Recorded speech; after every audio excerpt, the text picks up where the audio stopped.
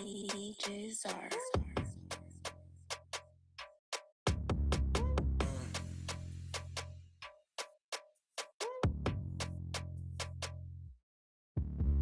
You know what I'm trying to say? But the song, I was like talking my shit on.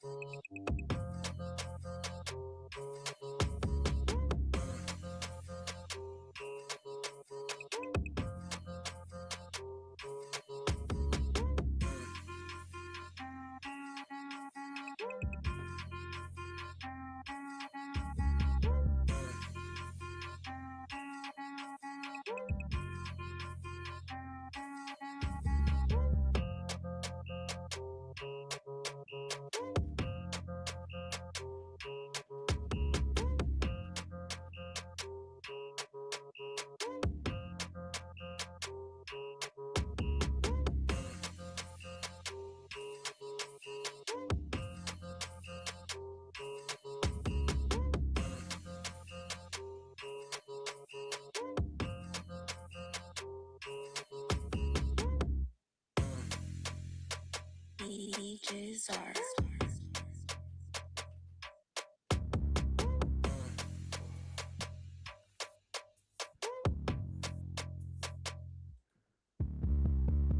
Let's get it cracking. Let's get it cracking. 1 2 1 2 1 2 1 2 1 2 1 2 1 2 1 2 1 2 1 2. We are early. It's your boy Friday Ricky Dread, aka Mr. Live, aka Podcast Poppy. We are back on Friday, August 7th, 2026. Okay, we got a lot of different things to get to. Let me just pull up the list of topics early.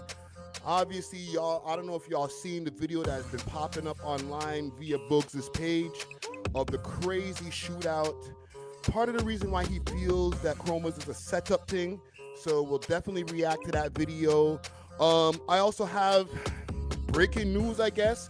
on why Kendrick Lamar is a long-term hater.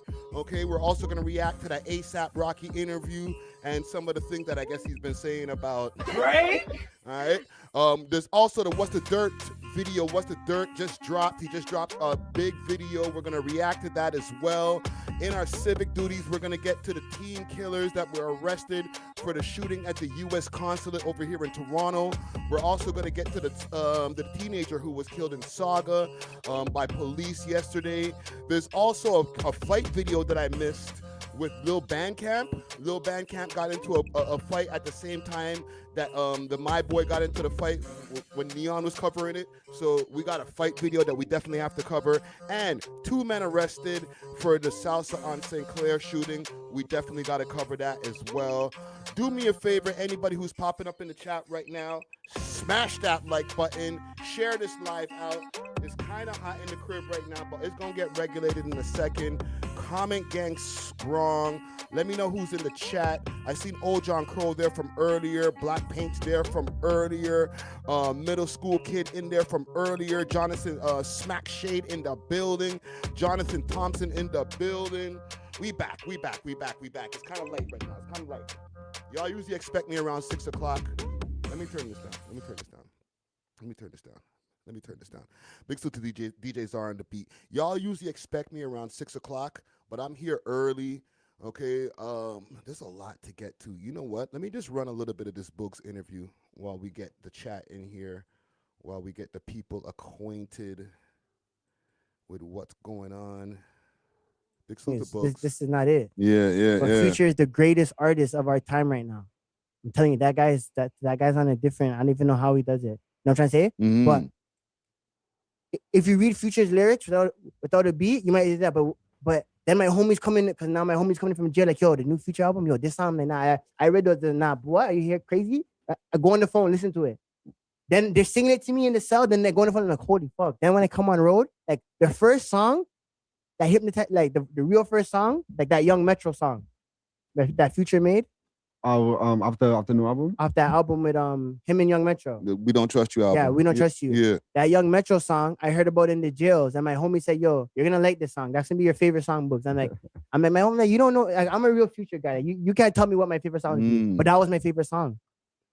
You know what I'm trying to say? So I'm trying to say, so it's like, yeah. Shout out Pluto, shout out FBG. I got the tune loaded up here. Let me just run it right here quick. Trenches Up for our listening audience. We don't need to go. Sorry, YouTube, y'all ain't going to be able to get this. There's a part in this where we did mention the video that we were going to be playing. And big salute to everybody who's popping up in the chat right now. I'm just waiting for a better crowd of people. Let the algorithm, let the people know that we out here. And salute to the people who pop up on Kick. If anything happens on Kick, let me know. All right, let me know. More for like, that's going pop. If you see any and weird still messages. Being hood shit, like that's what honestly, like we like I listen to Tory Lanez music. You know what I see, like John, I'm in that video. Yeah, he's shooting a video. He's putting on getting that Tory, but like we're gonna, you know what I'm saying? Tory Lanez blessed. Even though he's shooting a video, he's putting all the rappers in it. I'm not gonna. He doesn't want to put me in it. I don't want to be in your video anyways.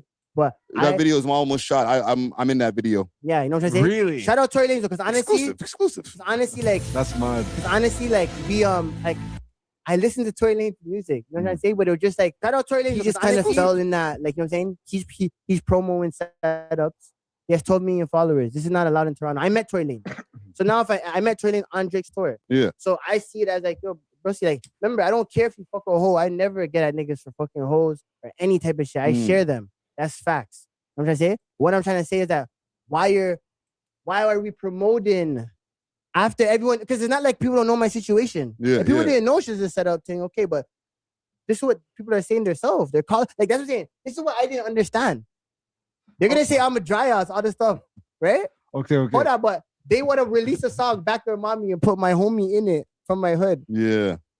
Okay, you're my guy, so I'm just being devil's advocate. After everyone saying I just got set up. I'm just being devil's advocate. Wait, what? Which other Toronto shorties are there to like platform other than like the couple that are? Yo, what's going on with Sad Boy, man? Sad Boy hard. I don't really like. I'm saying Sad Boy. I like Sad Boy. Sad Boy's good, but like Sad Boy is trash. Sad Boy is trash. Don't do that. You think she's trash? You don't think she makes good music? I like Sad Boy. I like Sad Boy. Nah, honestly, she disrespected me. So like, She did it. yeah, because I was showing her love. I was showing her love, like you know, because that sounds like that's my flow. That flow, that her and Smiley flow, like that's one of my flows. Shocked when you see me in person. You know what I'm saying? That's when I see So it's me like, again.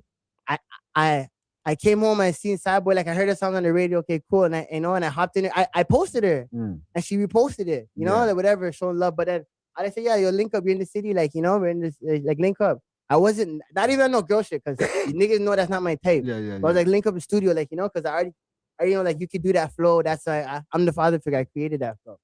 Yeah, but what? So she just argued me. Yo, did Booggz? Or sorry, did Sad Boy take the flow from Booggz? Right? Did Sad Boy and Smiley take the flow from Booggz? Let me know what y'all think in the comments. Who the fuck are Sad Boy to argue me? No Toronto artist. This is the new wave. Yeah. Toronto rappers never argue me ever. What does that mean? I'm old. R-bombed, like she left him on red. Oh, that's a sick term still. As a Toronto rapper, like remember, it's not like if I was like, yo, if I said Pink Hearts or something, that's different. You can argue. That's you trying to swerve on a shorty. Yeah. I said, yo, let's hit the stew. That's literally what I said. That would have been such a good move for her too. And who knows, even if you wrote for her, like especially if you do that type of flow, if you were able to write for her, you might be able to even. Let me go to another part of this video that I think is important to this whole thing. Right about here. When you first started going live, you started ODing on the live. Why? I want to give a quick minute to give a shout out to Exotic Hot Pots, Canada's loudest. You know what? I'm going to leave the ad because I was just about to post the ad too. So salute to Exotic Hot Pot brand.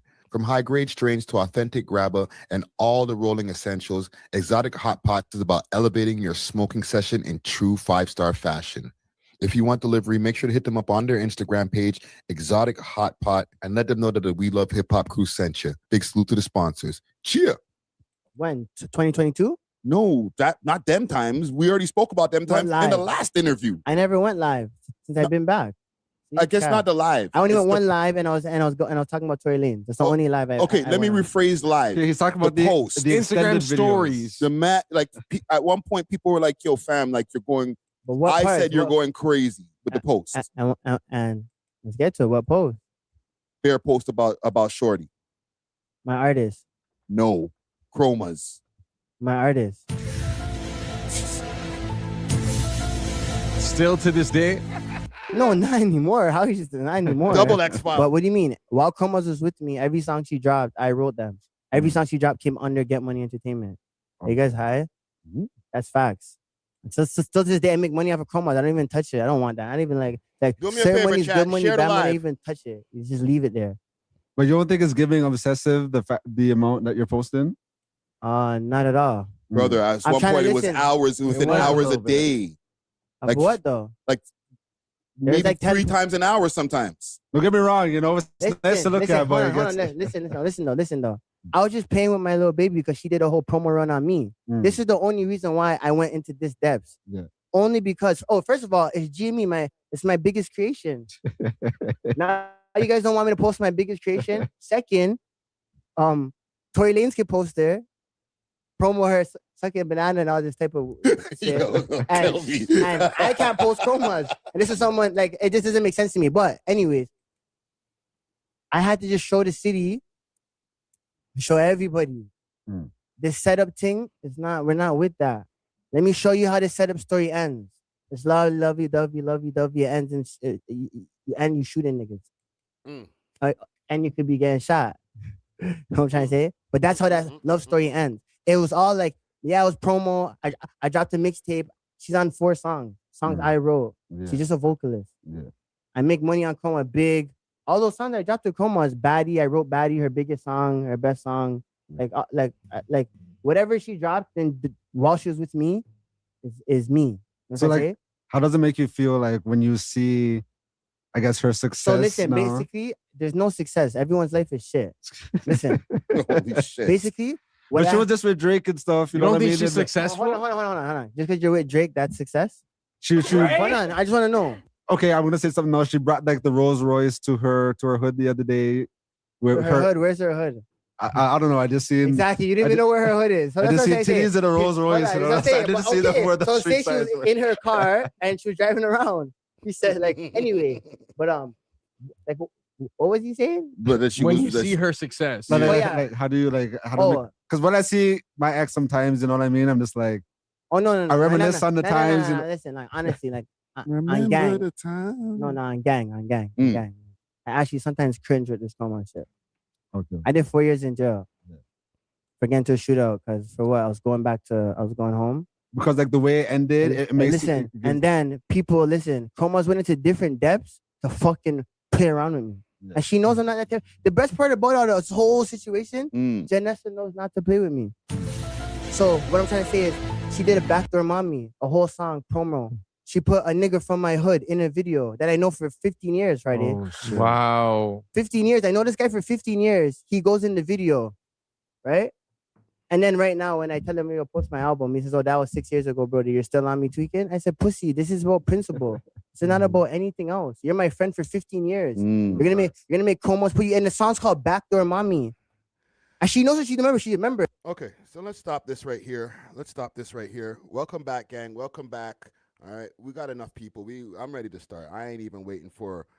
Let's get this to like at least 50 people to start this shit. You know what I'm saying? And then we'll work on getting into 100 and something later on. All right, I got it shared on a few different places here. Big salute to Plot to you who's popping into the chat right now. Big salute to Old John Crow 416. All right, let's get right to it, man. Booggz dropped a video on his Instagram page just a few minutes ago. Hold on, gang. 1 second. There we go. I'm kind of discombobbled, fam. I'm usually ready for like 6 o'clock. Okay, I got mad time, but I saw this video drop and I said, you know what? And low key, I'll be very transparent with you guys because I keep it a thou with y'all. I knew that this video was dropping. He showed it to us during the not in the interview. We were actually supposed to preview it in the interview. Hold on. There's a part of it when we were supposed to talk about it. And we were having such a good conversation that we completely forgot. I'm not even going to lie. I am not going to lie. Where is it? Oh, new freestyle part. Ask, you did a freestyle recently. We yelled, but low key, by the time we done this interview, I don't know if any. Shouted out Friday. Oh, yes. You said Friday talking on the pod, where's his damn house? And I just wanted to give you an opportunity to expand on that right now. I was waiting for you guys to bring that up. That's why I pulled up over here. I sent it in the group chat. I sent it in the group like, Friday, you got a shout out. Yo, run down. Friday's house is pretty dirty. I ain't gonna lie. Stop this, bro. You've never seen my crib, bro. Ah! You've never seen the Friday crib. Honestly, though, that was just like, say Friday's my other talking. Remember? No. When I not say Friday doesn't, like, Friday, say Friday's I'm trying my to find boy. a spot where we were like, oh yeah, but you know what? That's not important. Let's just go straight to Booggz' page. Let's go straight to Booggz' page and see what I'll go on. Booggz, he just dropped a new album today or at midnight called High Profile. He changed up his thumbnail. Here's the album, but here's the video. Viewer discretion is advised.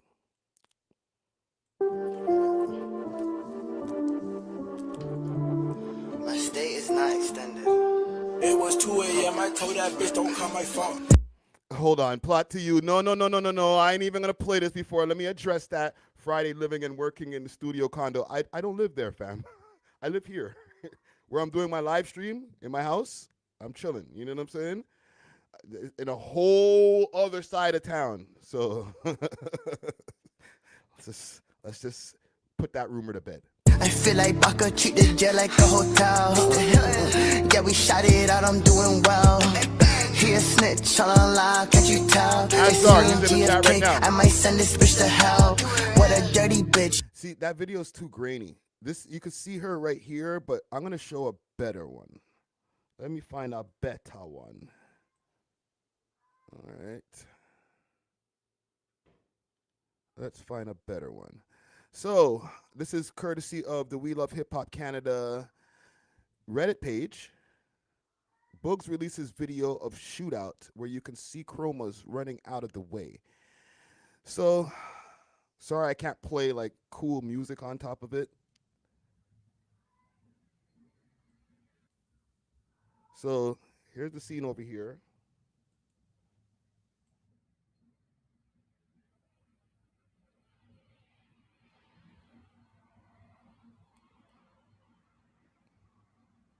Right here, this is Shorty walking into the frame.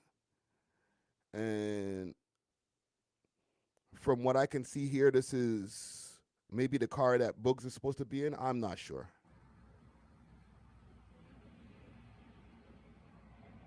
Oh, no, this is Booggz right here.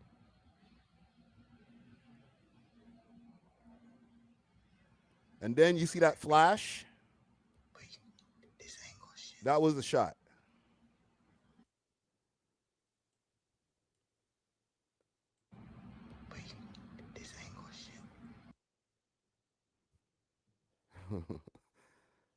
Right? Then you can just see, oof, my God. And I guess multiple shots are going off at this point right now.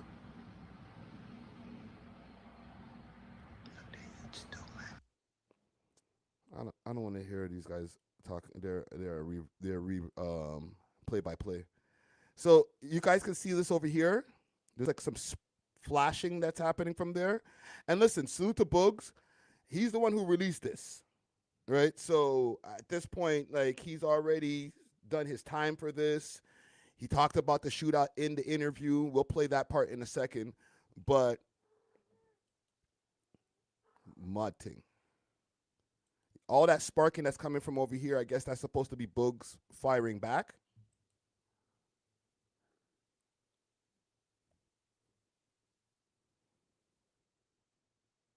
And then he runs into the car. And they're off of this. Eesh. Jesus Christ.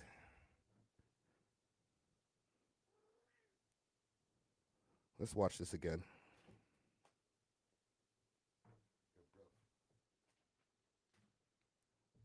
My cat's acting like a goof right now. Because you're a goof! L. Randy. Oh, Lord.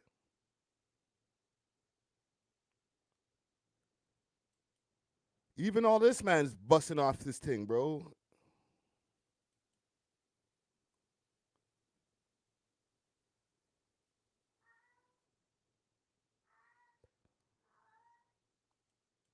Look, look, look. Boom. Holy shit.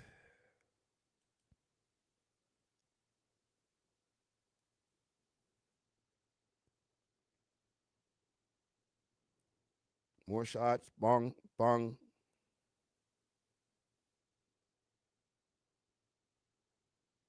Holy.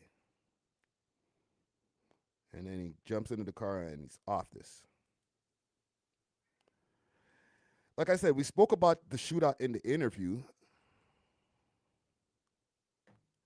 Where is that? It should be right here. So like, Wow. so what happened in that? Like what was that story? Like, how did I was shooting a video for one of these songs on the tape. That's why I had to put it on the tape. Oh, so one of these songs is from back then. It's from back then. So it's like that's not the timing I'm on now, but it was just like, remember, it's the story. So we gotta let people know, like, this is music, it's art. So you have to let kind of people understand like how certain shit played out. For everybody Okay, to so understand. you're shooting the music video. Yeah, the song's called Chasing Clout.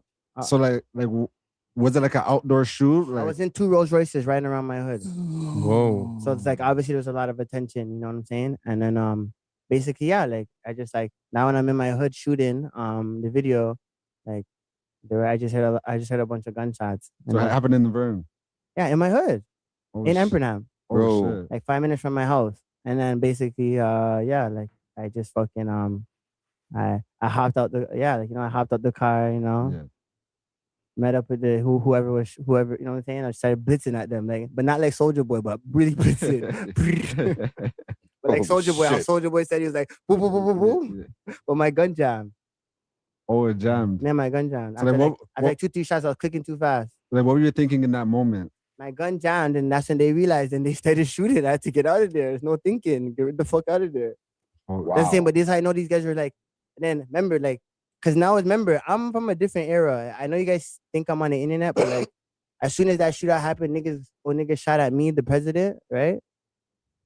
They fucking they went straight to Snapchat and says like, yeah, like, like showing niggas like, yeah, they just, you know what I'm saying? So it's like they baited themselves out. not even baiting themselves out. It's not even that. It's just that it just showed me what type of time they're on. They're not real. They're not real spillers because my gun jammed. If you guys really wanted me, you guys could have chased me down and shot me. Yeah. So but they don't know my gun jammed.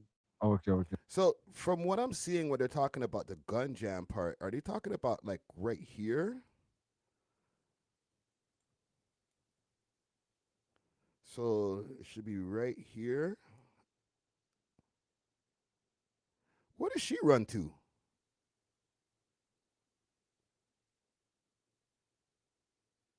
Right here. When boom, boom, boom.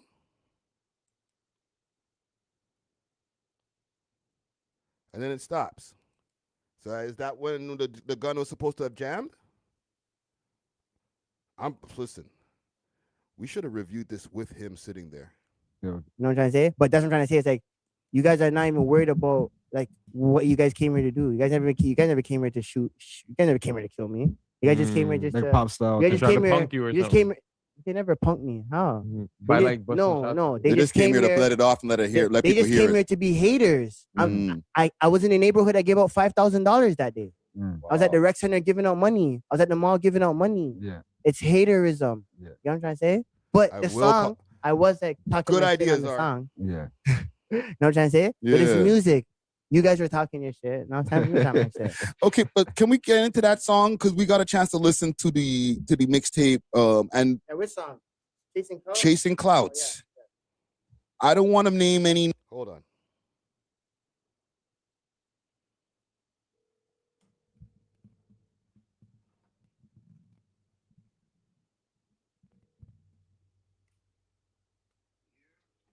Yo.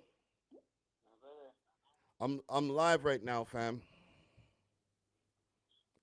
You're calling me live. What's going on, man? I just saw you yesterday, Friday, man. I know. You're big, man. What's going on, man?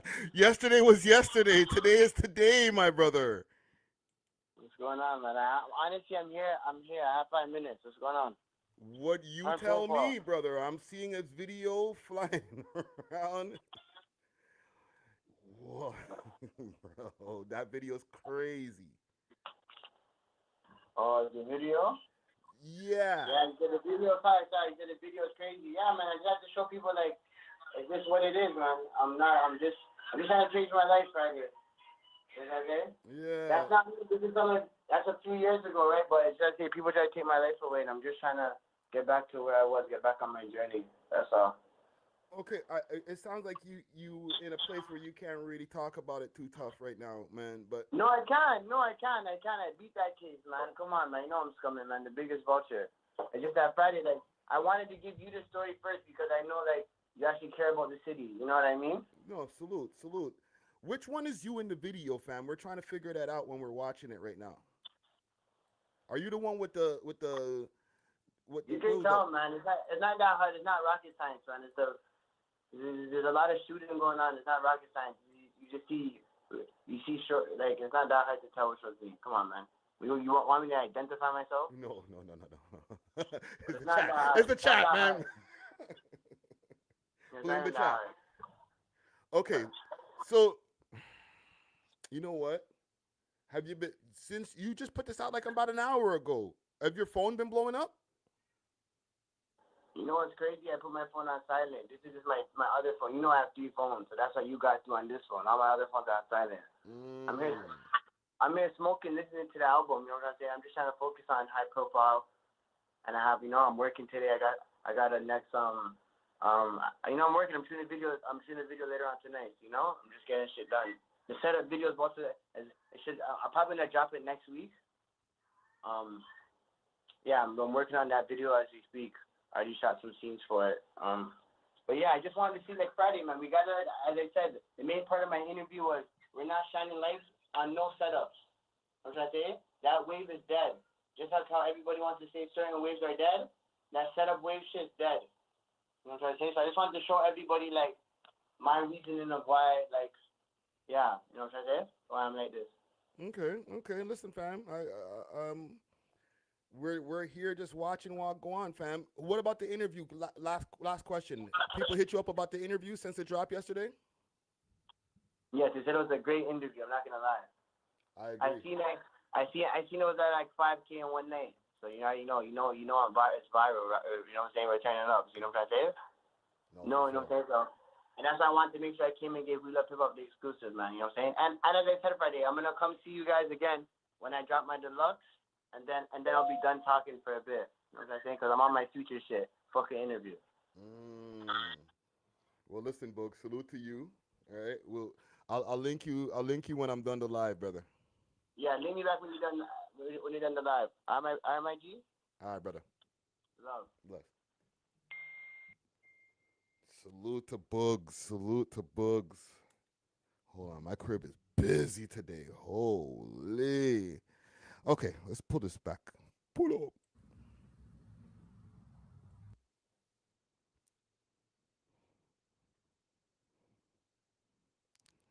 I think I know which one is him. So here's Shorty here. And this is him here. Going this way. They're both going towards the whip. And then boom.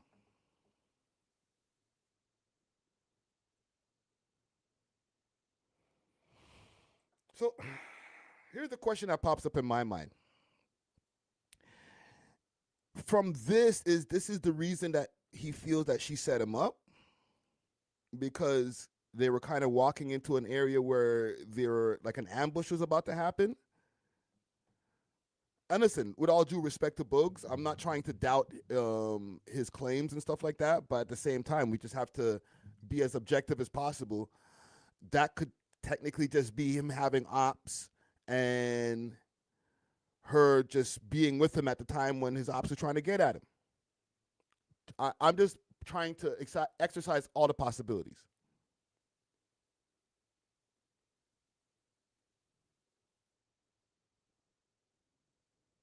Holy.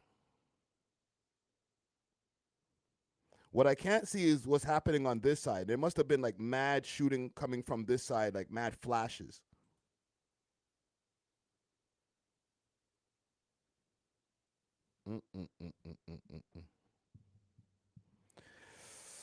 Well, there you have it, gang. You know what? Let me see what Torontology's saying, if they've posted anything about this yet.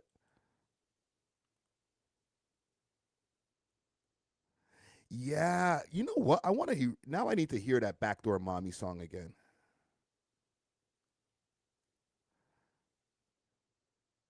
Let's see what Torontology's saying. I'm confused. Is he the one limping at the end, or is he the one beating it? You can't see shit for real. Why didn't he play the full video? This is the full video, I think. The one that he has on his Instagram is like half the video. He ran, laugh out loud. Huh? What do you mean laugh out loud? Why is that funny that he ran? As if this guy here, Low Dog 6103, would have just stood tall. Bum, bum, bum, bum, bum. Run? Man, a gangster. Gunshots don't make me run. Like, this nigga's talking like he's bulletproof. I thought it was a swap out, laugh out loud. Bro just took the vid, had sound, if you take the bottom right corner out, he's saying that's him cramming it in the car, and he's a mod man. Stand up and take the shots? Yeah, that's what you're supposed to do, right? Just stand there. I wonder how many comments are on freaking, I didn't even check the comments under here. There's only one. Bro got lined up. She ain't shit.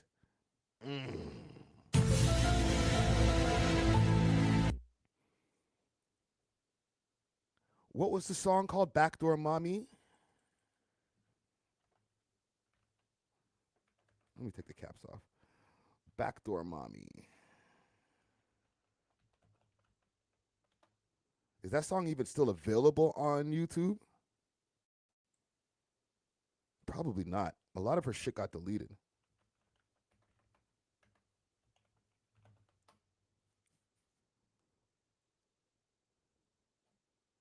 The song is still available. Exposes Chromazz and Top 5 Live. Yo, this is a crazy time.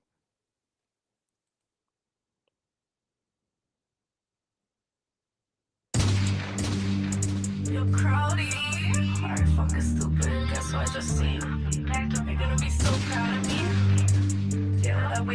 The video's gone because all of her shit got deleted off her YouTube channel. Yo, Crowdy, mice in the lobby. I don't really care if you saw me. I'm the backdoor mommy. Backdoor mommy. Yo, Crowdy, mice in the lobby. I don't really care if you saw me. I'm the backdoor mommy. Backdoor mommy. Look at my. I don't really care if you saw me. I'm the backdoor mommy. Yikes. I don't really care if you saw me. I'm the backdoor mommy. Backdoor mommy. Yo, Crowdy, mice in the lobby.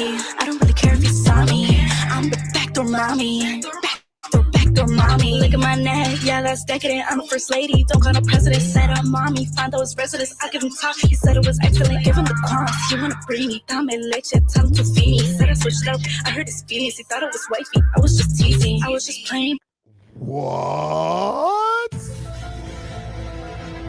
She's not talking about, actually, she's got somebody, yo. Baby boy, I was just bored. I heard it was excellent. Give him the quants, he wanna bring. Yo, Czar, cut it the fuck out. Yo, Czar, do you want to join the chat, bro? Are you busy right now, fam? You want to join this live? I'll send you the link, bro, but you need to cut it out about multisyllabic. Cut it out. Cut it out.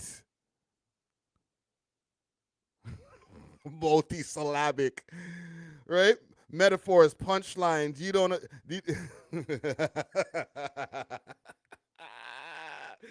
This guy is an ass. What else is going on? Hold on, I'm getting the link ready. I'm gonna send you the link right now, fam. Okay, I'm putting the link in the chat for Czar right now, bro. Czar, hit the link, fam. This thing about multisyllabic. Shut the fuck up about multisyllabic. Dame leche, tell him to feed me. Said I switched up, I heard his feelings. He thought it was wifey, I was just teasing. I was just playing, baby boy. I was just bored, now I'm annoyed. Now's your beat, stop your noise. I'm from the 6, not from Detroit. From the 6. Do not put Rakim and Shorty in the same sentence, okay? With all due respect to Shorty. But Rakim, stop this. It was wifey, I was just teasing. I was just playing, baby boy. I was just bored, now I'm annoyed. Now's your beat, stop your noise. I'm from the 6, not from Detroit. She said she was just playing. She was just bored. Nice your beak, stop your noise. Yo, I've never heard nice your beak in a rap in a rap yet. Nice your beak. Nice. Nize, your beak. From the 6, no, I gotta keep it blicky. In the AMG, riding with Pinky. Got a compact, got a 50. You fake it sticky. Boom, boom, boom. If you like, believe it's sticky. In the AMG, riding with Pinky. Got a compact, got a 50. You If it gets sticky, if you like, believe you skinny. Call my brother, I memorized his number. I look like a bitch from Tumblr, but I'm a gunner. Yo, Cody Mice in the lobby. I don't really care if you saw me. I'm the backdoor mommy. Backdoor mommy. Yo, Cody Mice in the lobby. I'm not gonna lie, this is a tough listen. I'm not even trying to diss Shorty, fam. It's not here to pile up on Chromazz. I know she's had a. I'm not even gonna say she's had a tough week. Like she dissed the Muslim community. They came at her crazy, right? So you make the bed that you lay in. But this is just not it, fam. This is just not it. I don't really care if you saw me. I'm the backdoor mommy.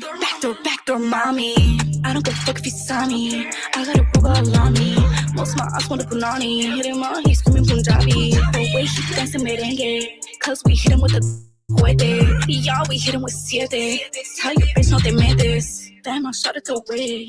Shout out, cool, that's sick. Call me a wet ass bitch. I'm just calling me the from the sis. From the sis. No, I gotta keep a blicky. In the AMG. Riding with Pinky. Got a compact. I'm not gonna say mean shit, man. Okay. All right, but there's a thought that just intrusive thought about the YouTube channel. Listen, she probably wasn't making that much money off the YouTube channel anyway. Right? Right, gang? She probably didn't give a fuck. She's making way more money off the OF and other things that we see floating around on these Reddit streets. Holy shit. Who needs the YouTube channel anyway, right, gang? Who, right? It's just YouTube. Mind you, I don't want to say anything to jinx my shit, bro. Holy. I got a yellow dollar sign on the last live for Shorty, bro. It was the titties are tittying too much. Got a 50, if it gets sticky, if you like, believe you skinny. Call my brother, I memorized his number. I look like a bitch from Tumblr, but I'm a gunner. Yo, Cody Mice in the lobby. I don't really care. Oh, she just repeating the same shit. Yeah, that's not it. That's not it. I wouldn't be so mad about this track. I would be mad about the video, I guess. You know what? There was another video. You said Chromazz is a champ? Listen, let me just shut the fuck up because I was about to say what kind of champ. Actually, I just said it. He did get upset about this video here also. He spoke about it here. Hold on. Let's find the part here. Booggz on Distant Top 5 in a new mixtape. Actually, we might be right here. Yeah, we are right here. Names, maybe I'll let you fill in the blanks. You can name any names, brother. No, brother, because I'm trying to stay out of the bullshit, brother. No, I just said that's an old song from 20. Like, that's what I'm saying. After even telling Friday, this is an old song. I know you told me there's some old songs. I went to jail. I seen Top 5 in jail. I seen anybody who I dissed on that song in jail. We already hashed it out. This is my response to 21 questions. This is music. Okay, because I was even gonna say this is music, guys. So I'm saying, like, everyone knows this shit's music. Me and Top 5 are cool. Because on the tape, shout out to Buck. Buckwheat made that happen. My brother Buckwheat, you know what I'm trying to say? Him and Top 5 are actually like best friends. Oh, for real? You guys can ask, you know what I'm saying? Like him and like, you know what I'm saying? Basically, Buck seen Top 5 first in the jail, and they were like in segregation for like 2 weeks or whatever. But all I know is, like, remember, you know what I'm saying, I run the jail, so I just keep hearing from the guards, oh, your boy Buck downstairs at Top 5 are best friends. Because I guess they're right beside each other. Yeah, you know? yeah. Okay. And then basically Buck came upstairs and like, yeah, that's done. And that's and that was it. That was done. Then I seen Top 5 after and whatever. But continue. What are you gonna say? Because on the album, there's like 10 tracks on the album. I'd say like 8 out of the 10 tracks, there's mentions to like, okay, one of the lines is like, the only Gigi that I know is on the boat. That's an old song. You know, another line is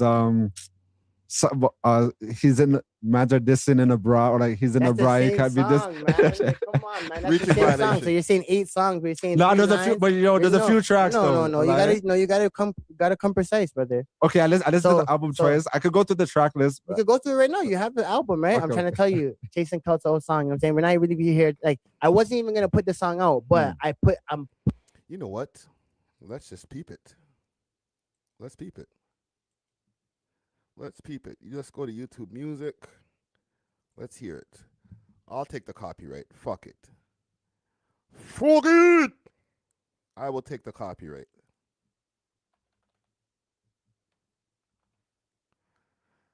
All right, I'll take one for the team.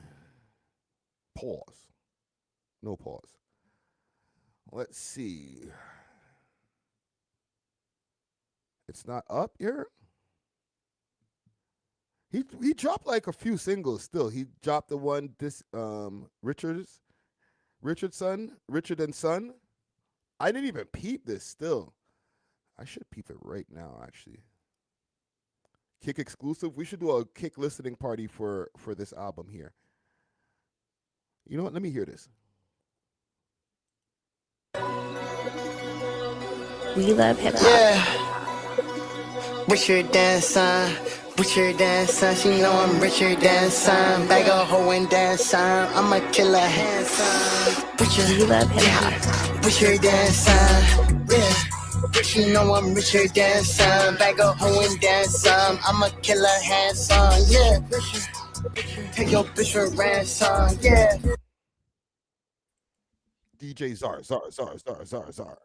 Can you hear me? Yes, sir. Yes, sir. Does it sound good? You sound like you're running through like some kind of mixer system or something. I sure am.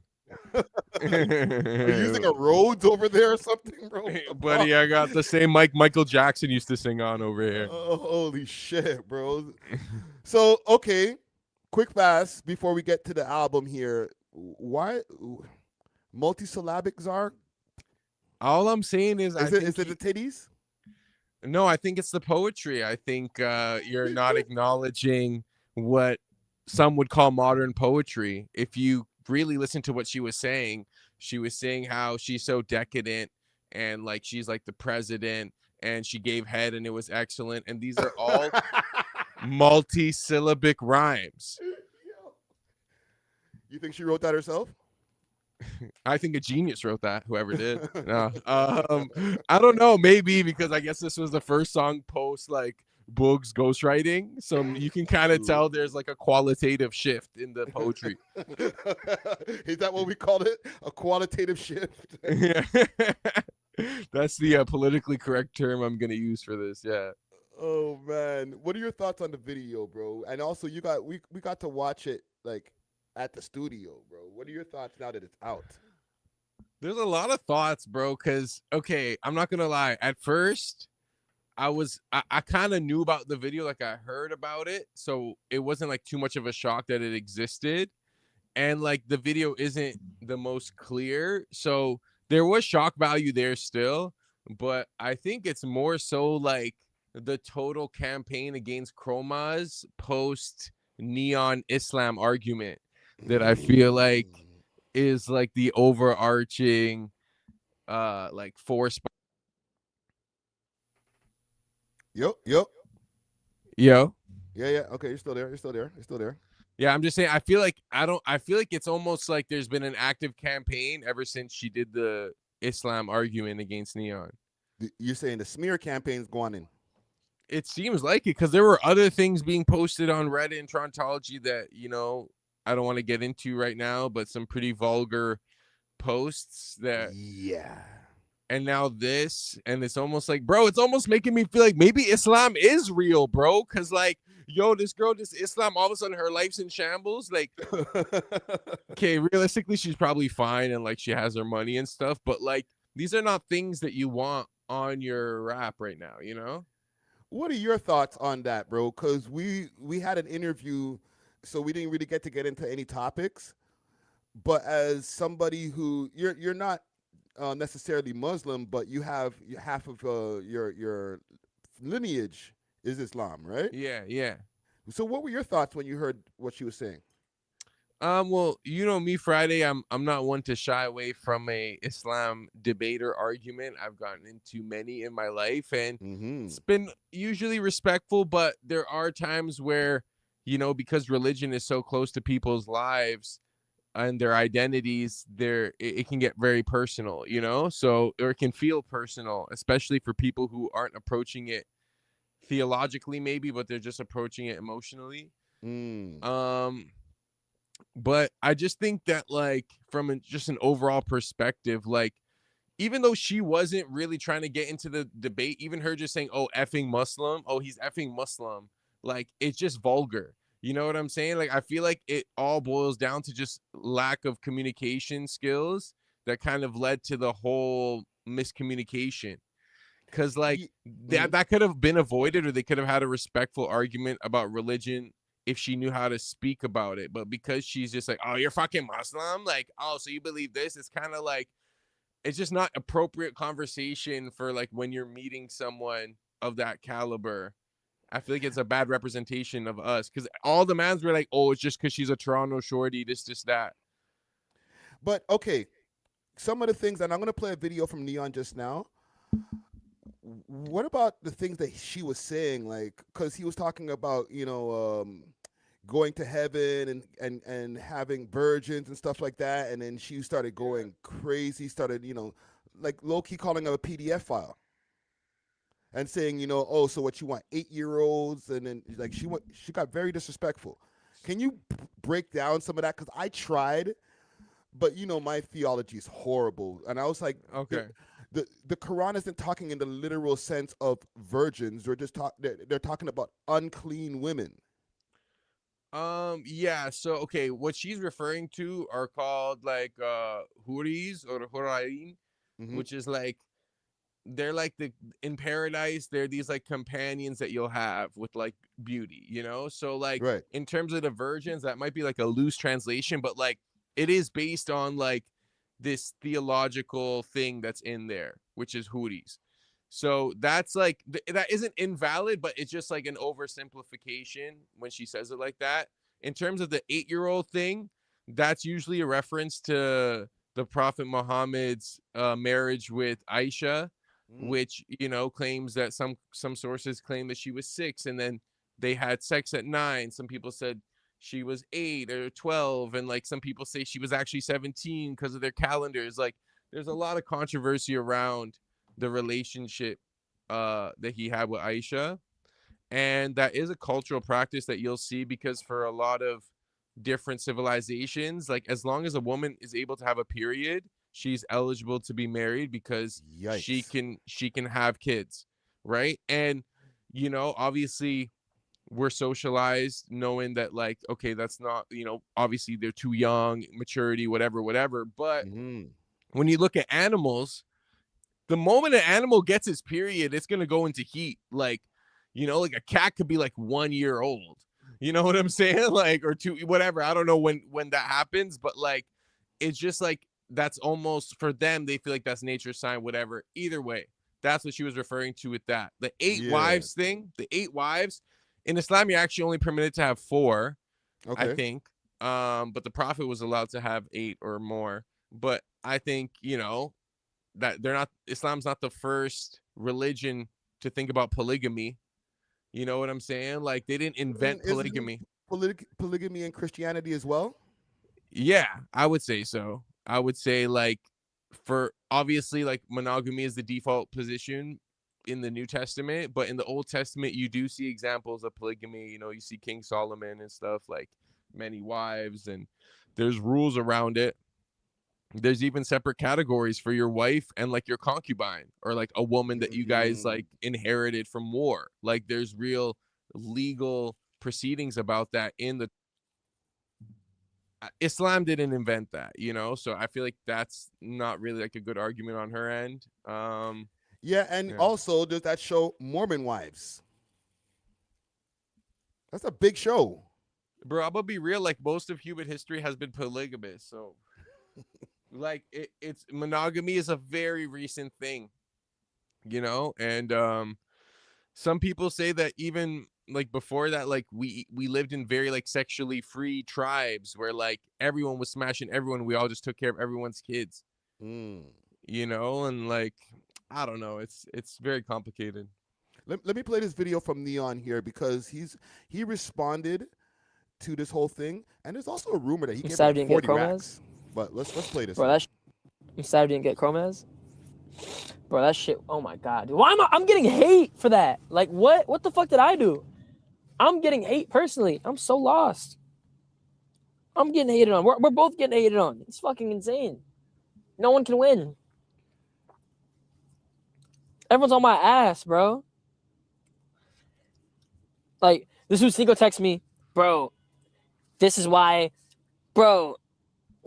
you need to understand more so you can defend us. Like, I tried, bro. I did my best, bro. Fuck. Whatever, man. I'm sad I didn't get Chromazz. Did he do his best? He kind of just bounced real quick. He was just like, all right, you know what? I don't want to talk to you. Bye. But Neon is also very self-aware that this is a hot topic. He's live on stream. He's like an active Muslim. He probably has these like Muslim connections, right? So like he doesn't want to say the wrong thing. So he'd rather delegate that information telling to an expert, which like intellectually is respectable, you know? Like if I don't know about something, I'm not going to like try to speak on it, you know? Even though that does end up happening. In life on the pod, you'll be mentioning something. I'm like, all right, let me just talk about it. But I think for someone who grew up Muslim, in his case, like he should know more, you know? Like I didn't grow up Muslim, like I know this stuff, you know what I'm saying? Yeah. So I think this could be hold on. But you went to school for some of this stuff, no? Honestly, most of my education on Islam was self-taught, but like I did go to school for like religious studies. I took a lot of courses on like Judaism, Christianity, like theology, philosophy, etc. So yeah, like, just to give him a little bit of the benefit of the doubt, because I feel like you're a little bit more educated on theology, and this is why I asked you specifically about this topic than other people. You know what I'm saying? Yeah, I think like for a lot of people, like we should all learn about it, even if we don't believe in it. I think it should be part of all of our educations, because like it does inform how a lot of people see the world, and in your interactions you're going to see the ramifications of like religious belief, like even in this one with, you know, and Chromazz's theology of like, you know, I can sin and no matter what I'm good because Jesus loves me, he's my dog. Like it almost just encapsulates modern Christianity and the hypocrisy in it. And I think the reason why people don't take it seriously, and I think it wasn't a good representation for Christianity. Yeah. So do you? And I'll ask you one more question on this Neon thing. Do you think Neon should be getting any backlash for this?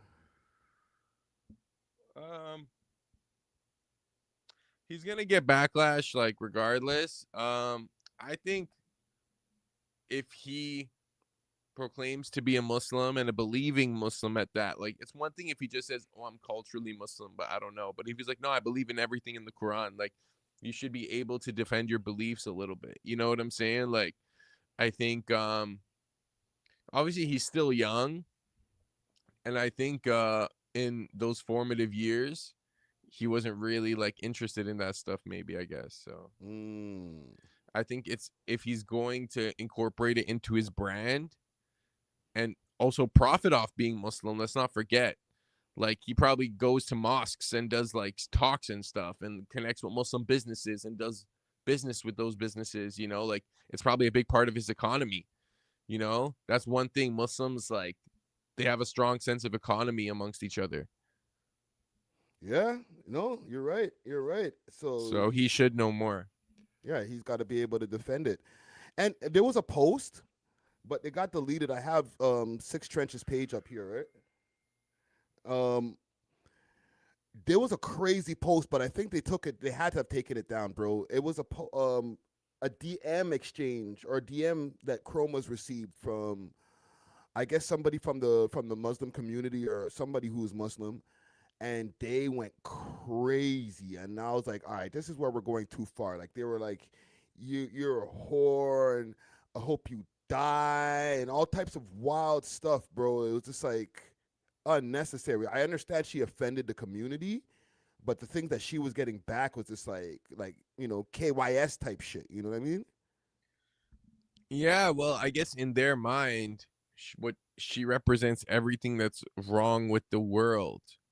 So it's like their hate is justified. It's almost like their hate is a display of righteousness because they're condemning what they believe to be, you know, whoredom or blasphemy or whatever. No, yeah. You're right.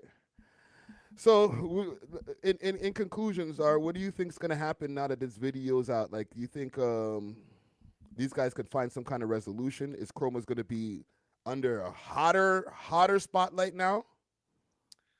I think they're because Chromazz is no stranger to controversy. She's been able to, you know, move beyond like the N-word controversy with her and, you know, other little moments that she overcomes. So I feel like this could just be something that is just like a hot topic for this week. But I do think this will have like some sort of resonating effect because like Toronto's full of Muslims. You know what I'm saying? Like she probably has Muslim fans or like, you know, so when she's on road or whatever, like, you know, they might look at her like, oh, like, yo, this girl dissed Islam, whatever, you know? Not only Muslim fans, like she probably has friends in her like inner circle. She's just there's an NSF that I just look with her name on it. I'm not even gonna click that while I'm on this live stream right now. Yeah, there's definitely been an increase in like cyber attacks on her for sure. Oh my God. Holy. Well, listen, Czar, I'm gonna let you get back to what you were doing, bro. Thank you for joining the live. Yo, did you react to the neon slapbox thing yet? No, send it to me in the group chat, please, brother. Yo, I'm trying to find a video. Bro, I sent it in our Instagram, like our own DM, like between you and me. Okay. I'm gonna find that. I had that on my list of things to I react need to see your reaction to that. Yo, go into if you're not doing anything after this, go into that one still. I'll ask the chat. But it is definitely on my list. Okay. Yo, chat, please. If you want to see a fight with a Toronto rapper in a fight, one in the chat. A Toronto rapper live stream in a slapbox fight, and see Fridays. He's never watched this video yet. Mans are saying, let's do it. Mans are saying W.O.L. All right, I'm gonna go into your DMs right now and go get that. All right, one. Let's go. All right. Yo, the chat loves some fuckery. Bandcamp, exactly. Boom. I didn't want to say it. Friday has never seen this footage before. And just remember, chat, we've had conversations about literally this moment where if a rapper is fighting on live stream or if a rapper does a boxing match, is it W aura? Is it L aura? Could it ruin their career? So, yeah, Friday, I want to make sure I see that reaction. I'm on it. You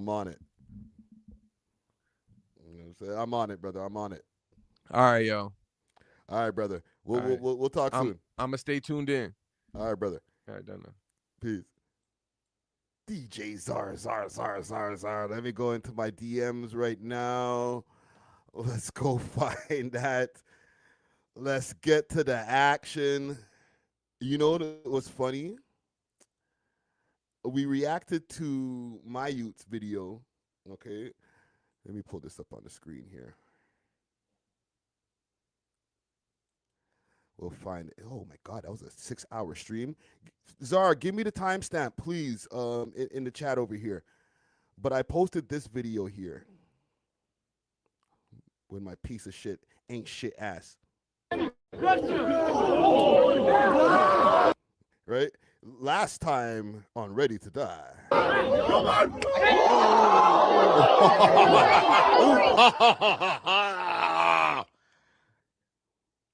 3, 2, 1, go. Hold on. Give me a second. It was a good time. We had fun, chat.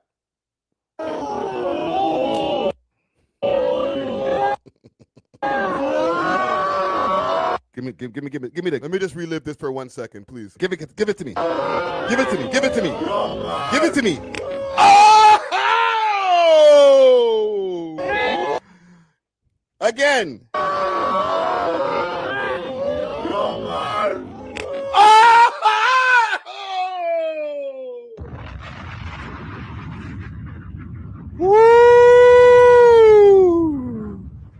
guy got the black slapped off of him. Left that fight looking like Winnie Harlow and shit. That's the thumbnail. Hold on. Screenshot. Woo! Hold on, let me put it back to regular speed. I'm having too much fun. I swear, one day, 1 year, I will grow up. It's not happening now, but 1 year. The freeze frame is crazy. Like, the slap hit him so hard, it knocked his head back. You know what I'm saying? Like, it gave him whiplash slap. Oh, let's go, man. Oh my God. Wrong angle, Mondo. Come on, Combination. Okay, let's get to this. You say this at around the 4-hour mark. This nigga got man just doing whatever for the clout, bro. Holy, bro. All you need is a few tens of thousands. I don't know if he has hundreds of thousands. Well, I guess hundreds of thousands of followers. You know, a live stream that has at least 10,000 viewers, maybe an extra, I don't know, 20,000 in bots added on top to sprinkle up, make it look nice, and we'll do whatever. No.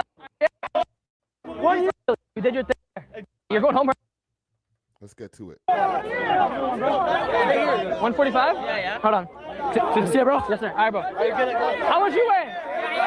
What do you weigh? Boxer, right? Hold on, is that Dem Dog? I'm gonna find, if I find you a boxer No, right that's now, not the guy Dem got Dog. no Dem Dog. I'm sorry.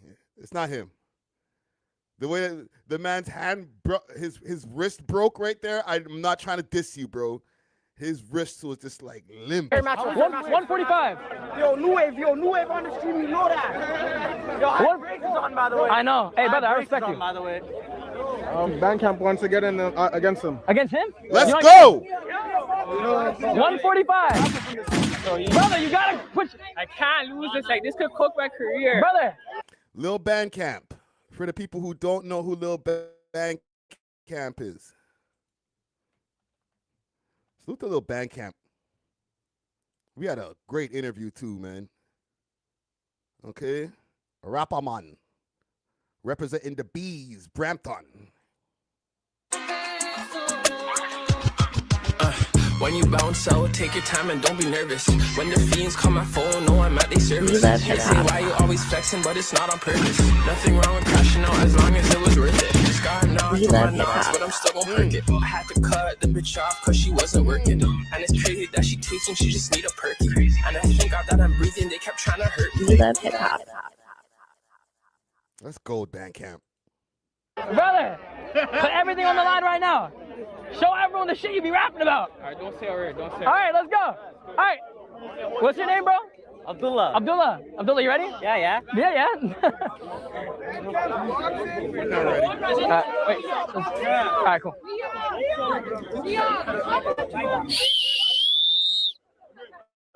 It worked. Nice. All right, so we're doing this, and then we're gonna do less crazy shit. Like we're gonna do like a long jump and like some other. It's not gonna be too crazy. All right. Brother, you're wearing slides? Yo. Take them off. All right, hold on. Let's do a little face off. Yo, he's a rapper. He's a rapper from Brampton. He put everything on the line. He put everything on the line. Okay, all right. It's all on the line. Let's go, Brampton in the building. No, my career's on the line right now, coach. Brother, I wish you the best of luck. I'm a box to see. All right, no backhands though. Hold on, yo, brother. What's your name, bro? Abdullah. Keep in mind, I feel like Bandcamp has done a little bit of time. Yo, Bandcamp done grew the fuck up, eh? Hold, I'm not trying to slow walk this shit, but Bandcamp done grew the fuck up, fam. What the hell? What the fuck? He's not little Bandcamp no more. He's big Bandcamp now. He big Bandcamp now. All right? Watch the man here.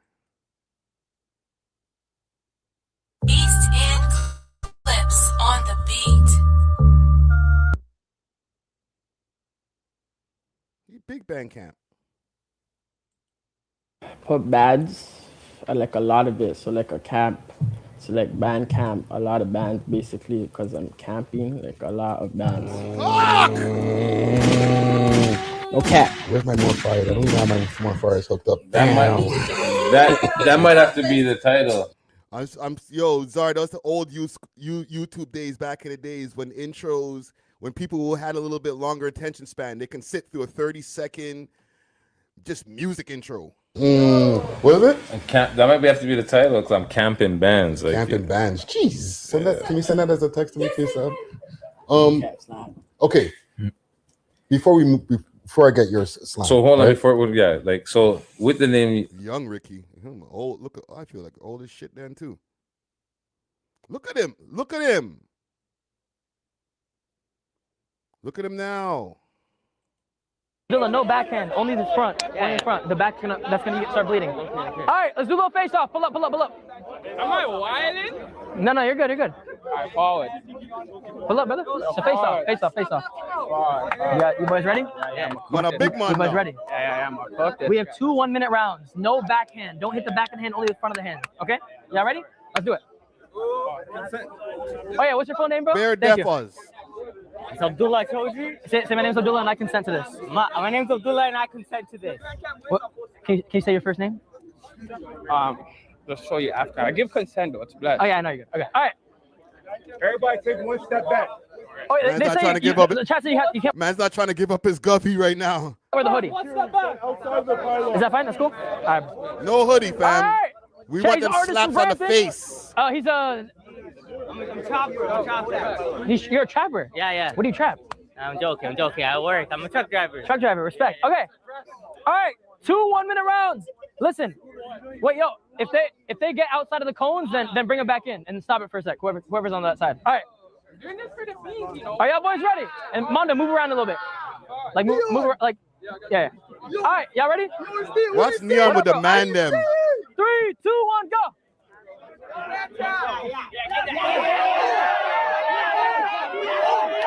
Oh!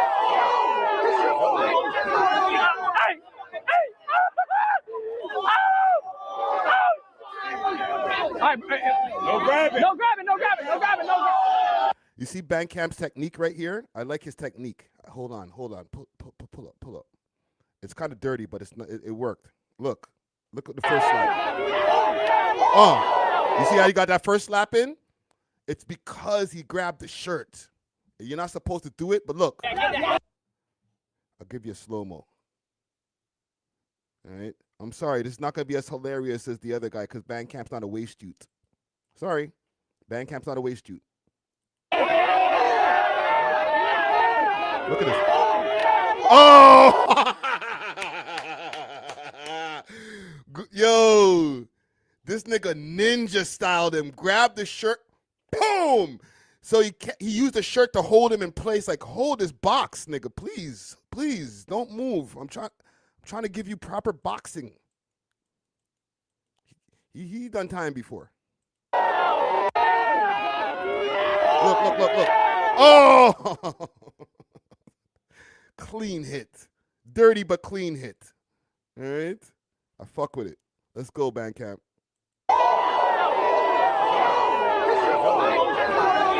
What do you call that move? It's the pulling shirt slap. No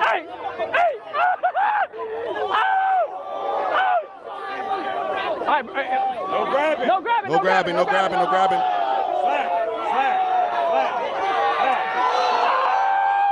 Give him another one. No grabbing. Bandcamp's tired.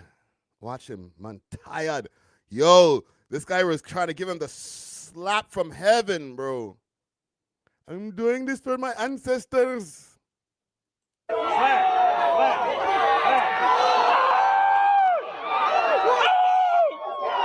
grabbing. Bandcamp gave him like 3 slaps right there, you know. Like 3, like, connected. But he's tired, fam. And Bandcamp ain't trying to get his shit slapped at all. It happened in the freaking shirt grab, bro. He grabbed the shirt. Pow! Oh, hold that. And the shirt didn't survive. His face survived, but the shirt did not survive. No grabbing, no grabbing, no grabbing. Get off me, nigga. No grabbing. Slap it. If they start grabbing, separate. If they start grabbing, separate. Yeah, no holding. Nigga, you're wearing the referee shirt. You grabbed him. 10 seconds. 10 seconds. No grabbing. If they start grabbing, then move them apart.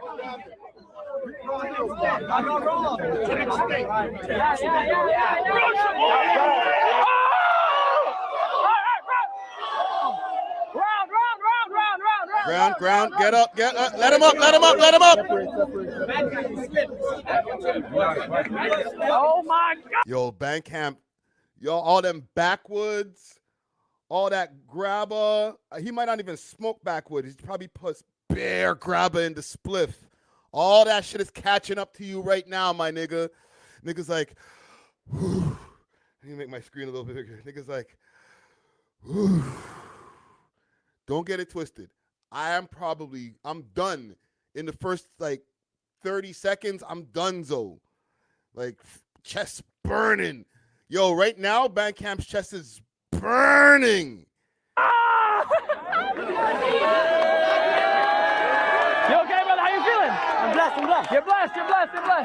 Watch, I'm going to say something wild right now. I'm probably in better shape than fucking Lilbandkamp.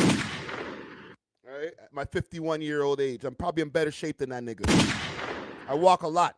You know what I'm saying? These niggas be in Ubers and cars all over the place. I be walking, nigga.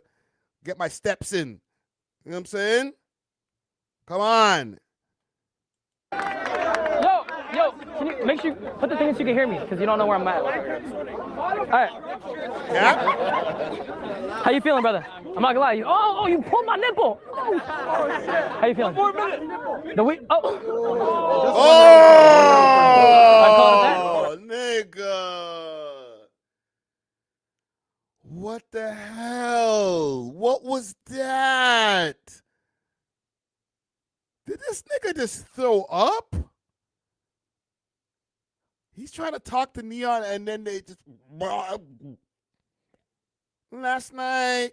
How you feeling, brother? I'm not gonna lie. You pulled my nipple. How you feeling? Look, his chest is burning. That's what he's doing right now.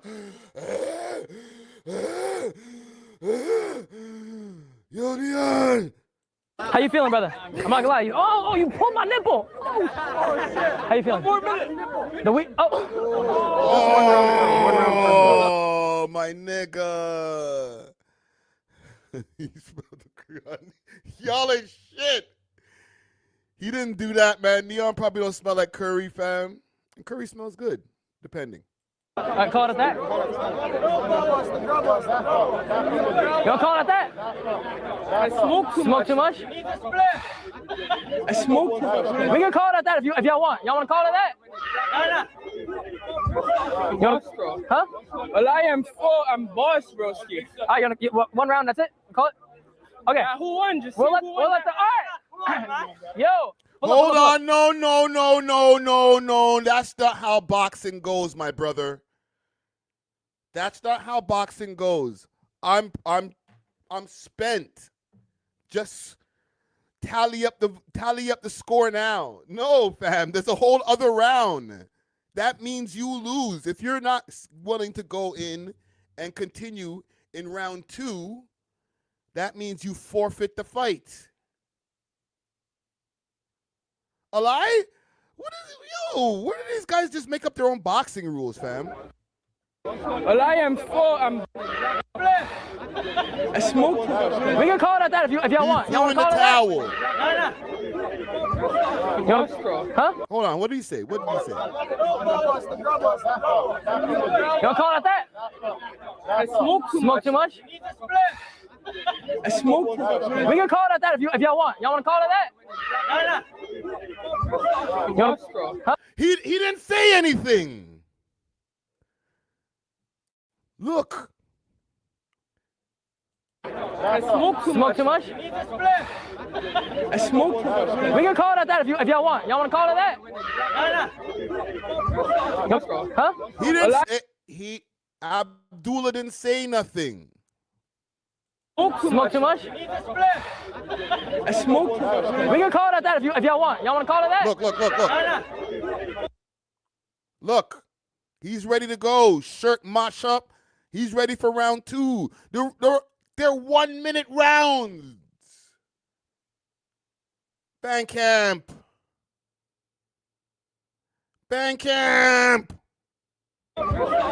Look, he's getting ready to get back in the stance. You fucked his shirt up bad, fam. You might need to give this nigga a new shirt, bro. It's a Raptors shirt too, bro. Holy. Look, little kids are here watching the shit, watching the carnage. Is this Cholo Cash? What's he doing there? Y'all know who Cholo Cash is, right? Here. I don't drink, but let's go. I'll be here. A little bit back. Are you Muslim? I'm Muslim. Islam. There's Cholo.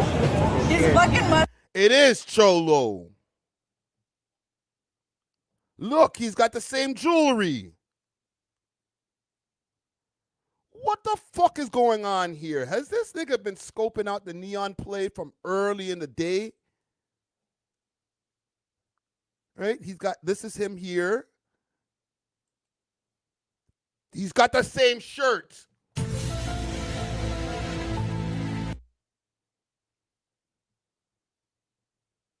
He did the reconnaissance program earlier in the day. Okay, yeah, we'll get Chromazz up on the stream later on in the night. You know what I'm saying? It's all coming together now. Huh? Well, I'm boss, broski. You one round, that's it? Call it? Okay. Yeah, who won? Just we'll let the, all right. Come on, man. Yo, pull up. Pull up. If y'all think this man won, make some noise. Yeah. If y'all think this brother won, make some noise.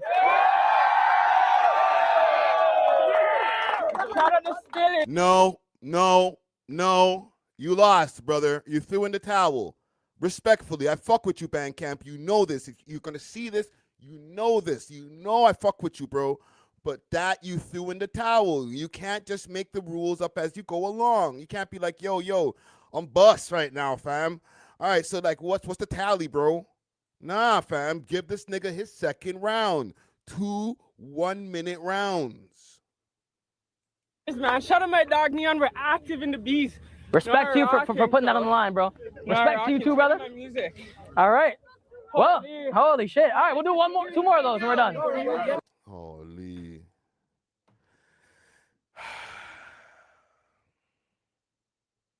I listen.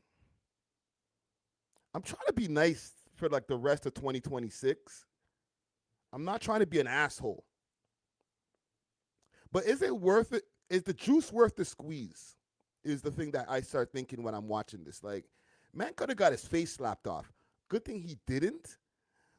And at the end, he was like, yo, check out my music. But like, would you all get into a slap box match as a rapper? Sorry. Plot to you already answered the question. No. I'm just saying, because I rapped once upon a time. But they didn't have live streamers around when I was rapping, right? They just had niggas vlogging shit. So if nigga pull up to me with the camera and said, yo, get on the vlog. Let's get into a boxing match, or let's get into a slap boxing match with you know, just some random dude. Not even some rapper that you from another side of town or you got an issue with. Just some rando, right? I don't know if I'd be the one to be like, you know what? This is going to push my music further. This is going to get it done, right? Not doing it, to me, is going to get it done. But I'm old. Maybe in 2026 standards, 2027 standards, this is what you got to do to get the algorithms algorithming. Right? If you are an up-and-coming streamer / content creator, then yes. Yeah. Like, if I'm a young content creator, then, yeah, bring on the slapbox match. Let's go. All right? Run up the chat. Not an old content creator like I am now. Okay? Let's not get that twisted. Old-ass Friday's not over there slapboxing nobody. But if I was like 23-year-old Friday, then, yeah, let me slap a boy face off. If I get my face slapped off, you know what? Fuck no. Actually, I might do it. It's just a hard thing to fucking wrestle with, because even with the youth over here who got his face stomped off, the Underground Nation youth, like, it's a lot. It's a lot just to get a couple of views, fam. Right? Just become a content creator at this point. Not all rappers can become content creators. Okay, Lilbandkamp was very entertaining during his interview, but can he translate that into being entertaining for a 4-hour stream, desktop or not? That's not that easy. Niggas really have to be entertainers if you really want to get into, oh, I want to be a live streamer. A lot of these rappers think it's that easy. Yo, I'm gonna start up my kick. Yo, I'm on the stream. By the time they get to their second stream after the hype of everybody, Bandcamp streams on Kick, nigga. Well, I stand corrected. Let's find him. Let's find him. This is why you need to chat, bro. Salute to the shot. Let's find Bandcamp. Because I remember the Crook was trying to stream for a second.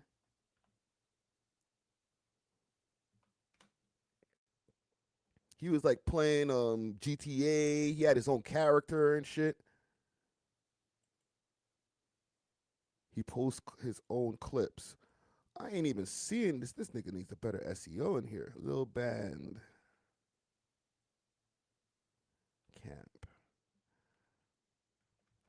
Separate it. Can we find Lilbandkamp? Somebody send me the link to the shit. Oh, you know what? Let me just go to his Instagram.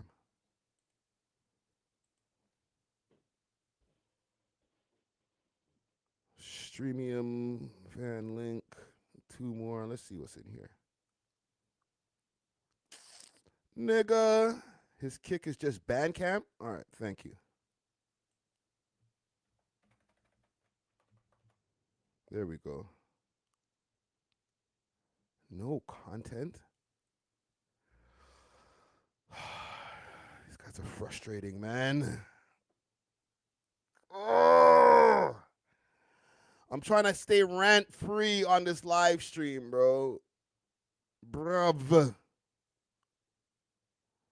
Just don't do the slapbox match, fam. Just don't do it, bro. Don't do it. And you have 0 followers, my nigga? Then just don't do it, fam. Just stick to the music. If the music don't work out, then fuck it. We just move on to other shit. But these niggas is just doing too much, bro. I'm not doing the boxing match, fam. I'm not doing it, bro. Anyhow, salute to Lilbandkamp, man. I'm not even going to try to freaking give any more commentary on that. Friday has more tabs than an alcoholic on a Friday night. Bars. Let's see what else is on the list over here. I deviated from my list.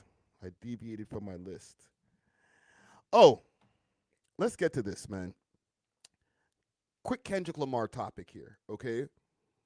There has been evidence and proof that Kendrick Lamar is a long-term hater. He's been hating the long way. He's the type of person who holds a grudge for somebody.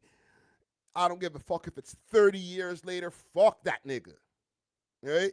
And this grudge that he's been holding is for the game. And apparently he's been holding a grudge for the Game because Game had Drake in his music video. Boo-hoo. Now, this piece of evidence has been popped out via the Company Man, a.k.a. Justin Hunt's podcast that he has, Third Verse, with hip-hop legend Stat Quo, and he is now behind-the-scenes legend. I'll play the clip of them talking about the phone call that they received from Top Dog, from TDE, explaining the whole thing. Oh, hold on. This Top Dog calling me right now. Hold on. It's laughs and it's jokes, but as we can see here, salute to the Compy Man. His facial expression is evolving. You can see the stress between the eyes, and now the lighthearted nature returns. Hello? I'm back. Okay, you're back. Okay. Well, everything good? How'd that go? You know, let me tell y'all what that call was about. Okay. Oh yeah, let's hear it. So let me go to the chat. Make sure there's some people in here. Let me tell y'all what that call was about. That call was about Top was calling me to tell me that when these clips come out, we got to tell the whole. He said, I know you telling the whole story, but you got to tell. It got to be in the clip of the whole story. Because he want everybody to understand Dot didn't just stop talking to him for no reason. After that video that dude shot in Compton, that changed everything. The 100 video. The 100 video. And, I had spoke about that and remember I said that I told Wack and Game about that. And Top thing is like, hey, that gotta be it. It don't need to be perceived that Dot just stopped talking to Kendrick out of nowhere. I mean, Kendrick stopped talking the Game out of nowhere. Right. That was the thing that, you know what I'm saying, that did it. And he reminded me that some of the younger guys, when they shot that J-Rock video, they went over to Game's house to do that part.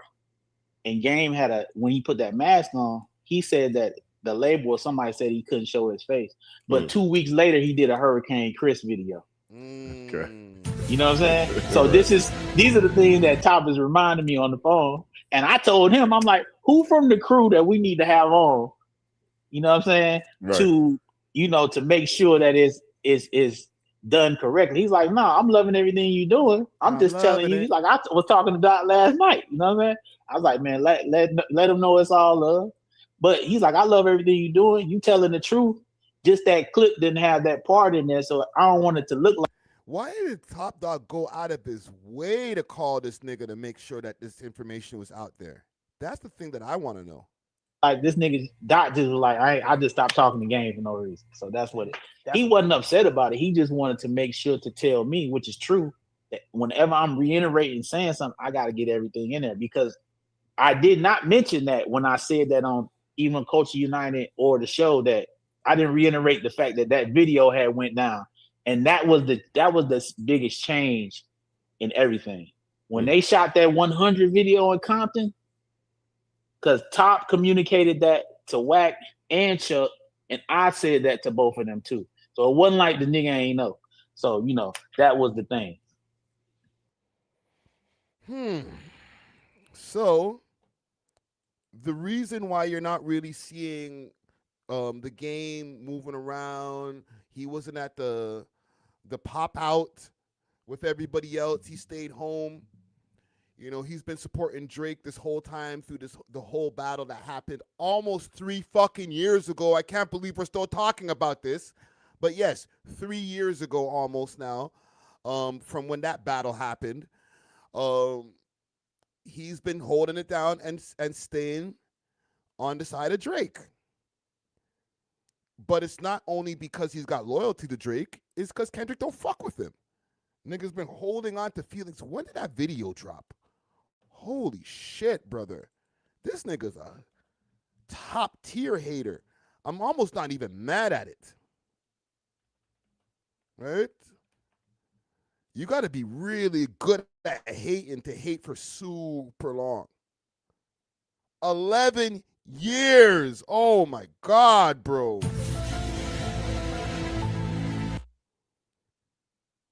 So for 11 years, the Game didn't know that low-key, the reason this, actually probably knew.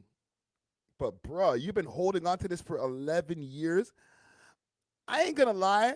Sometimes I get on the game because he's a crook. He robs people when he's down bad, whatever. Okay, shit happens. But I'm not gonna act like he didn't hold the West Coast on his back for mad years when nothing was going on over there. Am I lying, gang? I was introduced to Kendrick through like a game record. So he's been putting on for LA, for the West Coast for a long space of time before Kendrick came through and TDE and all those guys started to come through and take over.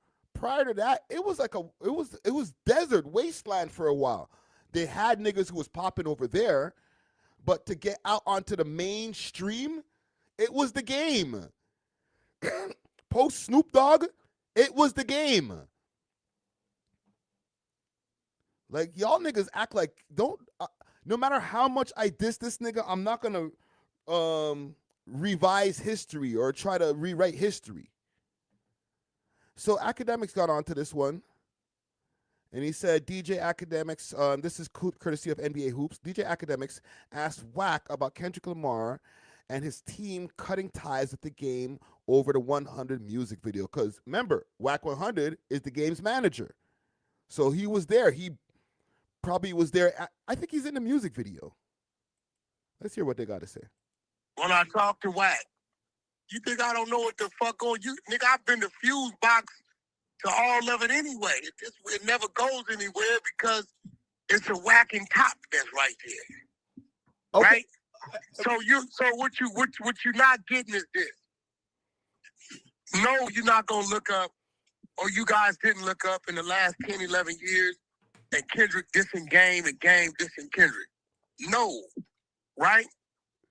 Game's disposition is this. Hey, Kendrick, I know who you become. But when you were becoming that, I had a relationship with this man. Now, I know y'all doing y'all rap shit. And I've never expected you to jump in mine. And I know you don't expect me to jump in yours. I don't think it's that serious because it ain't no gangster shit going on. You got to remember, the Game, Jason Taylor, every beef he had, it was some gangster shit going on. So in Game's mind, this ain't that. Now, in Kendrick's defense, he's feeling some type of way. Did he just straight up go tell Game, hey, bro, this what it is? No, if he would have, Game would have picked the phone up, called Drake, and had them niggas on the phone to fix it. Because in Game's mind... Do you actually think that okay. Hey, yo, act before it was... That's vital information right there. Because I feel like the Game probably might be the one who'll be able to do it. Like, what you mean you got beef? Oh, and you're making all these raps because of what?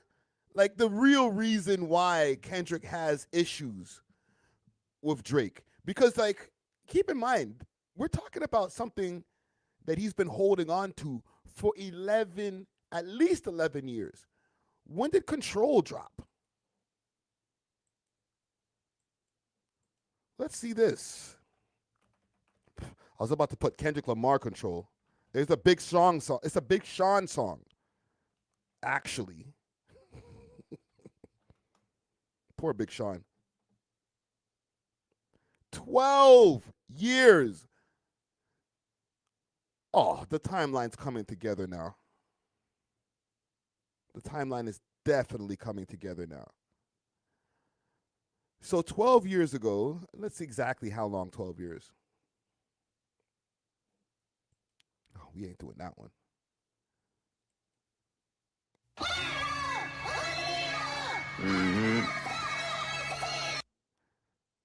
This was uploaded. This is just some random uploader. August 2013. Yo, we're in 2026, bro.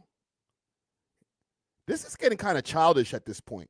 Y'all niggas is trying to like end each other's careers over a verse from 2013. Y'all niggas are all rich. How are we still here? Oh my God. This is how you stay rich. You just have to be as petty and as in your feelings as possible to stay as rich as you can. Because what are we talking about right now? This nigga dropped Control back in 2013. All right? Everybody caught offense. They said what they had to say. Drake said what he said in the interview about the Control shit.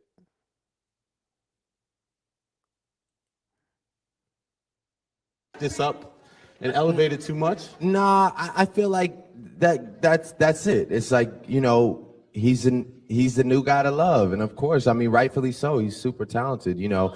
But thank you. But he's but he's like, you know, he is the underdog that's extremely hungry. You know what I'm saying? And he's doing his thing really well. And that verse was. He's giving people like moments, you know, like that verse was a moment to talk about.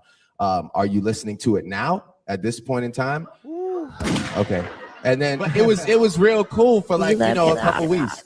But like, if I asked you, for example, like, how does that verse start? Oh, do you remember? No, and like, now mind you, it'll go on and Complex and Rap Radar, give it like verse of the millennium and all that shit or whatever. But like, I'm just saying, it's like, you know, going in. I remember like somebody like asking me, you know, or maybe it was you that was like, is Kendrick Lamar your biggest competition like in this generation or whatever? Yeah. And I think that Kendrick has like the utmost potential, man. Like, you know, I see Kendrick tomorrow, I'm gonna dap him. I didn't feel a way about that verse. I get it. I get the moment. Like, you know, he's a good guy. And like, I know that verse had no malice behind it because I saw him 5 days later at the VMAs and it was all love. So it's like, he didn't come on there on some wild, like, yeah, I'm in New York, fuck everybody, don't look at me. Like, I'm the king. So it was one of those things. It's like, I almost wish he had come in there on that shit because I kind of lost like a little respect for the sentiment of the verse. If it's really fuck everybody, then it needs to be fuck everybody. It just can't be halfway for the sake of the people. Talk. You know what I'm saying? Like, for real, that's just how I feel. I still like, great moments. So, okay, and this was 8 years ago, but this is like a re-upload. The moment that lasted 13 years. Yes. If Control dropped 13 years ago, and then this song, I'll go to the Games one. He dropped this 2 years later. Johnny Giuliano. All right, he brought the boy to the hood 2 years later. When was this? July 2015. So 2 years later, he brings Drake to the hood. And he's like, I don't know if I could fuck with you for the last 11 years, my nigga. You brought this nigga to the hood who I dissed on Control. What else happened, fam? It can't just be the verse. I'm sorry. What else happened? Whose bitch got fucked? Something else happened, bro. These niggas can't be just beefing over like a 13-year span. And I know they sent subliminals at each other, okay, cool. But from 2 years after the Control verse came out, you're trying to tell me that the Game having Drake in a music video has you harboring feelings for 11 years afterwards? It's got to be more than a fucking verse. This nigga violated you, or you feel that he violated you in some kind of crazy way where it's like, yo, bro, you brought this nigga to the hood, like a few blocks away from where I live? Like, don't you remember what he did? Like, what are y'all niggas not telling us, the audience, that this nigga did that made you hate him so much that is fuck a nigga from your own city because he supported this guy? It can't just because this nigga sent a few subliminals back, or he got on an interview with Elliot Wilson and dissed you. There's got to be more to this shit than this, bro. I'm sorry, bro. I refuse to believe that it's just because of some little rapidy fucking raps. You knew Drake and Game have been very, very close. Thank you. Maybe something did happen before Control dropped. But keep in mind, Control wasn't only for Drake. He just mentioned Drake as one of the plethora of people that he mentioned on the song, and for some reason, it caused the Drake Kendrick Cold War that blew up. I don't know, 11 years later, or friggin' 9 years later. But something happened. It's not just, oh, I don't like the way he rapped at me. For a long, long time. Trust me, I know. No, hold on. I'm not saying him and Drake are not close. What I'm saying is that Game, yes, I believe Drake. It looks I like he doesn't have any. I know for a Stat fact. quote literally says. Let me read you this quote. Stat quote says that the game was mad that he couldn't get on the phone with Kendrick. Why the hell would he? Why would No, he could have got on the phone with Kendrick because Stat quote says otherwise. Listen. See, you don't understand it. Even if Kendrick wouldn't have picked the phone, what I'm saying is, if Kendrick would have called Game and told Game, hey, bro, I ain't whoop-de-whoop this nigga, whatever. Game was still gonna say, I fuck with Drake. That's bro, been bro a long time. And nigga, you my bro. We both from Compton, nigga, you my nigga. Let me get this nigga on the phone and fix this. You gotta remember. So if Kendrick would have told. Hold on. Where did he send the shot? Okay. Drake sent a shot before the Control verse when K-Dot was named hottest MC. Where? Let me know, please. I'll pull it up right now because this is going on too long, fam. Like, I enjoyed the battle. We all came up during the battle. Everybody got a few extra subscribers, people from different areas. People came together. Amazing, right? Even though it was at the expense of these niggas getting exposing each other or trying to expose each other, which was just a bunch of lies in the end of the day, right? But, like, what did Drake say that he could get mentioned in Control even?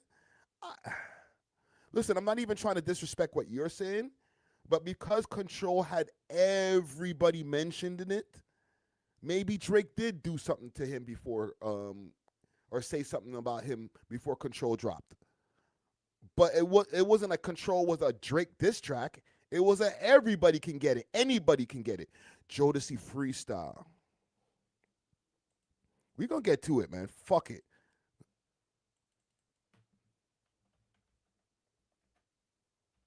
I started the live early today.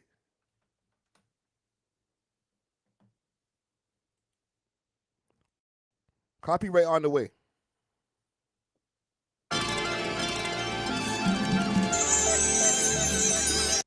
What's that? Want it? Stunting on you niggas. Why is that the most replayed part? Kane, pay yourself and owe yourself. When you come to my city, just know yourself. Know where you at. I'm good in every town. GQ call.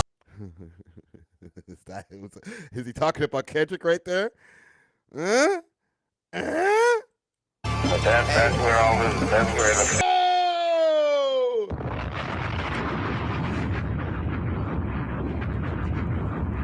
We found it. Found it.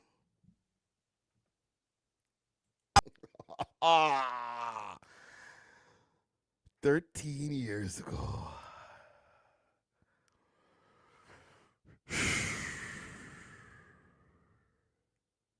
What was it? Kendrick got named MTV's hottest MC.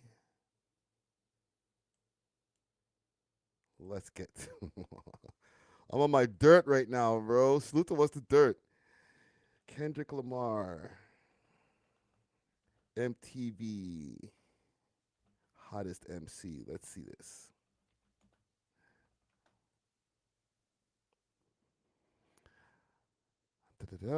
On March 13th, Kendrick Lamar was named, March, and won a diss drop. June. I think we uncovered the case here. What did you say, Drew? Yo, that boy he's still nice, but boy,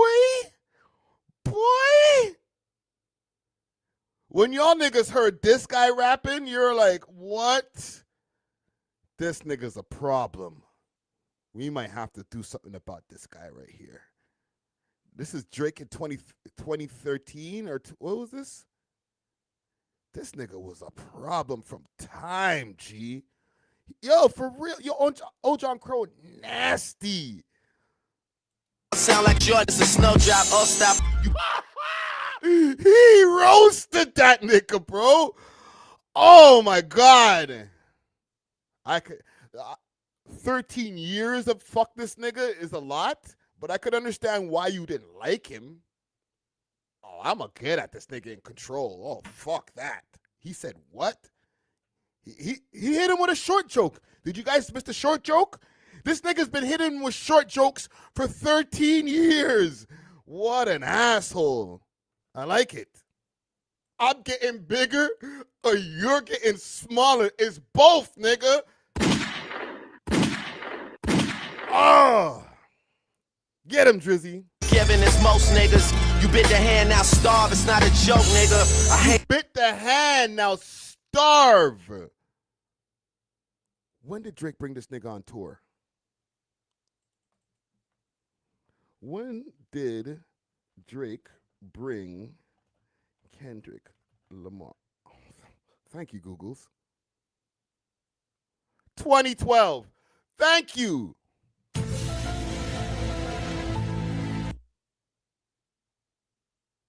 You bit the hand that feed you, nigga. I put you on your first fucking tour. And this the thanks I get? Could be for the weekend too, for real. Yo, Drake has a lot of beef, fam, from time, G. From time, G. He might be talking about the weekend still. Yo, this guy is fucking angry. Yo, Drake, I know this is like 2013, Drake, but you need to work out some of that anger, bro. I can hear it in the raps, bro. Like, you gotta tell the nigga, yo, I gave you the rope, showed you the rope, so you go hang yourself with it, nigga. Like, oh, shit, bro. Work that out in therapy, bro. Like, it's aggressive. Bitches paint O.W.O. on their toenails and show up at the show, the after party in the hotel, that 5-star. Okay, that's enough copyrightable music for me right there. Who game that verbally? That's would have been Game's move, right? That would have been his move. Or if Game would have thought it was that serious and he couldn't get Kendrick on the phone, he would have simply called me and said, bro, holla at Top, let's fix this shit.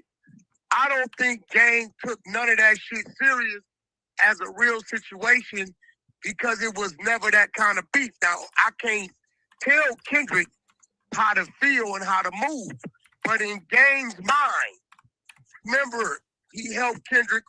He helped a lot of dudes. Kendrick, J-Rock, Top ain't gonna take that from him. We know that. Bro, keep it gangster, right? So he feels like I'm big bro to these cats.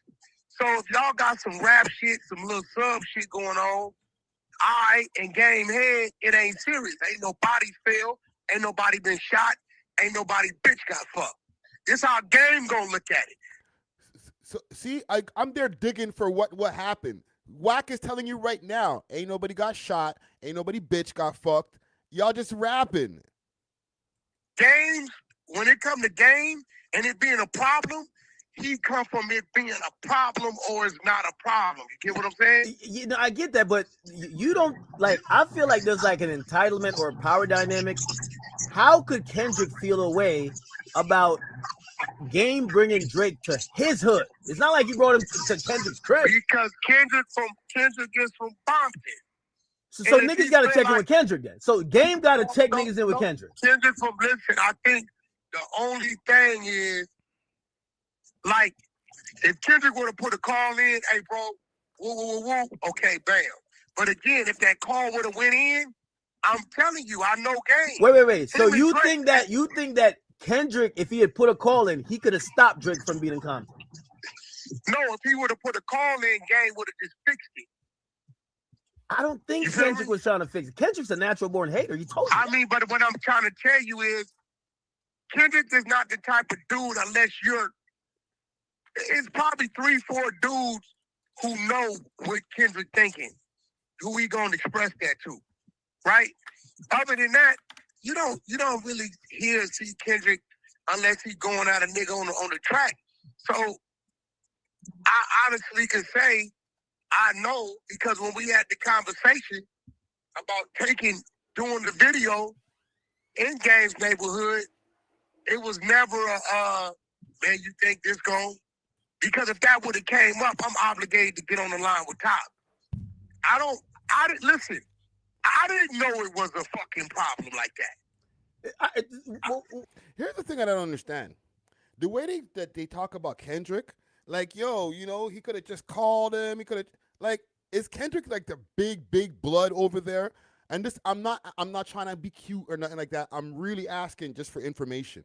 Like, is he like a high-ranking member to make it where it's like, yo, you didn't check in with Kendrick, bro? Well, I can understand why niggas ain't fucking with you, bro. Like, you didn't even let that nigga know that he's gonna be down the street. Like, is he that guy? Anybody from the West Coast in here that could let me know, like, is he like that out there? Like, if niggas don't check in with Kendrick, bodies have dropped type shit? Niggas have been, you know, I want to say extortion, even though technically it's extortion. But, like, is it like, nah, fam, you pissed off Kendrick. Woo. Look out your windows. He's the golden goose for the Blood Gang. Felix says he's basically top 5. In what sense? Remember, top 5 caught a M case. Right?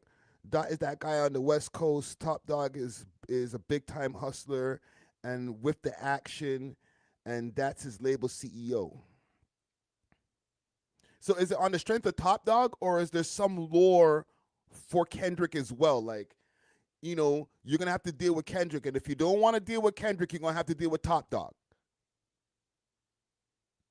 You know what I'm saying? Because I feel like there has to be levels to it. Like, yes, we don't want to fuck with you because of Top Dog, but the way these niggas talk about him, like, I've even had conversation with Glasses on live and shit like that, where he's like, yo, Kendrick's really like that. Yo, he whoop your ass. He remember everything. I'm like, fuck. Kendrick is 1-0 versus Whitney. Y'all ain't shit. Well, let me ask. I'm telling you, I didn't know. So you had no. So when you saw, oh, my mama, bro, I had no idea, bro. Look. So you thought that Kendrick was cool with Game?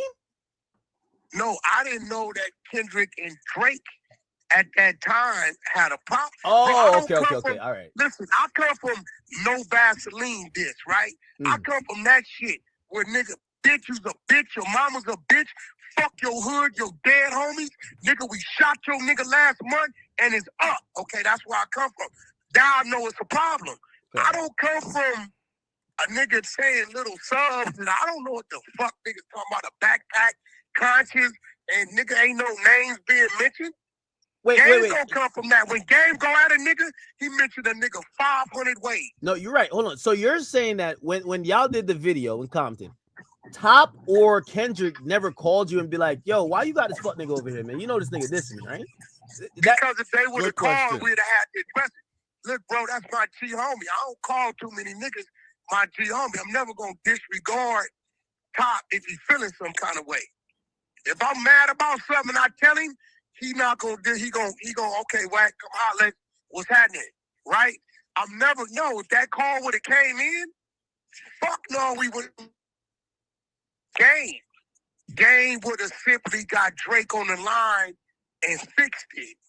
I'm telling you. I think he could get Drake on the line. I really don't think Kendrick respected him. Nah, you gotta remember, it ain't about that because Wack is there, so I can always get Top. Didn't I have you on the line with Top, nigga? Yeah. Okay, so we not going, you know, whether they want to pick up or not. All right. I just find this really freaking petty at this point, bro.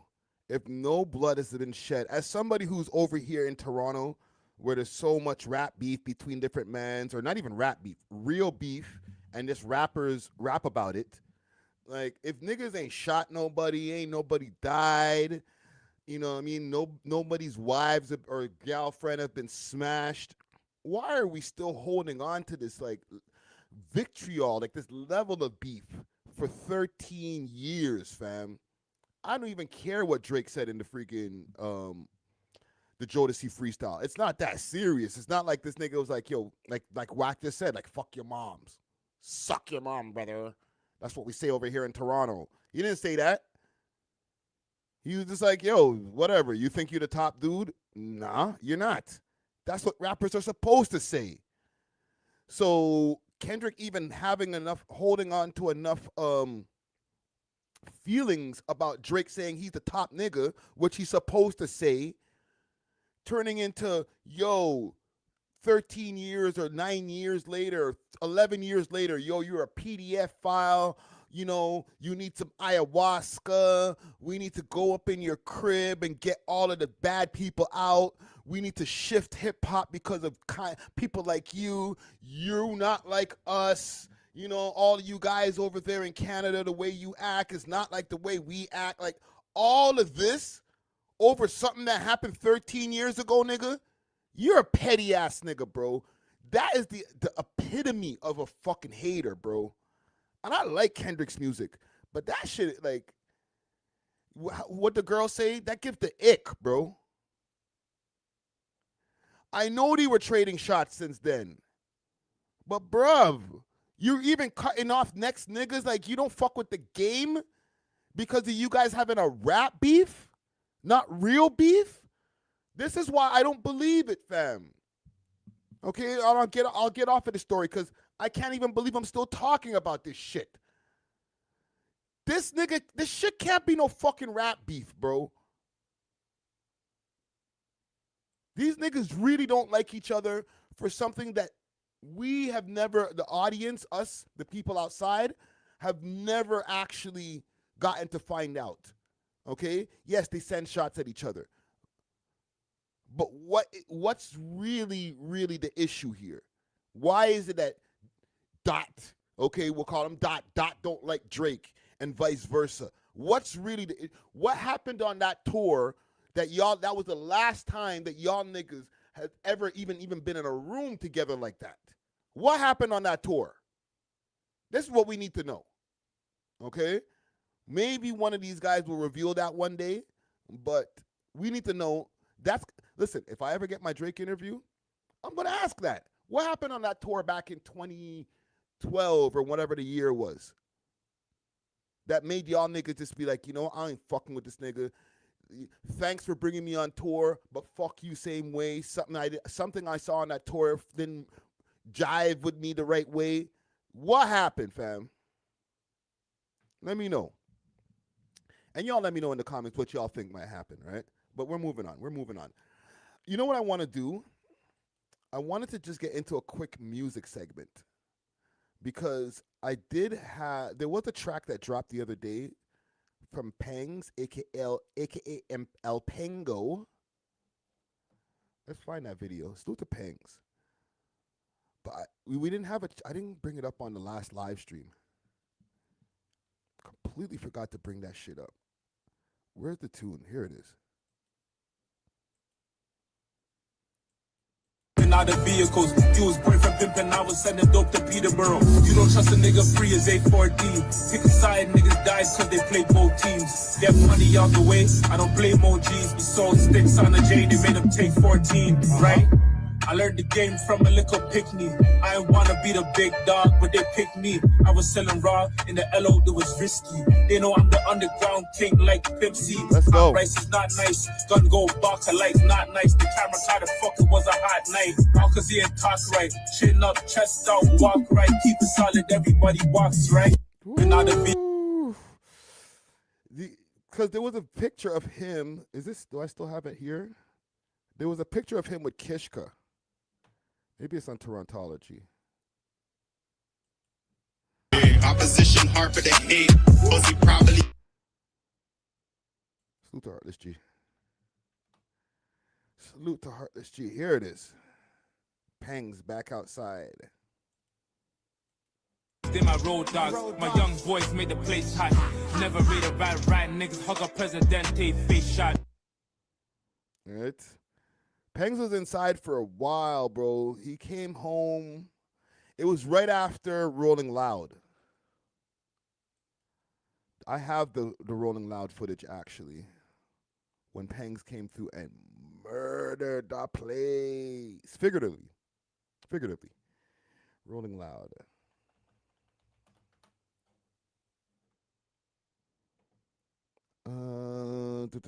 Let's find the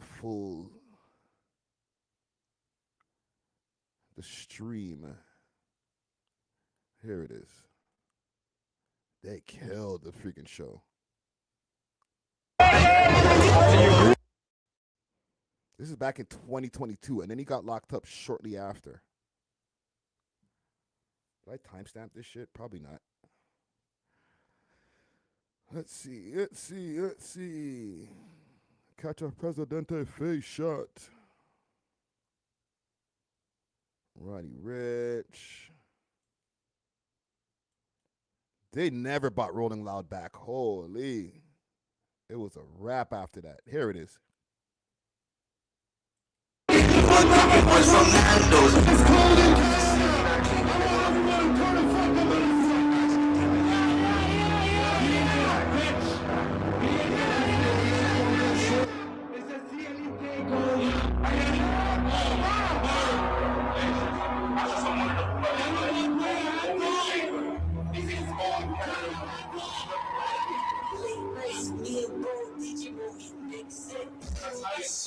Cold.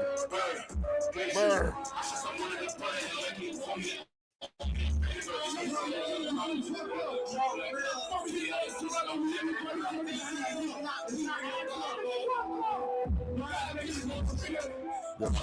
The crowd lost their shit when Gozelle de Blanco came on. Oh my God. Oh yes, that it was also that ESPN video. We'll get back to that in a second.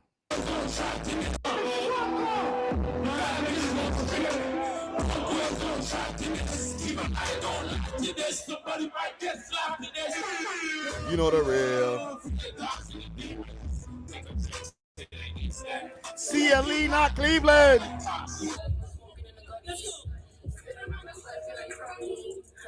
Yeah, that was a crazy moment. Let me hear that tune again. Salute to Penz, El Pango. I actually posted it on my Instagram too. I'm gonna play it from over there. Salute to El Pango. Let's go to his page, see what's going on with him too, man. He's been gone since that was in 2022, so like 3 years, and because he was home for a while, but I think he was in the halfway house type thing. Out of vehicles, you was boyfriend pimping, I was sending dope to Peterborough. You don't trust a nigga free as A4D. Pick a side, niggas died cause they play both teams. Get money out the way, I don't blame OGs. We sold sticks on the J, they made them take 14, right? I learned the game from a little pick-me. I wanna be the big dog, but they picked me. I was selling raw in the LO, it was risky. They know I'm the underground king like Pepsi. Hot rice is not nice, gun go box of lights, not nice. The camera tried to fuck, it was a hot night. All cause he ain't talk right, chin up, chest out, walk right, keep it solid, everybody walks right. Man had the stars in the ceiling, bro. El Pango. Let's go, Penz. When's this from? 2021.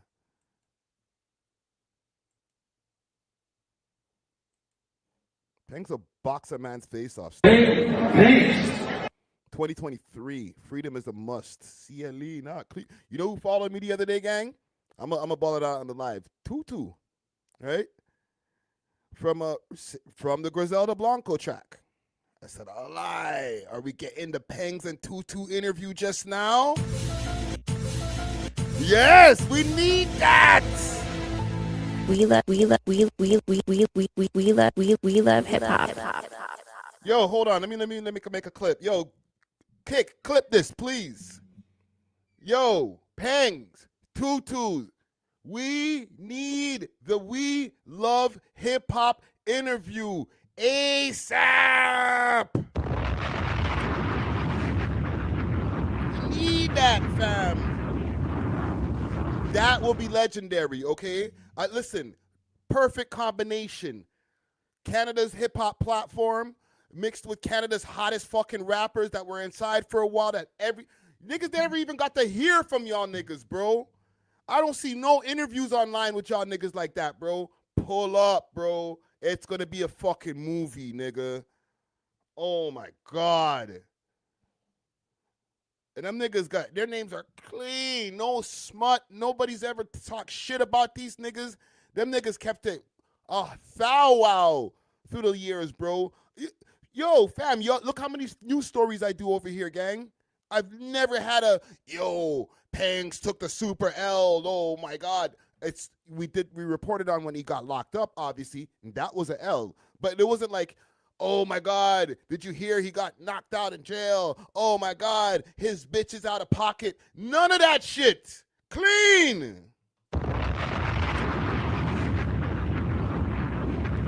Real ones. Stand up. Let's go. We got balls. Definitely got locked up. You know what it feels like to be locked up? Can you do me a favor? CLE, and I'm not talking about Cleveland.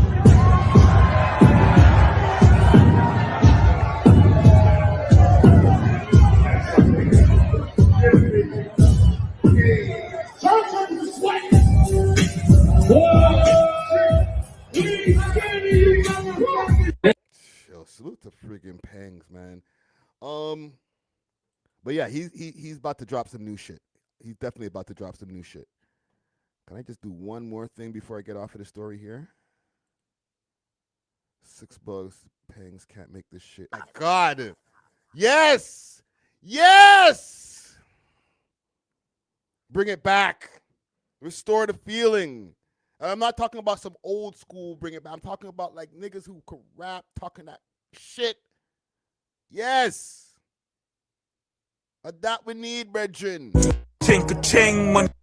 Holy, I'm hyped, fam. Okay, all right. I like hearing good music, fam. Y'all can tell. Like, bring me some good music, bro. My day's made, bro. My day is made. Let's see what we got here also. K-Money dropped a new music video. Let's see what go on. Last summer. Fam, because there's so much trash out there, fam. So when I hear good shit, the bars are in pocket. There's punchlines. The beat is disgusting. Like, it make you want to jump out the car and like, listen, bro. I'm like, all right, there we go. Let's hear this right here. Sorry, there's gonna be a lot of chops for the replay of this, but go check out the music, like literally on their pages. Right here, I am not commenting on any Paulies in here, okay? Because I know there's sneak shots every song. Yeah. Thank you, West Coast Rider. Go on Kick. Go follow us on Kick, fam. For real. Go on Kick so that you get no cuts, all right? You can get the whole live over there on Kick. You see it? All right, pull up over there on the Kicks. All my kickers, man. You can get all of the music. No problemo. Let me know what y'all think of the song, man. Let me know in the comments, man. Fire emojis, shit emojis. Let me know what y'all think. I'm not mad at it still. The hook is cool. You know what I'm saying? It's not my favorite of their tunes, but like the hook is cool. I can hear the girls singing that. You know what I'm saying? Doing that part there. Okay. You know, here's what I'll say about not the Paulies part, but in and around it. Okay. The way that these guys are approaching this whole street shit or the issues that they might have in the streets now is we're up now. We got like different shit going on. Y'all niggas is out there trapping still, and now we don't have to be there. So I'm not mad at that angle, right? And that can go for anybody. It doesn't necessarily need to be one or two people that they're talking about. It's more like we've made it now. Y'all niggas are still out there trying to dodge cops and shit. Now we made it. And they're trying to show in the music videos, look at all the different places we are. We jumping on planes. You know what I'm saying? So I can see the angle that they're taking when it comes to the way they're approaching it, rather than maybe the way they used to talk before, where it was like, yo, when I see you, it's up. You know what I'm saying? Now it's just like, oh, we're successful and you're not. Right? Yeah, nigga, we made it. That type shit. So I'm not mad at that angle, because it could be worse. It could be like very, oh, if you really peep the lyrics, that means he's going to shoot this nigga at 10 o'clock. Right? El Manito wants to know, is K-Money a one-hit wonder? I wouldn't say one hit. He has more than one hit. Right? But I will say back in 2018, when he was like first dropping, he had like a few of them that were like back to back, right? Like Hurt You with my boy there. What's his name again there? Young Tory. That was a bop. That's 4.9 million views on it. It obviously doesn't have 20 million whatever views that Come Outside has. But y'all, come on, fam. How many times are you going to duplicate your biggest tune? You feel me? Unreleased video. There's an unreleased video for this. K-Money Come Outside has 23 million views on it. Was it worth it? That's another one also. But was it worth it? It's also from that time, 8 years ago. That was a banger. That was like one that I would hear outside. But obviously, it's Come Outside. You know what I'm saying? But these ones at those times, look at it at the time that it was, 6.3 million views. Come Outside, obviously, is his biggest track, right, with the 23 million views. And then the one with Young Tory had 4.9 million views. So I wouldn't call him a one-hit wonder. One hit means like you only have one song and everything else just completely declined. He never hit 1 million views since. You know what I'm saying? It's like everybody gets 3, I think, 2 to 3. Even like, think of anybody who you would call a one-hit wonder. Somebody said he's the Joe Budden, like, salute to El Manito. He said he's the Joe Budden of Toronto, which he's not. But Joe Budden doesn't only have Pump It Up. He has other tracks. Fire came out with Busta Rhymes shortly after Pump It Up. Focus dropped before Pump It Up. So it was like, Pump It Up obviously is his biggest song, but it's not his only hit. You understand what I'm saying? Right? Even my youth there, Panda. He had the Timmy Turner track. Even though nobody gave a fuck about the Timmy Turner track, he still had it.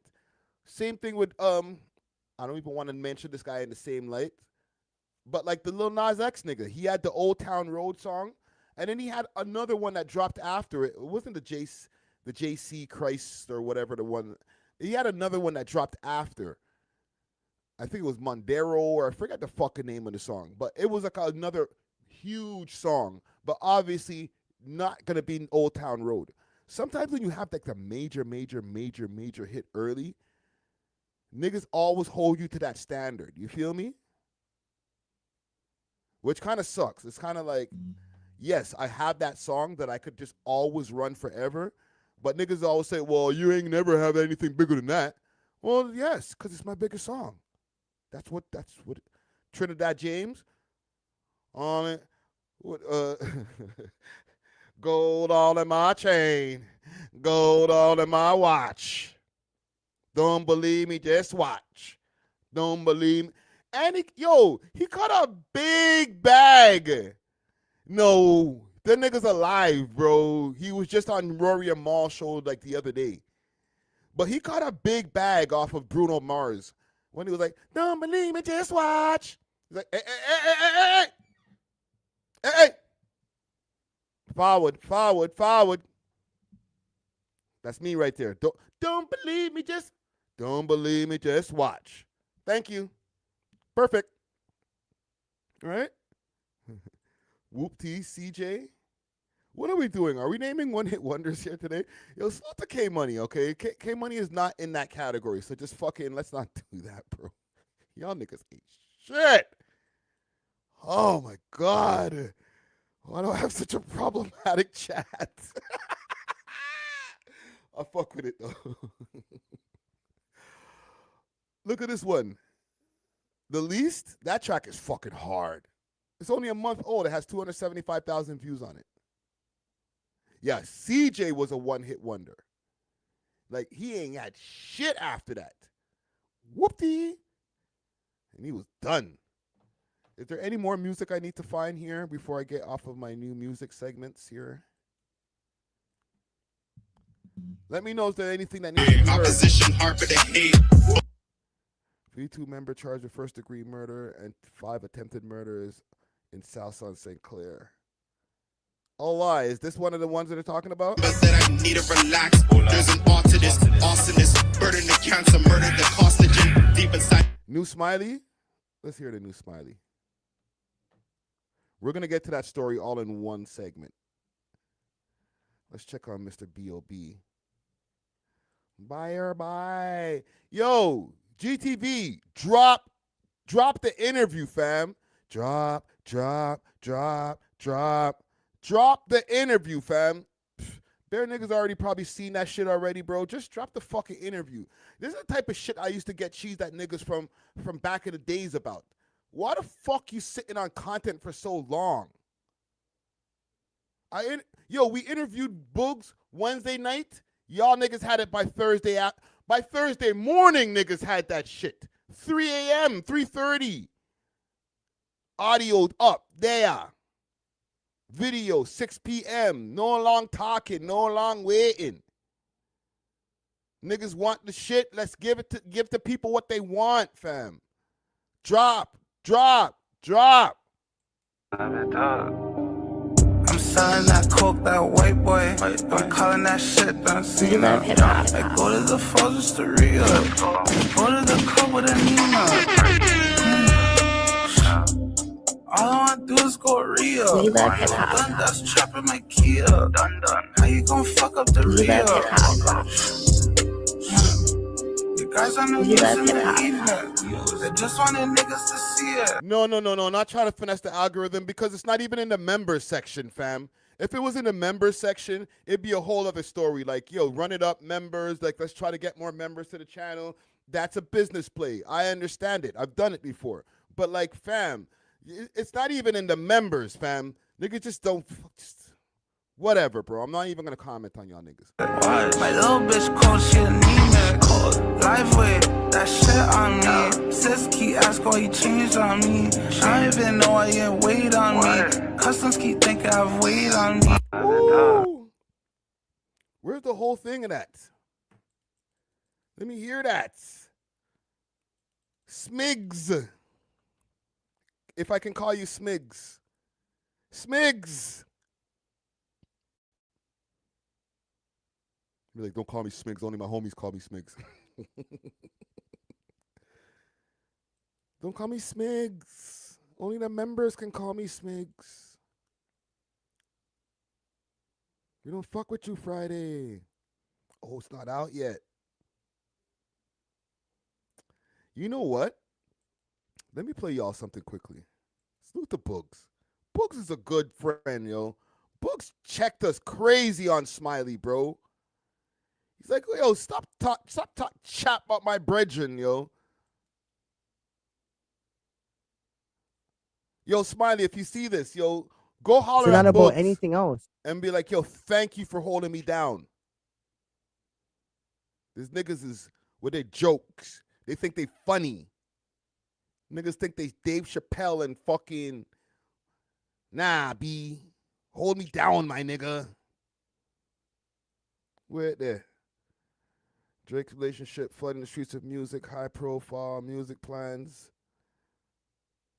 Where the hell is it? Did I title it wrong? Oh. Like, for Toronto, you guys already know how Toronto artists is, they're emotional. I'm not even talking about the people who called me. I'm talking about everyone in general, including me. You know what I'm saying? So it's like, you gotta know what you say. Like, oh yeah, what's going on? You guys are dissing Smiley? What's up with that? Smiley's my dog. You guys better cut that out. I don't know. I just heard niggas are making jokes about Smiley. There's no jokes about Smiley. That's my dog. No, but we're not joking like on some hate shit. What'd you hear? I know. Smiley dropped the hardest song. Two Tone. That's the hardest song. Talk to me about it. You guys listen to that song? I made some weight jokes, but I joke on like a lot of fat niggas. Okay, that's I do cool. impersonations. But I'm not talking about even just you. I'm talking about everybody as a whole, as one. Impersonation, fat jokes. Natural be shooting the 3 all the time, bro. Shoot the 3, Natural. Just shoot the 3. But I joke on like drop the hardest song. Two-tone. That's the hardest song. Talk to me about it. You guys listen to that song? I made some weight jokes, but I joke on like a lot of fat niggas. Okay, that's I do cool. impersonations. But I'm not talking about even just you. I'm talking about everybody as a whole, as one. Impersonation, fat jokes. You guys cut it out. Okay. Smiley's first song was "Did you catch her body?" No, Why, that's why do you want to dead make body? Yeah, why do you want to make jokes about these guys? I know, right? the joke is right there. Yo, I try to tell them, Booggz. I ain't gonna lie. That's a good point still, Booggz. Yo, and listen, fam, Smiley, if you see this, we be joking, you know what I'm saying? We're not like on some hater shit. We just be joking, right? But like he did make a good point though. Like the nigga's first big tune was Body. These guys are like really about that action. We over here podcasting. Oh, yo, we got snacks. It's funny, but like there might be some gangster nigga like, nigga, snacks? Snack what? I should give you a snack, nigga. Man, them think you're funny. Sometimes though, you have to go past the joke. Move past it. Because I was this joke. I was like, oh, he got a leg on. He got a leg on. But like you guys are shoot niggas, man. You guys are celebrities though. Like but I don't do that anymore. Okay, but you guys are celebrities though. You guys are celebrities. If you guys are at like the BET Awards, Kevin Hart's on stage and he sees you and like he makes a joke, what man's gonna rush the stage? What do you mean? Are you Kevin Hart? Yes. I'm trying to be. We're getting there. We're getting there. We're up to Kevin Hart now. I just want to know. It's like yes, I'm just trying to say it's not. They will rush the stage. You say Gus Tacos? Yo, Smiley, if you pull up Gus Tacos on us, they are. All right? I'm gonna get every kind of sponsored thing in the building, all right? 6 donuts, holla. Let's get it popping. Smiley interview. I'm gonna stop, bro. I'm fat too, bro. So I'm gonna eat half of this shit too, fam. Let's go. Nothing wrong with making a joke, and there's nothing wrong with giving your opinion, because that's how you make a good podcast. But what I'm trying to say is that this is a Toronto podcast, man. We need to get Press up in here. We need to get Smiley up in here. Facts. That's what we're saying. We're saying the same thing. We need to get a Bundog up in here. We need to get fucking Sav up in here. Yeah, man, we need to get Top 5 up in here. Right, whoever. It's all facts. No, but Top 5 came before. No, but he didn't do an interview. He just popped up to the studio. No, whatever. I don't know. But that's not on us, though. That's on the artist. That's on the artist coming here. But like, yeah. Shout out, but niggas know how we're scumming already, man. Jimmy lifestyle, man. You here, bro? Shit. Yeah. You're making the example for these niggas, bro. That's why I always come to Show Love Friday, because you already know, like, I'm the father figure. I let these niggas know. Yeah, because I told these guys, like, relax. And all these niggas that you mentioned, there's multiple interviews of them on the channel, not one or like 2, like maybe 3, 4. Some of them. That present shit when you guys were talking about his views, that was bad. That present shit you guys talking about his views, that was bad because that was wrong, and that's not on his page. You guys can't do that. You guys are painting the picture. I wouldn't like that. Either. We got paged still. I'm not gonna lie. Yo, fam, we got paged. Right? 911 on the pager, fam. Paged. Man, paged us neatly. I'm not gonna lie, bro. We weren't even expecting this, fam. We were talking. We had our questions up. Booggz is good. Y'all be trying to play Booggz for some kind of dumb nigga, bro. He's a smart dude, fam. He came through with a certain talking points that he had in his mind. He didn't have shit written down that he was like, yo, let me remember to get at this nigga. He was just like, let me just keep these points in my mind, and when it comes up, he's going to shoot. And we weren't expecting to get paged about, like, yo, what the fuck's up with you guys and your takes about these rappers, bro? Man, them chat too much. Y'all think you're too fucking funny. He didn't even say it that way. He said it in a nice way where, like, I'm only in hindsight feeling the paging. You feel me? And that's not on his page. You guys can't do that. You guys are painting the picture. I wouldn't like that either. I mean, it did still speak to SEO. And then the best part about it is you guys had A polite paging, shall I say? A polite paging. Me so tweaked on that shit. I went to do my own research. Mm. So when I did my own research now, right? Every video on that guy's page has 50 views. Press's view has like 800 views, 856 views or whatever in that 1 hour or whatever that day was, whatever you guys try to say it was. It was kind of after And we it's said not it on the still. stage. We kind of boosted it low key. No, that wasn't We after. did. I seen it You myself. should see the comments on that But video. listen, Where, like, though, doesn't matter though. Doesn't matter though. Listen, Listen, what I'm trying to say is, if a YouTube page only is getting 50 views and it has 826 views, That artist impacted the channel. impacted it. That's an 8,000 fucking increase. Exactly. This is That's not some- Press's page. This is not off the head. I'm sorry, Booggz. You ain't low, brother. This is not off the head like, yo, oh yeah, I just thought about this now. Nah, brother. You were like, you know what? When I get there, I'm going to page these niggas about that shit, bro. I went and checked on the numbers. Like, he like, it's something that he sat there and said, you know what? Yeah, I can't wait to sit with these niggas, bro. Make sure all of these niggas are there. Cause I'm going to page them like crazy on this shit. Friday, and thanks for the donation over here, El Manito. He says, Friday, can you get signed OVO artists on the pod? I used to be able to, but niggas don't fuck with me like that, bro. I'll tell you the truth, fam. I try to get at Roy Wood from time, G. And then niggas is like, no response. And then other niggas is telling me, yo, I can get you in contact with Roy Wood's peoples. I know them very closely. Boom. Crickets. No response. And then I spoke to one of my peoples, and he said, yo, Roy Woods ain't fucking with you like that because, like, man, them talk too much shit on the podcast. So there's that. I found out why Smiley hasn't pulled up. One, because I haven't been reaching out since 2024. And two, he wasn't fucking with some of the shit that we were saying on the podcast. Or even me personally on these live streams. Man's chat too much. You feel me? I'm sorry, gang. I'll be over here just making content, bro. I'm not trying to burn bridges, but like, we try to keep it real. And it wasn't even just what we said about him. Okay, let me put this donation back up on the screen. All right, feel free to donate. Do the same. You know what I'm saying? Support the network. It's not only what we said about him. I explained this to y'all before. It's the shit that we were saying about Drake. He wasn't feeling us. He's like, yo, I don't give a fuck if the boy fuck with him. All right, the boy could fuck with him. That's cool. But we didn't like the shit that he was talking about Drake. So there's that. I'm sorry. Maybe I'll keep it less real. Did Press to collab with it? So why are you guys doing that to him? If Press to collab with that page, because YouTube does collabs now, then you guys can say that. Them niggas don't fuck with us. Hold on. Them niggas don't fuck with us neither. I got niggas from so many parts of town that are like, nah, we don't fuck with you no more. I interview all these niggas like 4 or 5 times. Help promote y'all music.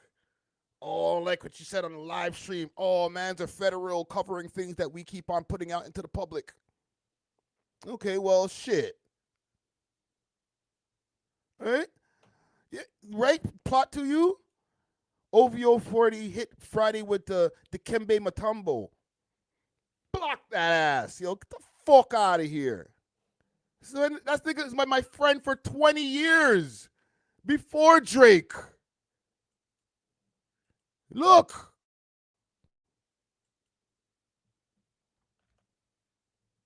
Look.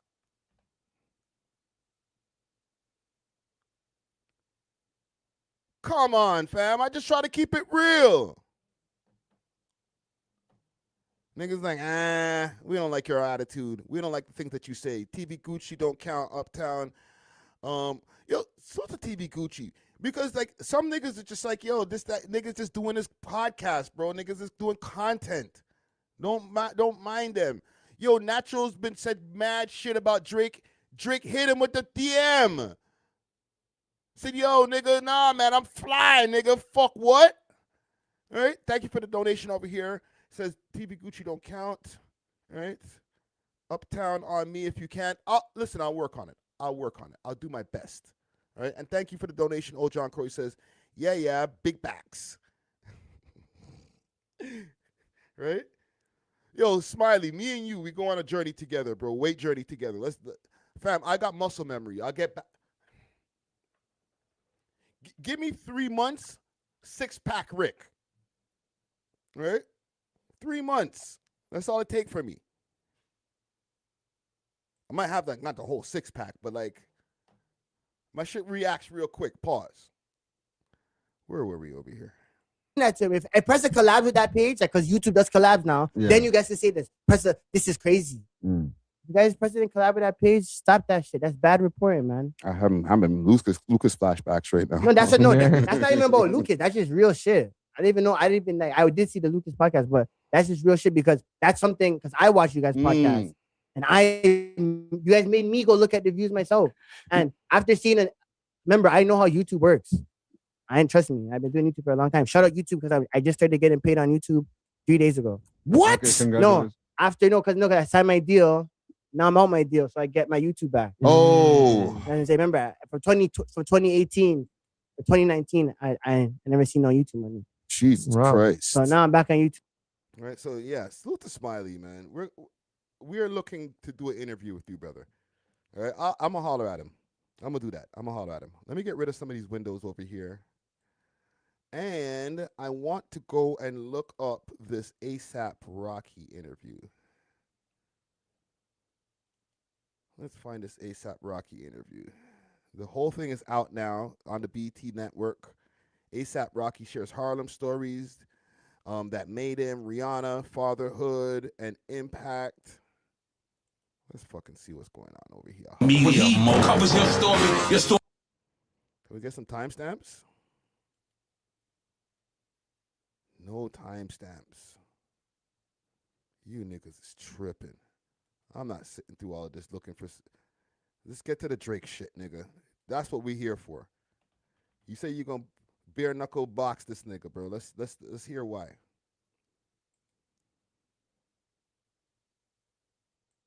And I think homie just was like, nah, just rock this shit. He did it.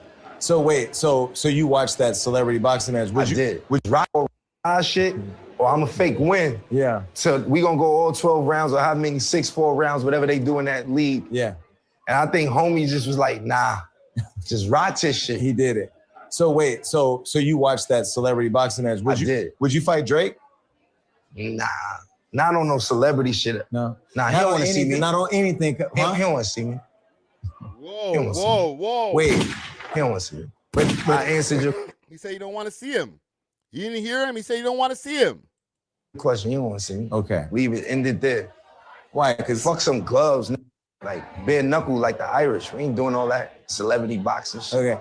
You know, we're having such an inspirational conversation, but I'm talking to my friend. I don't get to, your girl said to me the other day, she said, you know, we're going to do our interview. I said, you know, your man is coming on my show. And she said, oh, okay. I said, yeah, I got a question for him. And I shared, it's coming. I said, here's a question I'm going to ask her. She said, oh, okay. And I go, but when you come on the show, you know, I'm going to honor you. She said, man, fuck all that. You're going to ask us all the messy shit you've been waiting to ask us. Because I don't ask you, do I ever get in your business? Bro, go ahead, proceed. What's up with the disclaimer? Is he mad because you took his girl? Talk. I didn't take his girl. You took everybody's girl. Everybody who wanted Rihanna, my gay ass, I'm gonna just confess right here. There's only one woman in this world that I'm like, wait, that tingling Jenny Jones, Ricky Lake feeling I had, and I'm not gonna ever try it because I don't want you to whip my ass. You from Harlem. But she has something about her. You took every man who had a crush on this one, you took her. That's not true. You know why? She was dating that Saudi prince dude or and whatever. All that money couldn't hold her because here come on, that's a A$AP. Harlem, man. Don't nothing compare to that. Right. Come on. She wasn't even like fucking with this. So I don't even. Wait, look, Rocky, hold on. You grinning, but I'm gonna just say the world. I thought you went and got the diamond. Where nah, these still tomorrow. I'm going to the dentist. Okay. This is temporary. Okay, I got hold on, Flacco. Hold on. What's up? This nigga's talking about his teeth. This guy's all up in the man's mouth. Pause. Hold on. There was a post that Shorty made. Shorty being Rihanna. All right. Salute to my Bajan people, yo. Can't diss my Bajans, you know what I'm saying? Rihanna is a Bajan queen. So she posted in her stories.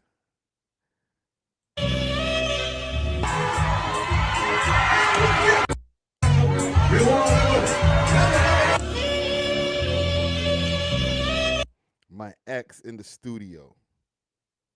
Right?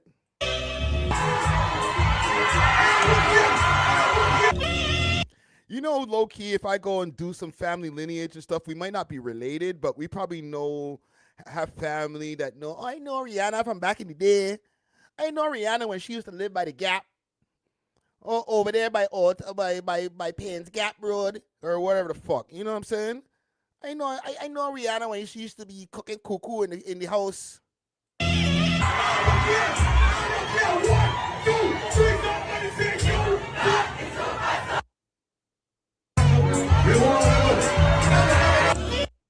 Why is she trying to get up in the man's head, fam? So talk to me. You took that girl. I did not take You're his girl. Why you asshole. keep saying that? And you know what's funny? I know you don't do it in public, but I know you grin sometimes like, yeah, y'all could put it in the songs. You can put it on Twitter. You can put it wherever you want. Exactly. But my bitch is at home.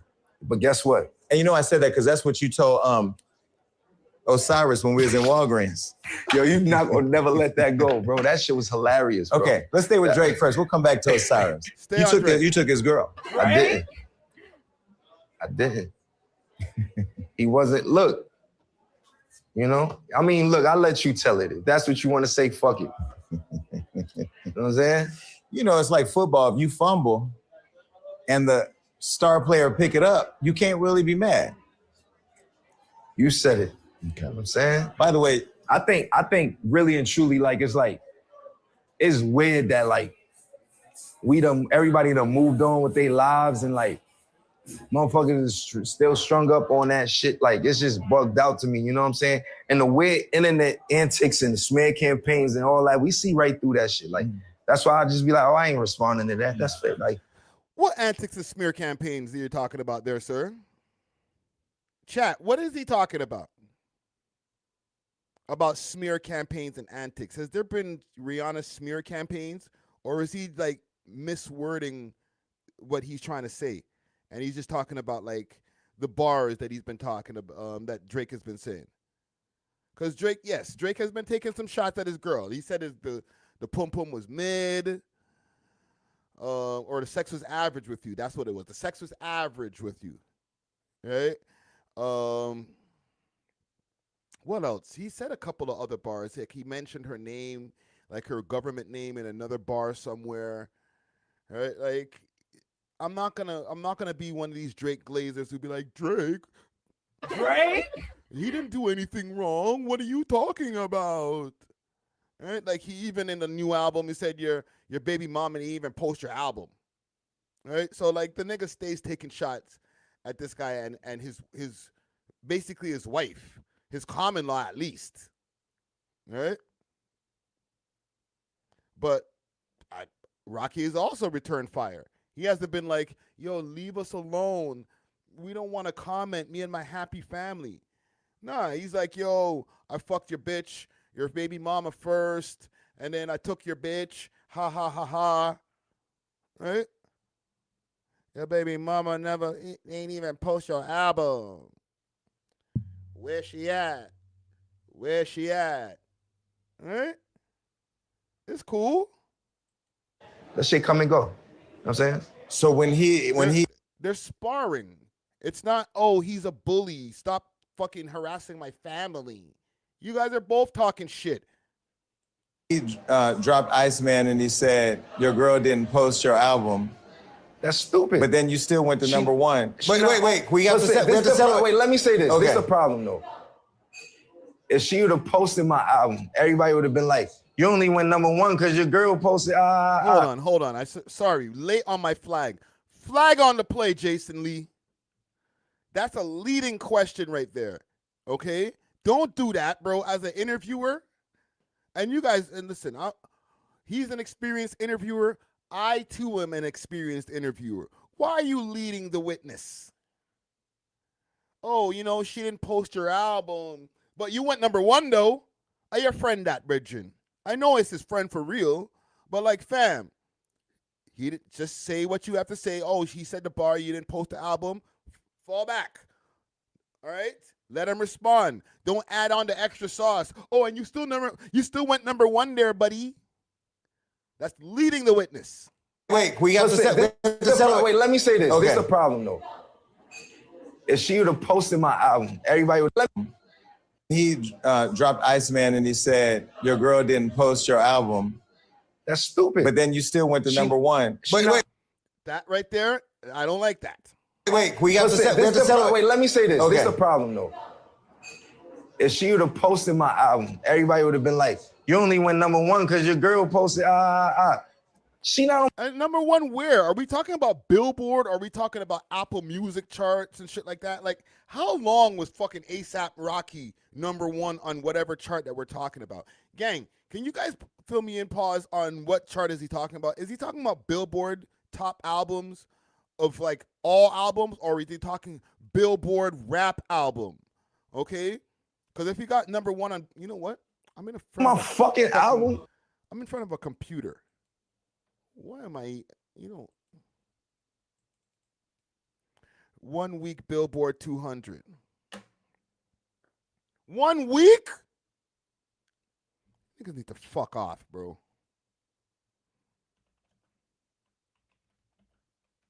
Did A$AP Rocky's new album go number 1?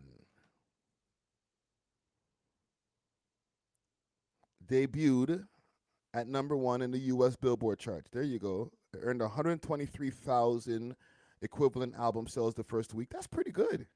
It's not bad. Won the top spot by extremely tight margin for 300 units over the second spot. Marked his 3rd career number 1 album.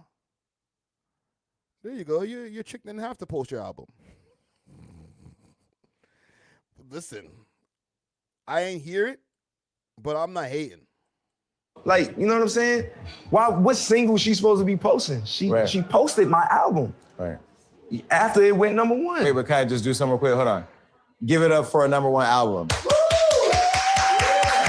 Thank you. We worked so hard for that. He didn't even have time to celebrate. We ain't had no time. Like, we worked so hard for that. You know what I mean? And I don't want that to take away from all of the hard work and dedication and sacrifice that went into it. You know what I mean? Right. There was a lot of time put into it. But earlier you were saying like, yo, that was a petty shot, Drake. If you're hearing this, brother, like this, that was a petty shot, brother. Like, your baby mama ain't even post your album. Like, nigga, you might have to stop harassing them people for real. Like, cause like she didn't post the shit, okay, but so what? Maybe she was busy like with the kids and shit. I don't know, fam. So what? Why you gotta? Yo, y'all niggas need to stop, bro. You know how I be telling these Toronto drill rappers like, cut it out, fam. We need peace. We need peace. Yeah, you know what? Let me stop. I like when you guys beef because it gives me content. But at the same time, like, yeah, stop picking on the people, them family, brethren. I might have to side with A$AP for just 2 seconds. Like, bro, like, I know, like, you're rich, you're doing your thing or whatever, but you keep on like, yo, bitch, that used to be my bitch. She don't even fuck with you like that. Like, all right. Like you're renting space in the man's head by just keep on sending jabs at him and his fam, bro. I know you're not talking about the kids and shit like that, but like, that's his bitch, bro. Like, stop talking about his bitch, fam. You don't go to social media, but when you see something like that, how do you I mean, you definitely responded on mute. You responded in a rap. Oh, but see, for me, it's just like, if I see it on social media, I don't engage on social media. You know what I'm saying? I see it and I just swipe past it. Like, I'll be looking at stupid shit on social media. Like, I love to watch Dean the Great and Adrian. They having a moment right now. I love those brothers. No, we need to cancel them. Why? For what? Dean the Great and Adrian Bronner. For what? I cannot take another clip. First of all, the gay baiting, like them acting like they kind of gay, but not gay. Adrian looks pregnant. I don't know what the fuck He is going losing on. the belly though. No, he he's not. He's losing it when he turns a different angle. That belly is there. Yo, what you got against Adrian, bro? Well, I've been on a plane, you know, when me and Floyd and him used to move around on the private plane, Floyd would go to sleep and leave me up with him. And I used to be like, yeah. He was arrogant back then. We could all Okay, we don't care about that. We go all by your old actions and do that dude like that. Look, bro, I think that kid, Dean the Great, is, and I weave, and if you hit him, he'll give you like 100. Adrian, like his brother, but they would hash that out. And I just applaud them. And I applaud Dean for putting on for him and his mans like that. But see, for me, because Floyd's my brother, and then we'd be on the plane and we'd be around, and Floyd would put everybody in position to get money. And I felt like Adrian had that jealousy bug. You know how you got that one friend who he probably did. You know, and it was like that gets me uncomfortable. So it was sort of like, you know, like probably like really. Yeah. Oh, that man ended up in a fucking Kendrick bar. Like, he ended up on the cover. Don't you like the transitions of this interview? I love it. I knew what this was going to be. Did you think, Jason Lee's good. I like that right there. You redeemed the point right there, brother. That was a nice switch right there. He caught him off guard with that one. That man ended up in a fucking like really did. You know, and it was like that gets me uncomfortable. So it was sort of like, you know, like probably like really. Yeah. That man ended up in a fucking Kendrick bar. Like, he ended up on the cover. Don't you like the transitions of this interview? I love it. I knew what this was going to be. Did you think, I know what I signed up for. Listen, it's lit. Yeah. Nothing is off the table. I got to take the point back, bro. Don't call it out. Just do it and just let it ride, bro. Don't call it out and be like, don't you see what I did right there? And like, don't call it out. Just let it ride. We could talk about it all. If I don't want to talk about it, I'm going to say I don't want to talk about it. So rarely try to put you in prison. That was fucked up. Yeah. I'm still hurt. Yeah. I'm hurt about him. I'm hurt about Bari. Hurt about a lot of them. I mean, it is what it is. I know they don't give a fuck, but I'm hurt. But how did ASAP Mob break down like that? Because all of you were one family, sort of like the Wu-Tang Clan. This is like watching Hold on. I want to hear about this part too, about the ASAP Mob. This generation is like watching the Wu-Tang Clan fall apart. It fucked me up because I think when I became like, when me and Reed became a couple, like all of my time and shit, I just was with her, like, and she was with me, and I think a lot of them got nervous, like, oh, so what that mean for me? Like, what that mean for my opportunities? That's what I take from it. But is it because you were with your girl, because you got busy, or because of all of that? All of that. And then you started creating a family, and when you became a family man, you was, I'm gonna tell you, locked in. One thing I could say about my woman that, like, people don't know, she a real ass bitch, bro. She gangster, bro. Like, no funny shit.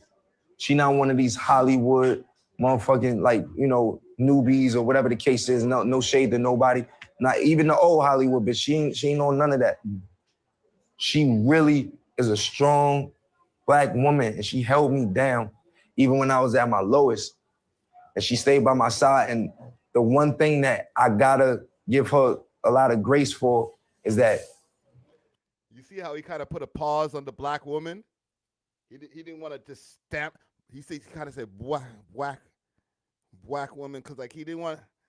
He was gonna say West Indian woman, because it's hard for an FBA nigga to just be like, yo, Black woman, she Black. Because in his mind, he like, she's still like, she West Indian. She what do y'all call them? Barbadians? Beijings? Right? Even though, yes, we're Black, but like to FBA motherfucker, we're not Black. She told me, like, verbatim, verbally, you see that right there? That's not your friend. Really? You see him? That's your real brother. You see him? Stay away from him. 5 years, this gonna happen. See him? And me not being one of them niggas like, bitch, fuck is you talking about? That. Nah, I wasn't arrogant. I'm like, why she only telling me this for a real reason? She loving it. She want to see the best for me. You know what I'm saying? At the end of the day, nobody gonna. Rihanna said, yo, cut that boy right over there, boy. I don't like him over there, but I don't like the way he be looking at me, boy. And that one over there, he a raper, man. Okay, you have to watch that one over there. And that boy over there, he a buller. He a big buller. That boy there like cocky. Ever understand our ghetto love that we got going on? Yeah, we do, because we see you taking her to the bodegas in Harlem. What the fuck you got Rihanna walking? She love that. That's her. She is ratchet, but bro, she love that shit, bro. You know where I take her to my place, but you. I hate y'all for going to that shit. Like, what's up with y'all? Y'all just want to be around. Okay, but you take her. You are on what is it? 125th, 45th? Yeah. Yeah. She told that nigga, boy, you know you need a good roots bath. All right, you need a good roots bath. I gonna bring you back home, and you're gonna jump in the sea water, boy. Cause I can see the demons on you, boy. I'll give you a good roots bath in the sea water, boy. Love that shit. Then we eat in the park. We eat by. I ain't gonna sell. Everybody gonna go. But yeah, like bro. You two are literally two peas in a pod. We are. Yeah. We are. When she look, if we go on a camping trip, road trip, bro, we'll park the RV in the back of a Walmart. Cause you know there's Walmarts in the middle of nowhere, middle America. Like, shorty be barefoot, cooking on the grill while I'm doing tie-dye shirts and hanging them up for us to wear shirts for the rest of the week or clothes. Flying fish all day long, Rocky. Right? Flying fish and some breadfruit. Holy. For the rest of the week type shit. We be on some real black hippie, like love shit. Like, oh, I know. Tell them about Walgreens. Oh God, here you go, bro. You tell them. No, that's you tell them. I saw you in Walgreens. Then we went to the club the next day. No. What? I don't give a fuck about Walgreens. And some pepper pot, boy. I'm gonna make you some pepper pot tonight, boy. So is that what inspired you to put the rat and owl thing in your show, or all that? Was that for him? Okay, so we back to the Drake shit. Sorry, no more Bajan impressions. Or it's not even a Bajan impression. It's just what I heard in the house. I'm dead. Mm-hmm. Try to kill me. Right. Metaphorically. So is that what inspired you to put the rat and owl thing in your show, or all that? Was that for him, or was that for? That's for all of them. Because they're all fucking problems. Oh my God. Now you a comedian. This guy. I was on Wild 'N Out for 5 seconds. What do you mean? How was that? Wild 'N Out? Yeah. Shit, it wasn't as wild as this damn show you had in Jersey. But it was, it was fun. I like to go out. It's like anytime I can, even this show, I'm not like this when it was just me. Yeah. Yeah, but it's like, I'm having a good time. I'm talking to my friend. This is actually, like you said, probably the easiest because I'm talking to you. I knew it was going to be easy. But only you could do a song with Drake, Kendrick Lamar. Like, you had them all on there. So now there's so many fractions within that song. We will never see it performed together again. We don't know that. I honestly, maybe you're probably right. But I feel like this, though, like, K-Dot is a phenomenal artist, man. Like, that man is just one of my favorite rappers. And 2 Chainz let's stop playing. 2 Chainz went from Titty Boy and making his like independent money, and then really let's not forget for 2 summers, 3 summers, every hit in a chokehold. Yeah. MTV, 2 Chainz feature, somebody featuring 2 Chainz, other feature, you couldn't But what I loved about 2 Chainz too, and I'm not even a hip hop head like that. He was older than a lot of the younger people who were doing it, but he was more relevant than a lot of people doing it. Does that make sense? Even when it come to fucking problems, like Drake and his team and 2 Chainz and them put that shit together. And when it got to me, it was just it was more so it fit the criteria of what we was doing and going on. And I got the vision, so I'm like, I need to direct the video for this. So that's why how everything came together. I think that was the first time Kendrick really knew I could put that shit on. You know what I'm saying? 2 Chainz, we all was wearing on wall, whatever. Yeah. I forgot what the name of that shit was, but we had black leather pants on and shit like that. It was a good time for fashion and hip hop and shit like that. Mm-hmm. And not taking nothing away from. It was just a beautiful time for music. We ain't never getting that again. And we never received none of our flowers. I got snubbed for Grammy, MTV Awards because they wanted to give everything to Macklemore. They snubbed Kendrick for Macklemore. They snubbed Drake for Macklemore. They snubbed me for Macklemore. And they snubbed all 3 of us, plus 2 Chainz, for fucking problems, for Macklemore. Mm-hmm. But that was politics, that wasn't because it was better, obviously. What you tell me what that was for? It was because he was white. All right. Yeah. And he played, you said you don't like Adrian Broner in them. Well, He played y'all the most. He made the gay anthem. Who's y'all? Are you talking about me and the gays? Stop Yeah, fucking with me. Look, Stop look. fucking with me. You see how you He just played- grouped me in with the whole... Nah, hold on. Look. Okay. I think we got enough out of this interview here. Well, I don't think it was the craziest things that he said about Drake. The way that they set up the trailer for this interview, I thought this was going to be like, oh, we going to get to it. Like, they got to it, but it wasn't like insane, amazing hot takes. But it was a well set up clip. I'll say that. It was a well set up trailer. I asked in the chat over here in the poll, who's winning the match? A$AP or Drake? 25% of y'all got A$AP and 75% of y'all got Drake. That's kind of crazy. I'm going to get off of this story, but I just wanted to show you guys something quickly because this is like the way. Why does Drake win? Tell me why.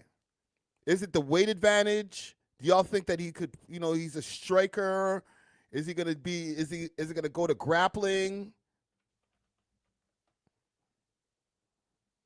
Like, why are you guys so sure that Drake got this, like, wrapped up? I seen Flacco. He did this crazy breakdown. I'm just going to show that part of the video. And he went and did I think he went through some kind of AI to get a statistical analysis. Where is that shit? These thumbnails go crazy. Not fair. No, it's further down. This is bad. Everything bad. He's done. Exposed. Where the fuck is this video? Nigga.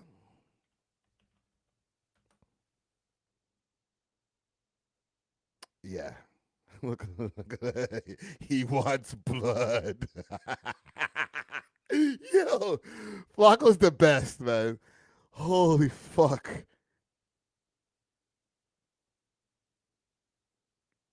A$AP Rocky apparently has plans to do. Yo, salute to the 6 o'clock people, fam. We've been here for like 3 hours, fam. I might do a 6-hour live. I ain't gonna lie, bro. We've been here from early. I had to get to it from early. Let's find this shit. Utilizing quick jabs or wild furries before. Look at this shit. Okay, but those are the two perspectives. Y'all let me know in the comment section. Who do you guys think start the beef? Drake or Drake? Let's figure out who will win this bare knuckle fight. Drake is about 6 feet, 190 to 200 pounds. He's stocky, he's muscular, heavy emphasis on his back and his biceps. Okay, Drake had... This guy went to ChatGPT and got the whole statistical breakdown of why, of the tail of the tape, everything. Casual boxing experience, pad work. A$AP Rocky is 5'10", 160 to 70 pounds. He's lean, he's slim, he's athletic. A$AP Rocky got documented street altercations. We've seen the fight in Paris. Now, he was fighting some Paris dudes, okay? All right, now, I've never been to Paris. I don't know. Don't forget the jail fight, slipping on semen. Street skills. I would say A$AP Rocky will probably meet more formidable opponents in the streets of Toronto or in the streets of Harlem than Paris. So we've never seen A$AP Rocky tussle in the streets of Harlem. If we were to try to accurately depict these dudes' archetypes, it'd probably be A$AP Rocky, who is a speed guy, right? He's fast, right? He's shifty. He can get out of here. Drake is a brawler. He's a pyro guy. He's a straight brawler, right? Drake is coming. This is as per ChatGPT. To you, Drake is trying to get into your mid pause, right? He's trying to bust you open, pause. A$AP Rocky is trying to out-finesse you, right? He's trying to win with the jab. So, but I think, well, according to the simulator, A$AP Rocky got the advantage via the speed, right? He got advantage via the speed. So here's how this will go, okay? So a bare knuckle street fight is completely different from a boxing match.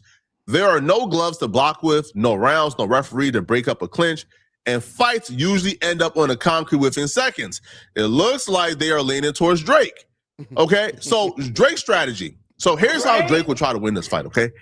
Drake's clearest path to victory is closing the distance and using his mask. With an estimated 30-pound... AI is out of control. AI is literally out of control at this point. When AI is giving you, this is what we think will happen. Like, this is Drake's strategy. This is like, okay, I think we've jumped the shark, fam. We've gone too far. Yo, Booggz, you're gone too far. Advantage. His goal would be to grab hold of Rocky. In untrained fights, the heavier fighter can easily dictate where the fight goes by grabbing nothing or tying up the neck. Oh, sorry, grabbing clothing or tying up the neck. If Drake turns it into a grappling match or lands a single heavy looping punch, his size will overwhelm Rocky. I agree. Right? ASAP Rocky cannot afford to let Drake grab him. His advantage lies entirely in speed, agility, and aggression. To win, A$AP Rocky would need to strike first and fast, utilizing quick jabs or wild furies before darting out of range, hoping to catch Drake off guard or land a lucky shot to the jaw that stuns the heavier man. So who wins? The verdict is in, people. Drake. Okay? What? Drake wins the bare knuckle street fight. Now, listen, man, this is a simulator. This is not my personal opinion. Now, my personal opinion, I got Drake too, but this is a simulator, okay? Right? So in a bare knuckle fight, Drake is the clear favorite. They said clear favorite. Clear. Not even a doubt. Clear favorite. Not even a doubt. Okay? Not even a doubt. So, why are they fighting though? What's their beef? Now, A$AP Rocky and Jason Lee would describe this beef as That's enough. That's enough. All right. That's enough. So basically, the simulator is saying that it's Drake. Okay. So if we were ever to have an imaginary fight, you know, maybe we can set up a visual version of that online. It's gonna be Drake. But anyhow, I've beat this topic too long. I want to get to this video via my brother. What's the dirt? Let's go, people. What's the dirt video? Was the dirt just dropped the video yesterday or was it today? Let's check. Let's check on the boy Matt. So, untangling Jay-Z's evil plan to destroy Drake. Whoa. That's a heavy title, brother. Well, let's see what's going on. Due to repeated copyright claims on my content, I've started a Patreon where you can watch the full uncensored version of videos like this one with all the music, all the visuals, all the details exactly as I intended, exactly as I've always done. Lucian's on his ass. Until now. The link will be in the description. Over the last 12 months, something very strange has been happening in the music business. One by one, people connected to the exact same side of a movement suddenly found themselves under attack, and accusations were almost identical every time. It started when Drake, the biggest artist in the world, became the target of multiple lawsuits over his partnership with the gambling platform Stake. Lawsuits claiming the platform was used to manipulate streams with bots and artificially inflate his own success. Now, keep in mind, Drake had just survived what a lot of people in the industry thought would be his downfall. His own lawsuit against his own record label had already accused them of some of the exact same things that he was now being accused of. He referred to himself as a corporate hit survivor on his recent track Dust. The writing had been on the wall for quite some time that Drake had realized his own power and was chasing something bigger with more control and leverage. Once we saw that he was suing his own record label, re-signing with UMG stopped making any real sense. And then on May 15th, he dropped 3 projects in one night. And if industry insiders are correct, that move wasn't really just about music. It made the biggest artist on the planet a free agent, and he now had more power outside the system than anyone in music. Depending on what he does, like if Drake makes a move outside of the 3 majors, it could definitely be a problem. Then came Academics, who is one of Drake's biggest independent media supporters and arguably one of the loudest voices in the entire genre, and he got pulled into the exact same storm. Suddenly, Academics was buried in legal troubles, depositions that stretched on for hours, with questioning that went way outside the scope of the actual case. Are you blindly loyal to Drake? Did you ever leak exclusive information from someone on Drake's camp? And just like Drake, it didn't take long before Academics was tied to the lawsuits involving Drake, while blatant AI-generated articles started popping up online attacking his team's credibility. Then in April of 2026, Academics put out a video breaking down Jay-Z's GQ interview, and he was definitely very critical about it. But within days, he said Roc Nation hit him with around 10 copyright strikes across all of his platforms and affiliated channels. Roc Nation currently are using illegal means, for example, filing DCMA claims. They're abusing it on YouTube, claiming that if you have an opinion about Jay-Z on any content that he's in, instead of acknowledging what it actually is, which is fair use, they're now filing claims if you're not riding his dick. Because Academics isn't the only creator that this has happened to. Back in December of 2024, YouTuber Trent Out Loud said 2 separate sources told him that Roc Nation and Jay-Z keep an entire team scouring the internet, making sure content creators don't step out of line, and that they'll fire off cease and desist letters the second they do. 2 people told me that Roc Nation and Jay-Z have a whole team scouring the internet and making sure that content creators are not stepping out of line, and they will send cease and desist letters or legal letters with the quickness. So I'm going to speed this up a little bit. Multiple users on X have publicly claimed they received copyright takedown notices connected to Roc Nation and their law firm Reed Smith. Another YouTuber by the name of BJ Investigates seemingly had the exact same thing happen. So I published the video to BJ Investigates, the channel you're watching here, and the video promptly They're getting at the like outside of hip hop whites. That's crazy. gets removed from YouTube because somebody, purportedly purporting to be from the law firm called Reed Smith, issued a copyright takedown request on the video, or a demand.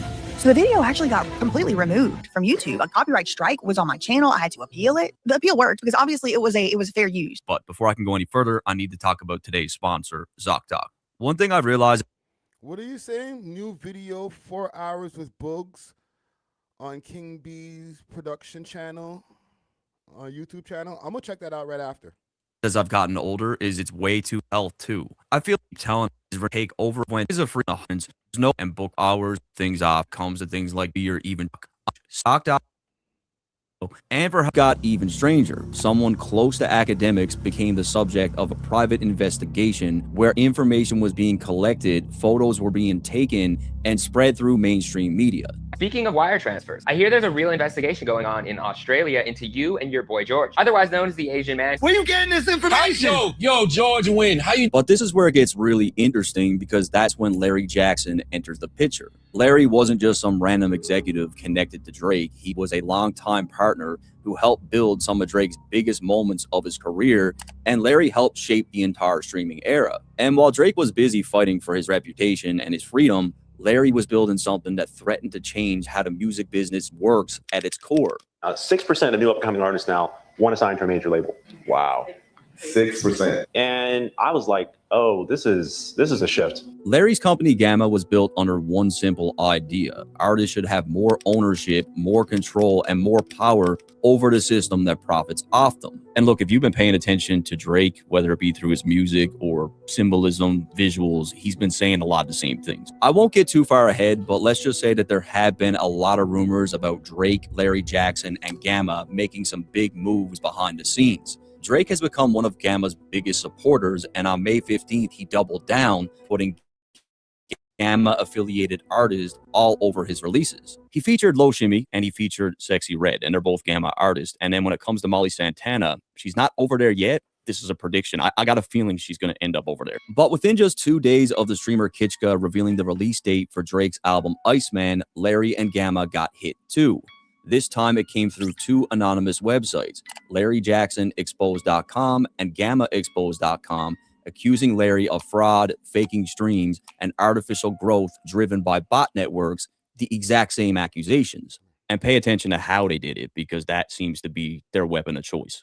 These were not articles in an authentic publication. These were anonymous AI-generated hit pieces branding him as Larry Scamson and Gamma Scamma, and they didn't Scamma sounds crazy. Spread by accident. Hundreds of fake X accounts, a literal bot network, pushed the links all out at once, and now Larry is suing to find out who did it. So just sit with that for a minute. The same people who are being accused of using bots to fake streams are literally getting attacked by actual bot networks pushing AI-written smears through fake websites and fake accounts. Basically, spooky shit, bro. The entire campaign runs on the exact same thing that they're accusing everyone else of doing. Now, before I even go deeper, let me just show you the timeline, because it is pretty tight. April 17th, Drake's lawyers filed their final brief in his appeal against UMG, pushing his defamation case forward.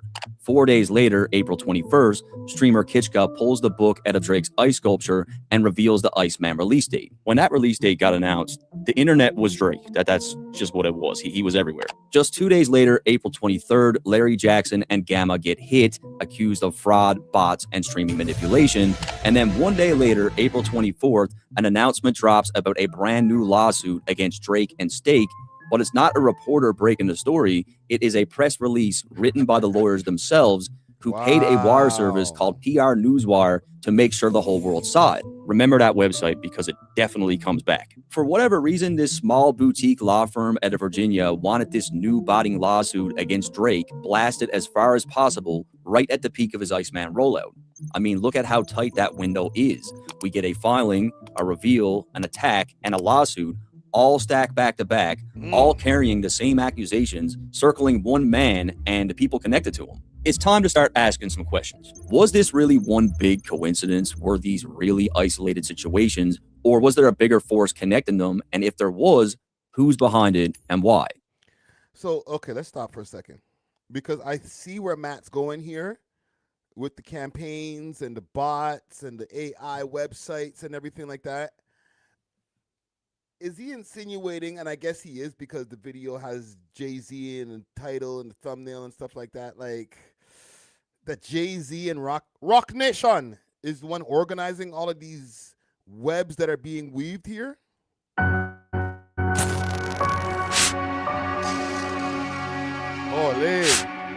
Us, DJ Academics, and the people around. Back and look at the whole board. We've got Drake, Aiden Ross, DJ Academics, and the people around him, Larry Jackson, Gamma.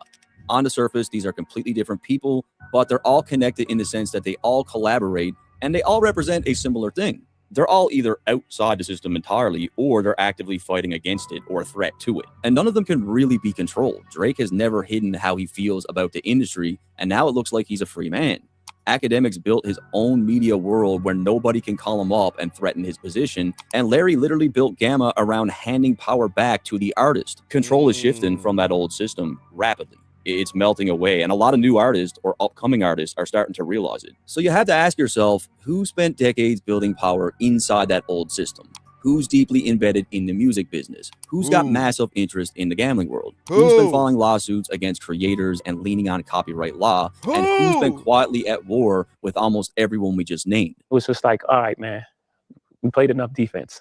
2026 is all offense. First and foremost, let me be clear, this is a theory, but it didn't come out of nowhere. Academics recently revealed on a live stream that he had talked directly with Larry Jackson, who's now suing those anonymous AI websites to find out who's behind them. And Larry reached out to Academics for a pretty good reason, I would assume. But it's really one of the most powerful people in the music business. And this person called me and this person said, I had to reach out to you to tell you you're not crazy.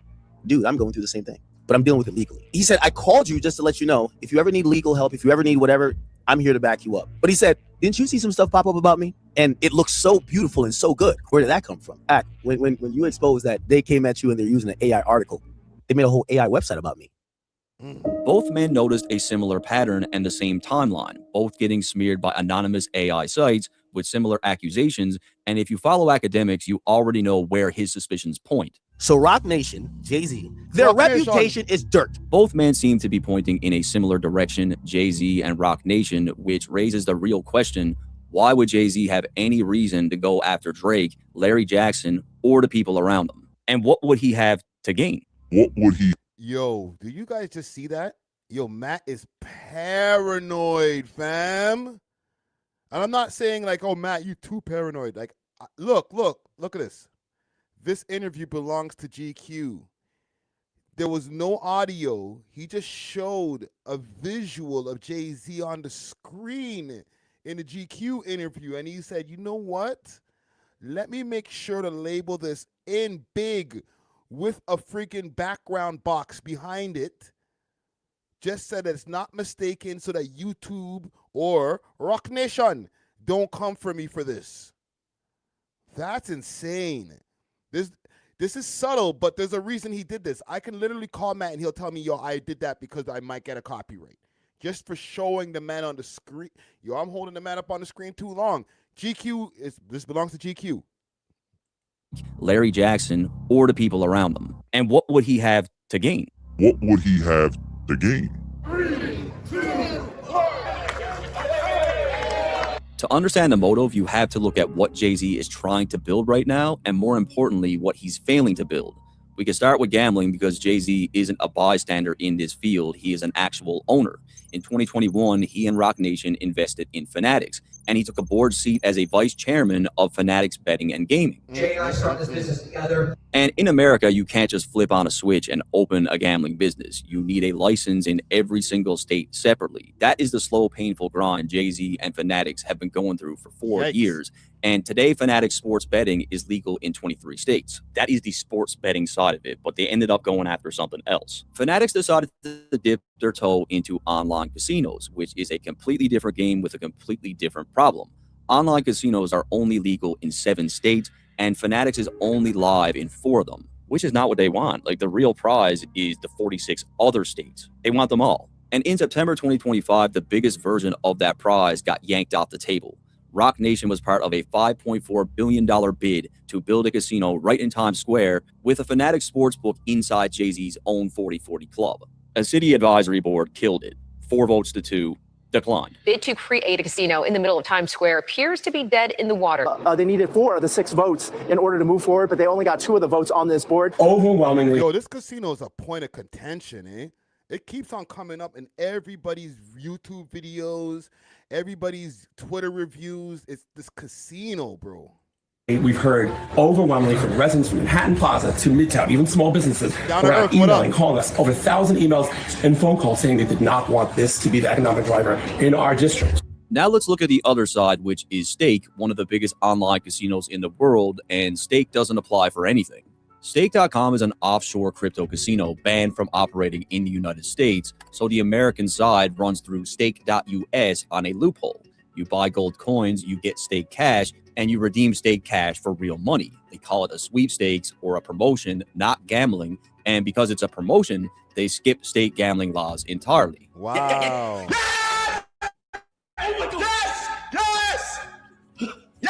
You know what? Quick sidetrack, no sidetrack. They're actually doing another giveaway. Where am I? Stakes. They're doing another giveaway. Do they not have a page? Yeah. It is tomorrow. Stake and Drake giving away over $1 million live on Kick, 9 p.m. Yo, also for the kickers, I'm going to be live also at 9 p.m. I'm going to be streaming this stream live on Kick and doing a reaction to the what goes on. So we'll be back tomorrow, 9 o'clock on Kick only, okay? Because I don't know if I could show this on YouTube. YouTube does not fuck with the gambling like that. You know what I'm saying? So I can't show these guys gambling on YouTube.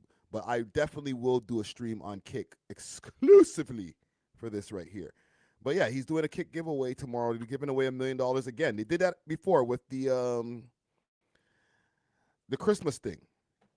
And that's when they gave my boy, Nima Naz. They gave him $100,000 or something like that.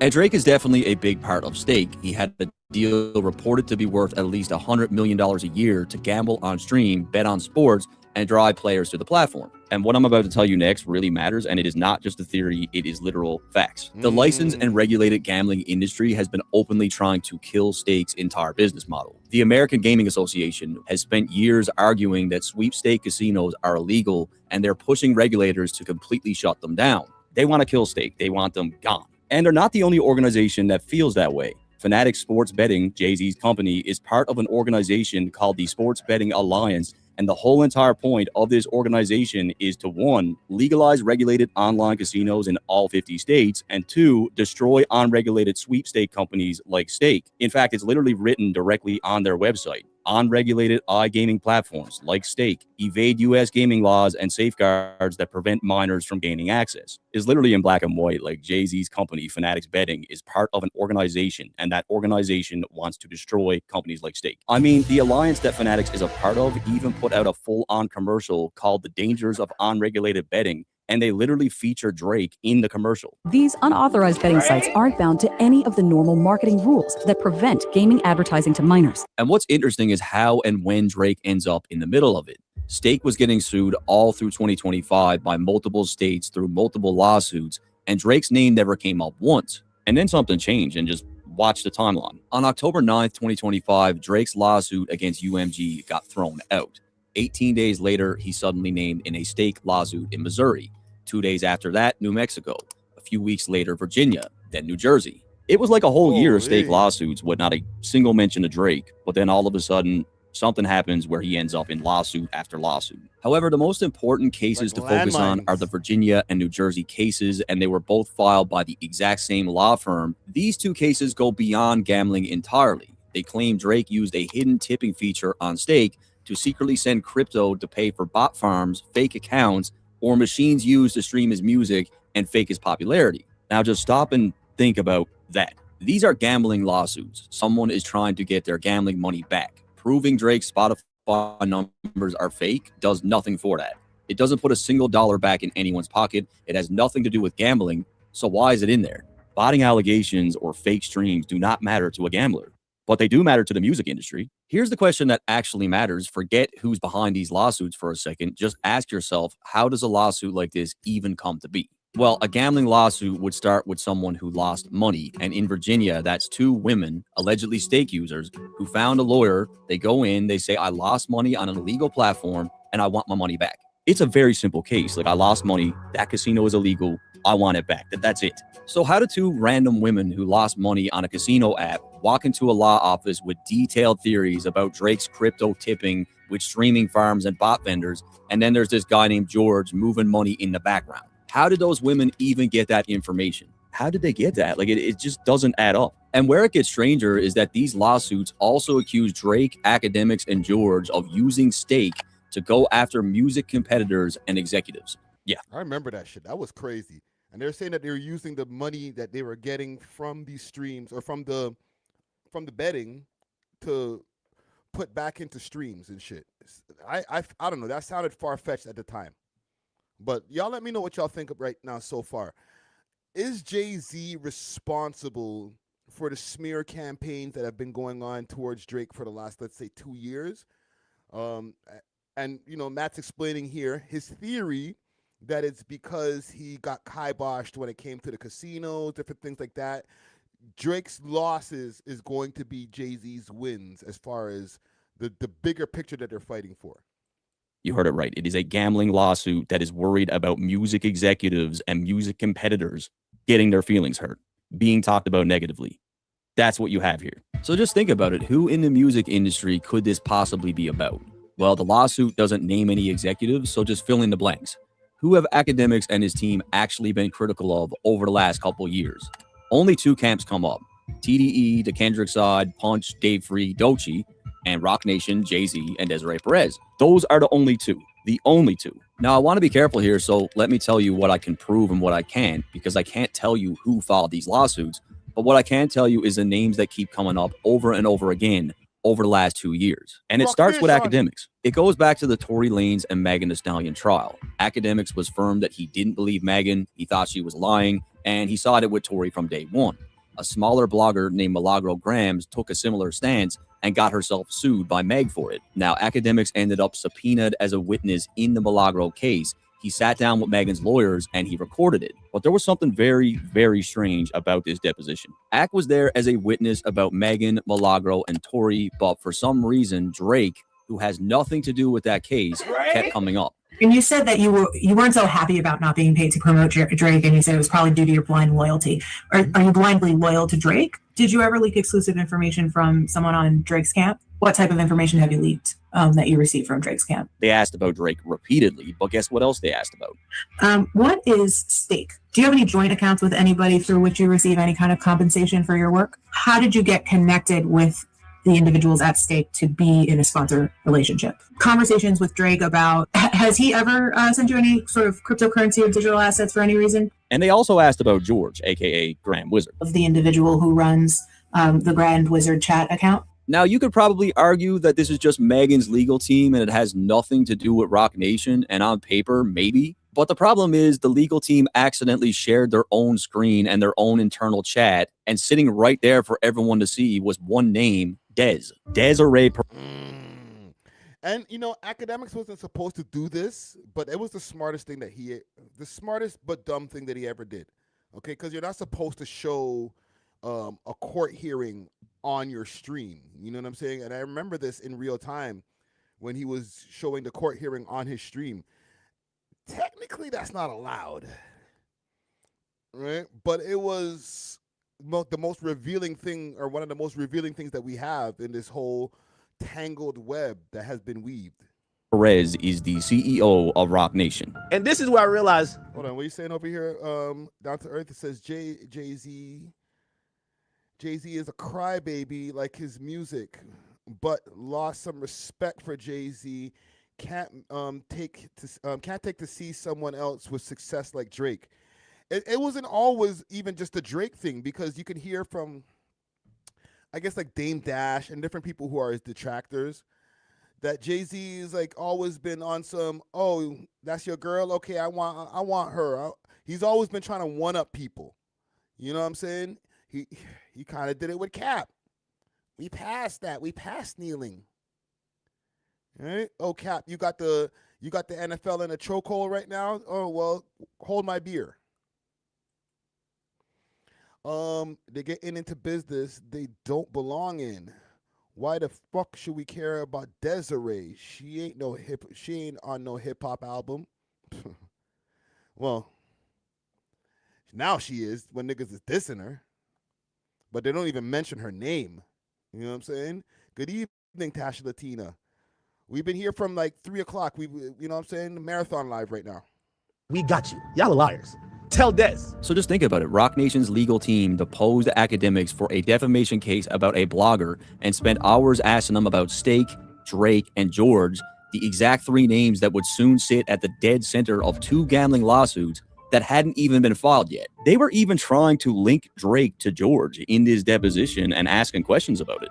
The person who runs the Grand Wizard account has ever been associated with an account called OVO Grand $? Because OVO is Drake's record label, right? Did he give you any indication whether or not there was truth to him communicating with the individual who runs the Grand Wizard chat account? This deposition happened in August of 2025. The first lawsuit accusing Drake of sending crypto through Stake to George for bot payments wasn't filed until December. So hold on, I don't mean to keep stopping the video. I'm gonna let it run after this. Why does Matt keep on just calling him George? We're just calling him by first name basis now? It's just George. It's no more Grand Wizard, Chatnik. Well, you can't say nigga, but like, you know what I'm saying? It's just George. We're just calling him George now because Charlamagne and them revealed the man's name. Holy. Months before anyone filed a lawsuit about this, Roc Nation lawyers were already in a room under oath, grilling or more or less investigating Academics about Drake, crypto, Stake, and George. I mean, like, read between the lines, use your own discretion, but whatever you got to do. Actually, you know what? Like, I'm doing the edit right now. I'm putting this thing together, and like, I got to say, like, this whole thing makes me fucking sick. This is making me sick. Did Drake ever tell you one way or another if he paid to help secure Grand Wizard's account? And the Virginia lawsuit gets even stranger when you look at who's actually suing. At first, it was just 2 women, Tiffany Hines and Lashana Ridley, and because their names are now public in a very public case against a very public figure, I pulled their backgrounds. This is not their first time inside a courtroom. Lashana Ridley was convicted in 2015 on a cocaine felony. And like a lot of people who get caught in the system, it didn't end there. It turned into years stuck in the probation trap. Violation after violation, always at the mercy of the court. That cycle finally ended for her in 2021 when she got an early release. And you will see in a minute why all this matters. The other plaintiff, Tiffany Hines, had the exact same charge, a 2018 cocaine felony that sent her down the same probation rabbit hole, multiple violations, constantly back and forth with a judge. For this one, I couldn't confirm whether her probation had ever been fully lifted. But now it gets really interesting because eventually 6 more people were added to this lawsuit, and most of them are directly connected to those first 2 women. First up, we have 63-year-old Regina Ridley. This is Lashana Ridley's blood relative. They shared the same address for years. This I've confirmed. But that's not even all, because another person directly tied to Lashana got added. A man named Freddie Ray with multiple felonies between 2007 and 2016, and records showed he lived at the exact same address as Lashana, and as of 2026, it looks like they still live together. I believe this is her partner, and now he's also added to the lawsuit. And Freddie got an early release from probation back in 2021 too, within 2 days of Lashana. But I'm sorry, Freddie is a crazy name. Let's keep going through the other plaintiffs. Tiffany Hines, not to be outdone, brought in a blood relative of her own, 55-year-old Stephanie Hines, and as you can see, these two are clearly related. Then they added Takia Adams, same pattern of run-ins with the law, with a more recent identity theft conviction in 2024. As far as I could tell, she's still on probation. Then there was Ricola Lachey, again through the court system multiple times, 2 drug felony convictions, a probation history just like the others, with a violation in 2024. Keep in mind, these people are like extremely concerned over Drake's streaming numbers, right? It's imperative that they get to the bottom of this. They're losing sleep over it. Wow. And they don't want the executives being talked about negatively. So let's look at this for what it is. We've got 2 plaintiffs that share the last name Ridley. 2 more share the last name Hines. In an 8-person class, half the names are pairing off. 2 of them, Lashana Ridley and Freddie Ray, have shared the same Norfolk address for years. Not the same city, they live in the same house, and all 8 come out of the same metro area, running through the same criminal courts. It looks completely These are the people that are filing the class action lawsuit against Drake and Steak and Aiden Ross and all that. That is nasty work. ridiculous. A class action lawsuit is supposed to be open to anyone who was hurt by the thing you're suing over. And the whole point of a platform like Stake is that anybody, anywhere with a phone can lose money on it. A real class should have scattered total strangers, but instead you've got shared last names with blood relatives, shared households, all packed into this one tiny corner of one state. In my opinion, this is not a class of strangers who all stumbled upon the Stake app. These are people that know each other, that filed together. Which raises the obvious question, if these people were connected before the lawsuit, whether it was from the same families or being from the same neighborhoods or in the same court, then who brought them together? And who decided this was the group that should sue Drake with an elaborate theory about botted streams and crypto tipping through Stake? This is where we look into the firm that filed the lawsuit. The firm handling the... Oh my God. How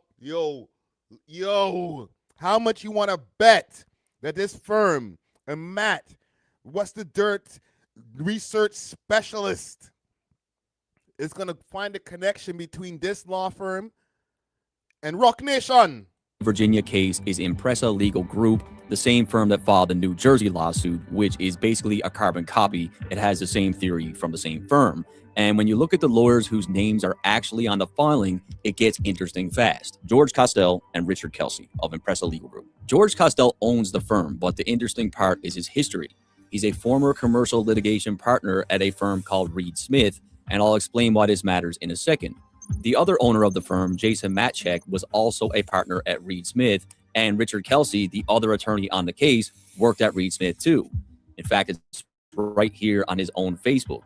It's even on Impressa's own website under the About Us page. It proudly lists Reed Smith as one of the firms that their attorneys come from. And I know what you're thinking, right? Like, lawyers change firms all the time. Like, what's the big deal? And you would be right if Reed Smith were just any firm, but Reed Smith isn't just any firm. It has a very specific, very documented relationship with Rock Nation and the woman who runs it. Her name is Desiree Perez. She is the CEO of... Oh my God. Got him. Yo. Bro, did you guys not realize like that YouTubers and like the Twitter detectives and Reddit detectives that are out there, did they never think that anybody was going to make this connection? Because this connection is very, very crucial. Like, salute to Matt from What's the Dirt, because I don't even think anybody did the heavy lifting to find out this connection right here. But I'm kind of baffled. That don't look good at all, fam.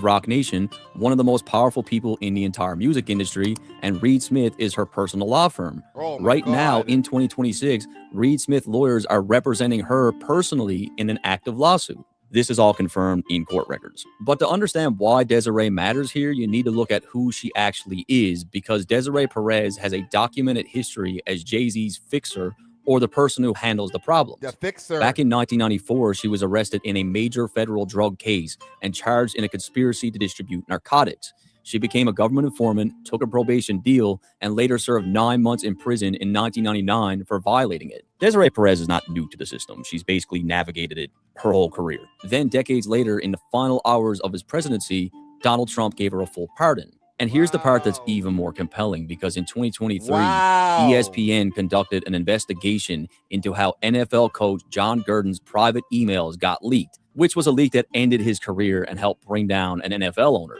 According to that reporting, the operation was run through Reed Smith with the help from Desiree Perez, using leaked private communications to take down a target. Basically, in a nutshell, this wasn't just an attorney dealing with her client.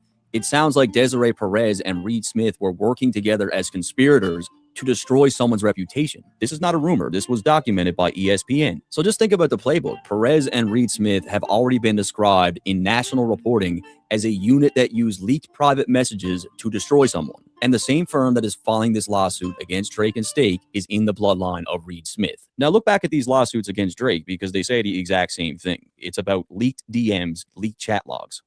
Do you know that his DMs were leaked? That what was leaked appeared to be DMs between the person who runs that account and Drake? And it even goes deeper. Reed Smith doesn't just represent Desiree. These guys are running the same play. They're just, let's run that same play again. Just run it again, bro. That shit worked last time. Run it again.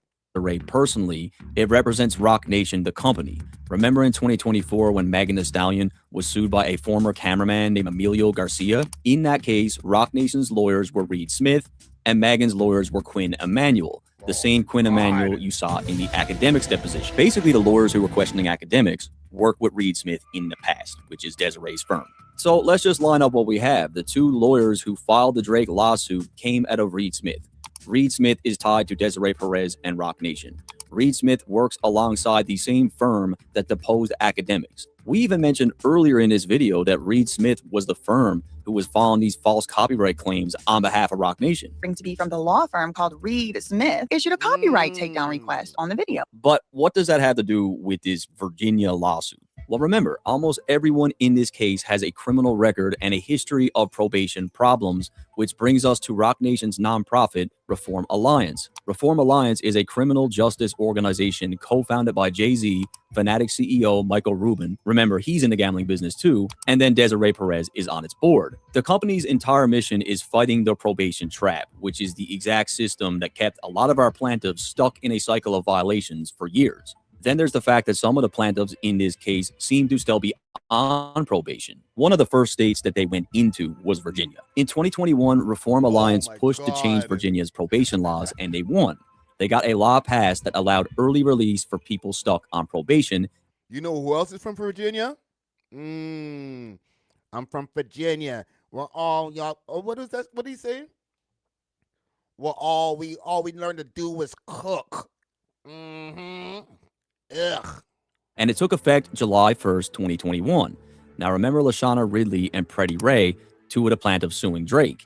In December 2021, 5 months after that new law kicked in, Lashana Ridley was released from probation early, and exactly 2 days later, so was Freddie Ray. So basically the people suing Drake were freed from Virginia's probation system in the exact same year that Jay-Z and Desiree Perez's organization rewrote Virginia's probation laws. But this only gets tighter. On October 18, 2024, Reform Alliance and Rock Nation held a massive public job fair in Virginia. The job fair was built to help formerly incarcerated people find work and get help cleaning up their criminal records. And guess who Rock Nation brought in to handle the legal services at the event? Reed Smith, the exact same firm that represents Desiree. And how much you want to bet Freddie Ray, fucking weird ass name, Freddie Ray, And LaShawna and all them were over there at the job fair. Ray Perez, the exact same firm that represents Rock Nation, the exact same firm Impressa's owners came from. They were physically in the room at Rock Nation's event in Virginia, sitting across from formerly incarcerated people who were on probation. And we know Reed Smith was there because Reform Alliance said it themselves. Their own website said Reed Smith will be on hand to help with expungement. Expungement is when they erase the records from your criminal history, wipe them entirely. And do you guys remember PR Newswire, the paid wire service website that Impressa used to blast out the Drake lawsuit right in the middle of his rollout? I looked into their full history on it. Out of every case Impressa Legal Group has ever handled, do you know how many times they've used that website for a press release? Twice. Only twice, and both times it was to announce a lawsuit against Drake. One for Virginia, one for New Jersey. Now, guess who uses PR Newswire all the time? Guess who has a whole account for announcing their biggest initiatives? Rock Nation and Reform Alliance. Rock Nation pays PR Newswire constantly. Pretty much everything Jay-Z does gets pushed through it, including that exact Virginia job fair in October 2024. So basically, a tiny firm that had never touched PR Newswire suddenly used the exact same paid platform Rock Nation lives on to run a national smear on Drake, using lawyers who came out of the exact same law firm that Rock Nation uses, representing plaintiffs who benefited from Rock Nation's probation laws, many of them blood relatives, in a gambling lawsuit that's somehow really about the authenticity of Drake's streams and music. Tory's dad don't sound so fucking crazy now, right? Huh? Does Tory's dad sound so crazy now? When he was outside the courtroom, this is all put together by Rock Nation. Yo, salute to my Bajans. Yo, salute to Sunstar. He said, it's all Rock Nation.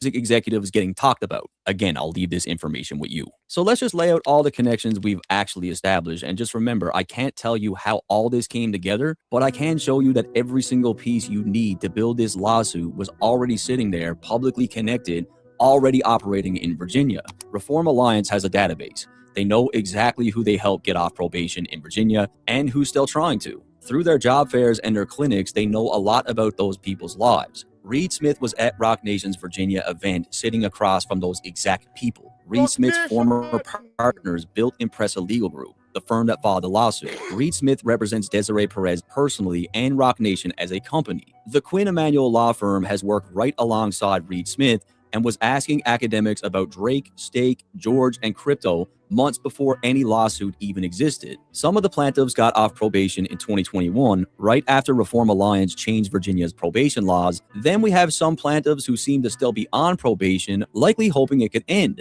Both Drake lawsuits were announced on PR Newswire, the only two times that firm has ever used it. Rock Nation uses it constantly. Then we have the fact that the lawsuits themselves are written to benefit the regulated gambling business and the music business. The people who win most if Drake and Stake go down are in gambling and in music. Jay-Z is in both, heavily. There's no crimes. This is the beauty of this, Day-Day. There's no crimes being committed here. It's just smear campaigns, right? If they want to call up any crime, it might be like defamation, as far as like lawsuits and stuff like that. But as far as criminal activity, it's just a bunch of smut throwing that's been happening. Oh, you're trying to get in business over here? Well, let's throw some smut on that to make sure that you guys don't get in business because we have an invested interest in this business over here. It's the same thing with politics. As soon as somebody decides, okay, I'm going to run to become a mayor, let's say, that's when all of the dirt, like if you threw some sand in a little girl's face in the sandbox when you were like 5, that's coming up in some kind of commercial or some shit, bro. They're gonna find all the dirt and then start throwing at you. And then on your side of things, you got to make sure to get all of the right commercials and right social media ads and clippers and stuff like that to be like, nah, they the bad guys over there. Look at what they did. Oh, do you remember this? Do you remember that? Like, for example, they might think on the quote-unquote other side, like on the Rock Nation, on their side over there, that What's the Dirt and Grand Wizard Chat Nigga and Seashells and who else could I name? Poetic Flacco. All these different people are in academics, obviously, are in a conspiracy to try to defame Rock Nation because Drake has his own invested interest. This is what they're feeling like on the other side of things. They're like, nah, bro, it's you niggas who are leading a smear campaign. All right? But who knows? Who knows who's doing what? Who's doing it first? All right? It's just a lot of smoke and mirrors. Even down to Twitter, fam. I've been realizing and I've been hearing more and more about Twitter and about the bot use on Twitter. Yes, the pot calling the kettle black, fam. Right? But even the bots on Twitter are helping to push these narratives. Because, yes, I'm on Twitter. A lot of people are on Twitter. And we post, we make comments and stuff like that. And then people get into the comments of said post. But now you got to really take a look of where these comments are coming from. Are they comments from somebody who has an invested interest in the other side rather than, oh, I just didn't like that take that you had, right? They have to make sure that they comment on this to push a narrative, right? We found out that there was Kendrick fans that had locations in India and all types of shit like that. So are they really Kendrick fans or somebody who has been given orders to always push pro-Kendrick narratives on their social media pages? I think it's the latter. Okay, not to say that people in India ain't jamming to Not Like Us or, I don't know, Damn or whatever albums and shit. Like, I'm not saying that's not happening. But the chances are that you have a multitude of people that are just quote-unquote Kendrick fans out of India. Yeah, you guys gave them orders. Let's not play fucking games. They're not just chance fans that come from India, right? They were saying nigga in their comments and all types of shit. Mind you, they could say the same thing about Grand Wizard, right? He has nigga in his name. You know what I'm saying? But he's a Asian man out of Australia. So infractions are happening on both sides as far as that. But at least we know with Grand Wizard is that he's a real dude who's into like hip hop. Like even when they're showing the pictures of him, like he just looks like an Asian hip hop head who lives in Australia. So at least it's not like a fake bot account or an account that was sent by somebody. People feel that he's, you know, in cahoots with Drake because they leaked all of his text messages with Drake. But there was never, or DMs, I mean, but there was never one DM saying, yo, make sure that when you post this, caption it this so we can get at these niggas. Not one of those was in any of those leaked DMs. And I'm not playing defense like they have nothing going on the Drake side as far as smear campaigns. But I feel like it's just something that is part of the game now. You know what I'm saying? It's not even like nefarious anymore. It's just, this is what you need to do if you want to be a powerful entity in the media / hip hop game, in the entertainment game. Like, we've seen it happening with Blake Lively and Justin Baldoni. I might be saying names that you guys might not be knowing, but I think y'all know. I think you guys are tapped into enough mainstream or media, period. There was accusations of that same shit with the Blake Lively and Justin Baldoni guy, saying that there was people from Justin's side sending smear campaign, hate campaigns towards Blake Lively and vice versa. And they were saying that they were using the same people that was used by the tick, what's her name? The tick UK chick, the English chick that she was in, what's that fucking movie? Not Wedding Crashers. It was like the women version of Hangover. But they were saying that the companies, the publishing or the publicity companies were from the same people, and she was having a smear campaign against her. So, oh, she's from Australia. Yeah. I forget her name, though, the blonde chick, blonde chubby chick. But they were saying that they were using the same PR teams to start these smear campaigns. And then their shit was, information was leaked about this. So when you see it happening in hip-hop, I say all that to say, you see it happening in hip-hop, you can't be surprised. It's just part of, getting to the upper echelon of any industry that you're in. You know what I'm saying? I feel like it probably happens in podcasting. Rebel Wilson, thank you. Salute to my kickers, man. Kickers.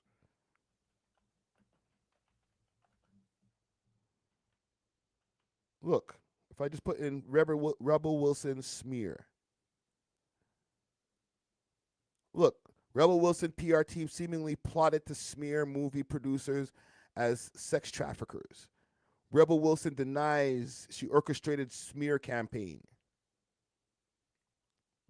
Right. It's very rare for a case like this to get to court and for both sides to kind of air out their dirty laundry in front of everyone. One of the dirtiest bits was a smear campaign which Rebel is accused of orchestrating. A series of websites where Amanda Ghost is painted as a sex trafficker and described as the Indian Ghislaine Maxwell. Wow. Obviously, I had zero to do with the websites. I don't even know how to create a website. I had nothing to do with what was on it. I read it like a lot of people in the business did. But yeah, obviously it's categorically false to say that I had anything to do with it.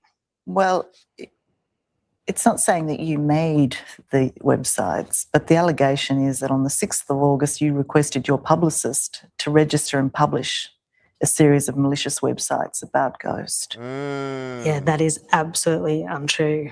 So the publicist in email to a co-worker said, so basically Rebel wants one of those sites. Goes on to say it can be really, really harsh. Russian oligarchs and making her a madam, basically. Laugh out loud or lol. So that's the allegation, that you asked your publicist to set up one of these. Wasn't my websites. publicist, was a woman who worked for my lawyer at the time. Right. Yeah. So did you or your lawyer do this? No, definitely not. So why is your name linked to it? Why does she say Rebel? I have no idea. I don't know whether those texts are real. I don't know where they came from. I read the websites. I think it was very interesting what was on there. And I might have gossiped about it to a couple friends. But Well, the allegation is that you did more than that you actually pointed your followers on Instagram to those websites, that you ensured that associates of Amanda Ghost were made aware of the website. Let's go 60 minutes. That's some good journalism right there. Press that bitch. That you posted on the Deb Instagram. I don't have any memory of doing that. No. No. Is it you don't remember it, but is it possible that you did that? I don't believe so. No. No, I don't believe so. I don't believe so. Hold on, let me do this. Tory Lane, Rock Nation.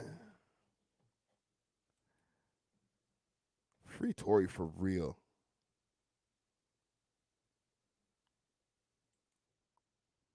In the LAPD's office, tell me how there's no fingerprints.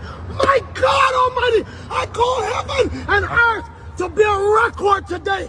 That Rock Nation, you will crumble. I am the apostle of God. That's right. And you will know who I am. That's right. Say that, man. Come on, man.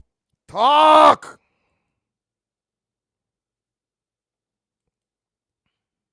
I just stood here in this Los Angeles County and witnessed the worst miscarriage of justice that this world has ever seen. You want to know how I feel? I'll tell you exactly how I feel. I got some names that I want to call. Talk about it. Spiro, Desiree Perez, and the whole wicked system of Rock Nation, including you, Jay-Z. Yes. You who say you rose from the gutter, but you have traded and bartered the souls of young men, and you're still doing it. The only independent witness in this courtroom is a man whose name is Sean Kelly. He came to court, and our attorneys, he would not even shake their hand after he went upstairs with Kathy Ta and Alex Butt. They met on Saturday before. They met with our witness. And then the man came back. I just stood here.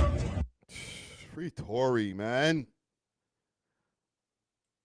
I don't care how y'all say, oh, he's free Tory. That's problematic. Fuck off. Free Tory, bro. They railroaded that nigga, bro. Jesus Christ. So, let me see what y'all think. What's the tally over here? Let me see. Is Jay-Z trying to destroy Drake? Wow. 79% of you guys said yes. Holy, y'all got no faith in the Jigga Man no more, eh? Y'all think Jigga Man's just behind the scenes just trying to just destroy lives. Listen, I fuck with y'all.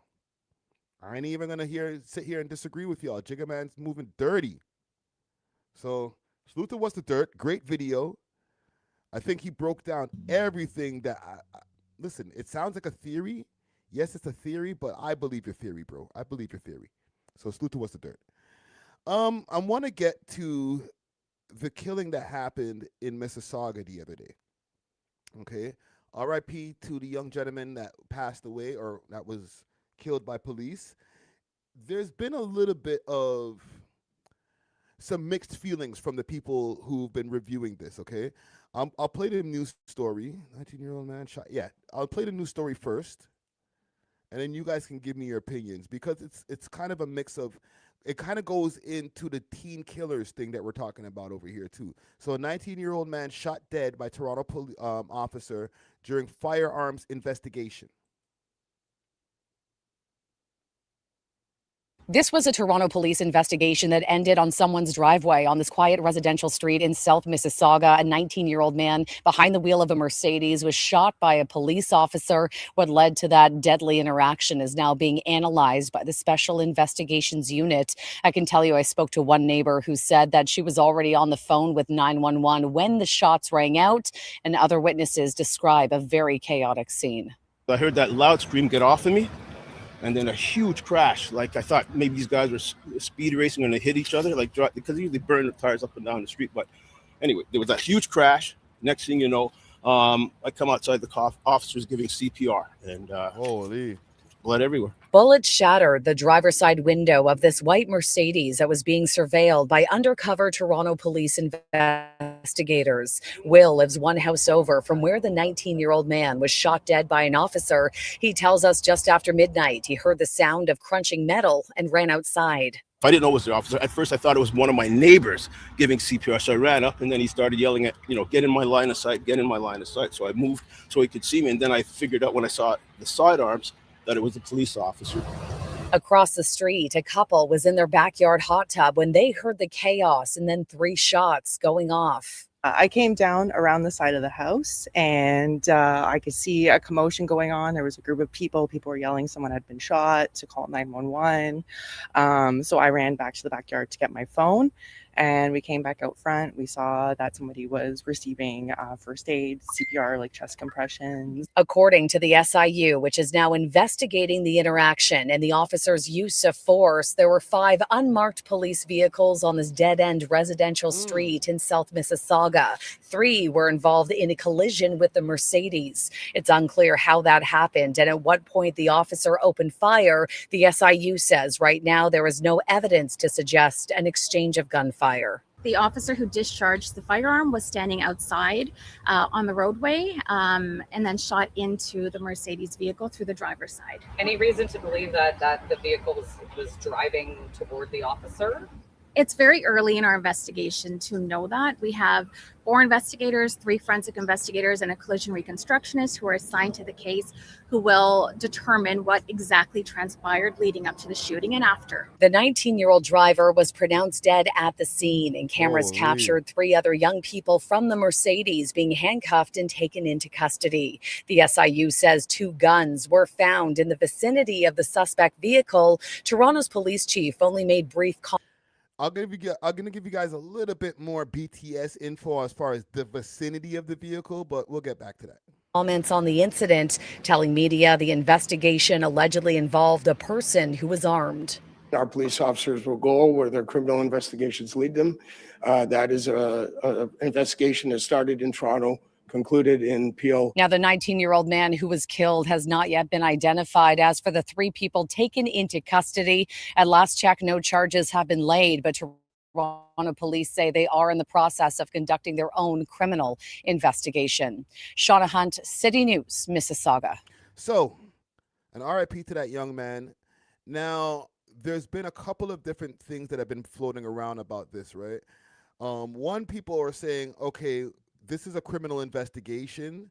They were in there to go and investigate for somebody who's, I guess, or they've been investigating guns. I guess there's somebody from the Guns and Gang Squad that was probably investigating these individuals here. And this was, I guess, the time when they were going to start moving in on them. So from what I'm assessing, it seemed like a raid gone very wrong.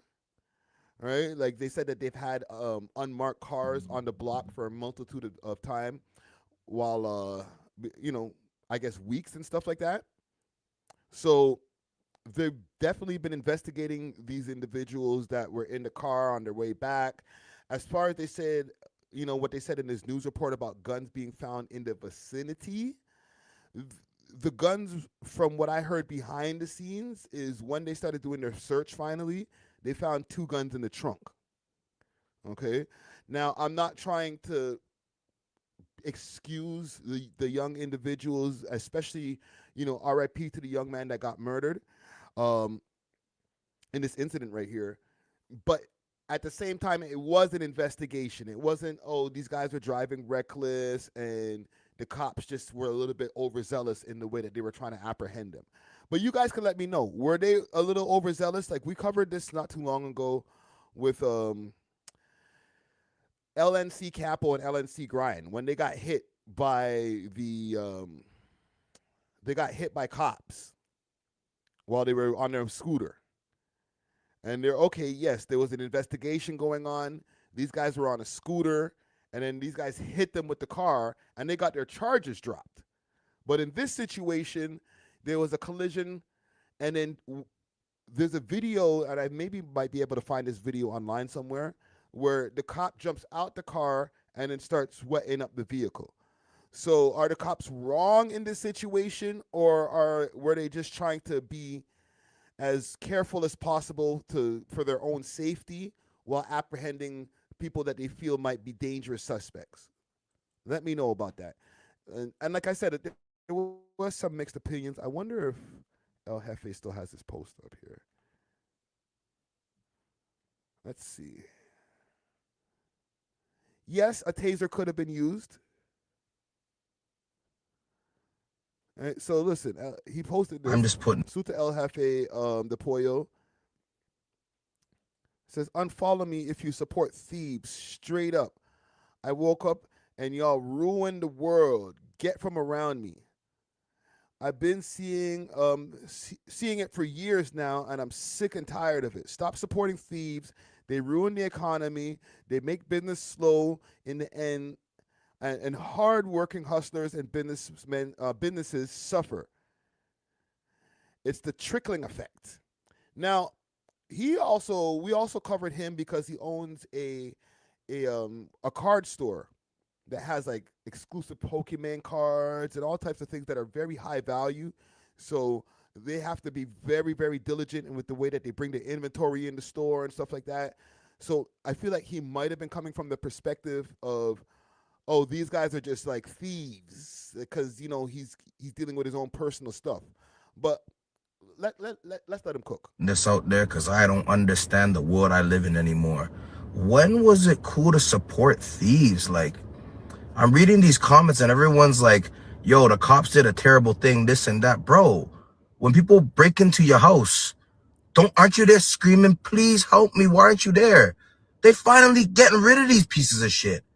Come on, man, wake up. Be saluting these young, good officers out there. And I don't normally salute officers, but you guys are tripping, man. This is a great thing. We need less of these guys. I'm just putting this out there because I don't understand the world. He got a lot of backlash for this. Read the article. The car was not stolen. You should apologize to the family for this post. Yeah, the car wasn't stolen. It wasn't like a stolen car incident where the cops wet up. Yo, to be honest, and salute to El Jefe, if it was a stolen car incident, then you gone too fucking far. Like, you're gonna wet up the youth for a stolen car incident? That's crazy. If you guys better have pulled out the gun because you know that you're pulling up for a gun investigation. You feel me? So it's better that it was actually what it was than what he might have thought it was. Criminals are humans too. You don't know the facts as to why you started off with your disclaimer. As I said, be mindful of who you're talking of, and they may have patrons have closed your establishment, and now sorry, I can't even read today. They have patrons at your now closed establishment. My bad, because he did have the El Jefe de Pollo restaurant, but it's closed now. Or support your charity drives. This was someone's child. The car wasn't stolen, and that's fact number one. Now here's the thing. There was a post over here by A.W.O.L Chubbs. Or sorry, not Chubbs, Preem. Salute to Preem. And they're saying that this is the individual, and this is courtesy of Torontology Reddit, of course. They're saying that this is the individual that was that life was taken in the incident here. Speechless, bro. Shaking my head. Gonna miss you. My favorite little homie, Kaleem. Rest well. They stole all my chains and fucked up and flicked up, man. Love these kids. They stole all my chains and flicked up, man. Oh, okay. I get what was happening here. These guys took all the Preem's chains and took this picture right here. Like, yo, let me hold the chain for a second, fam. But they're saying that this is the individual that passed away in the incident here. And I did get some confirmations even from behind the scenes that it was somebody who is related, or yeah, definitely like related to people in the OVO team. Right? Yes, it was in Mississauga. It was in Scarborough. It wasn't in G-Way, but it's somebody who was related. All right. Can Toronto Undies engage with Peel matters? Not enough info to make a definitive statement. Yeah, that's another thing too. The police that apprehended them were Toronto police. They're in Peel. So there must have been something going on. And listen, I'm not trying to shoot the police mad bail or anything like that, right? But I'm just saying that there was a lot going on in this thing here, more than just, oh, we're just running up on some youths. Now, as far as like using force, because they say when it comes to using, when they have to use force in the police stations or whatever, their rules, their force has to be met if they feel that their life is in danger. They have to meet force with equal force. So if they feel that somebody's pulling out a gun on them, or they might be in danger of somebody pulling out a gun on them, then that gives them the Constitution to be able to shoot. Was the car on his own property? I don't know. There's more from the police here. There's a press conference, or a little bit from the press conference. I'll play a little bit. Everyone, thank you for being here. We're here to provide an update on the homicide investigation into the tragic shooting at the Salsa and St. Clair Festival on July 11th. Wrong one. You know why I confused it for a second? Because the age. It's the word 18, 19. Like, all of these guys are not even reaching to like full adults yet. Let's do this. Mississauga. That's a mod thing.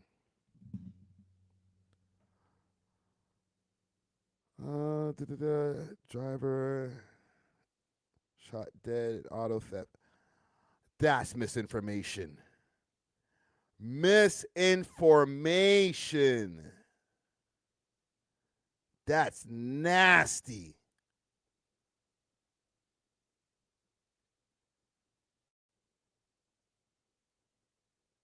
Okay, so did we see this? Yeah, we watched this one already.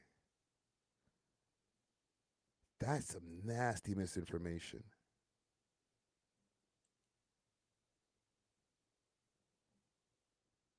Disinformation. Of a crash between a Mercedes and three men. One woman so overcome is investigating a police-involved shooting here on a dead-end residential street in the Winston Churchill and Dundas area of Mississauga. They're gonna show his peoples. As loved ones look on, a teen's body is driven away in a coroner's van. One woman so overcome by grief, she collapses on the ground while paramedics and others come to her assistance. The mom and the aunt was like yelling that they killed the boy. This is the aftermath of a crash between a Mercedes and three unmarked police cruisers that ended in a 19-year-old's death. The Mercedes T-boned some minivan that was like backed up into it. And the doors were all open and stuff. So I just thought maybe it was a fight that went out of hand. Will lives on Delphi Road and says he heard the crash outside his home around 12:20 a.m. and almost immediately the sound but she ran. People calling out to call 911. I could see a person on the ground and someone was giving them chest compressions. Originally, the Special Investigations Unit said 5 unmarked cruisers were tracking a stolen Mercedes. However, police clarified this afternoon the car was not stolen. All I'll say at this point is investigation regarding somebody who was armed. And our police officers will go where their criminal investigations lead them. That is an investigation that started in Toronto, concluded in Peel, and the SIUs invoked their mandate. The SIU All right, it started in Toronto and concluded in Peel. confirms there was an interaction between 3 unmarked cars and the Mercedes. There is no indication of there being an exchange of gunfire, but I can tell you that there was to the Mercedes vehicle. It's very scary. About 2 young boy and a girl handcuffed. The SIU says the passengers in the Mercedes. What? Very scary. And after a while, it was a very, very long time, they took out 2 young boy and a girl handcuffed. The SIU says the passengers in the Mercedes were uninjured. However, a police officer was taken to hospital with minor injuries after being struck. The SIU says. Let me read this comment because I think it's very pertinent. Salute to Blue Jays Fitted. He says something isn't adding up. Seems like the car was on his own property. Yes, but tell me more. Even if it is on his own property, let's say he got home, like they're chasing them, let's say, okay? The unmarked cars let themselves be seen. Boom, we're police. They start letting their lights flash from like off the dashboard or whatever they do. Okay, they got to the property. It doesn't make it any better. Like, I'm not saying, and listen, again, I'm not excusing the police for shooting this young man, but getting to the property is this maybe where there might be more guns, because they said that they found guns in the vicinity, even though they found guns in the trunk. So with that being said also, and I want to even make sure to mention that again, that, and listen, this is not something that was let out in the police report or in the press conference or anything like that. This is what I heard Friday Ricky Dread doing my journalism from behind the scenes. Okay.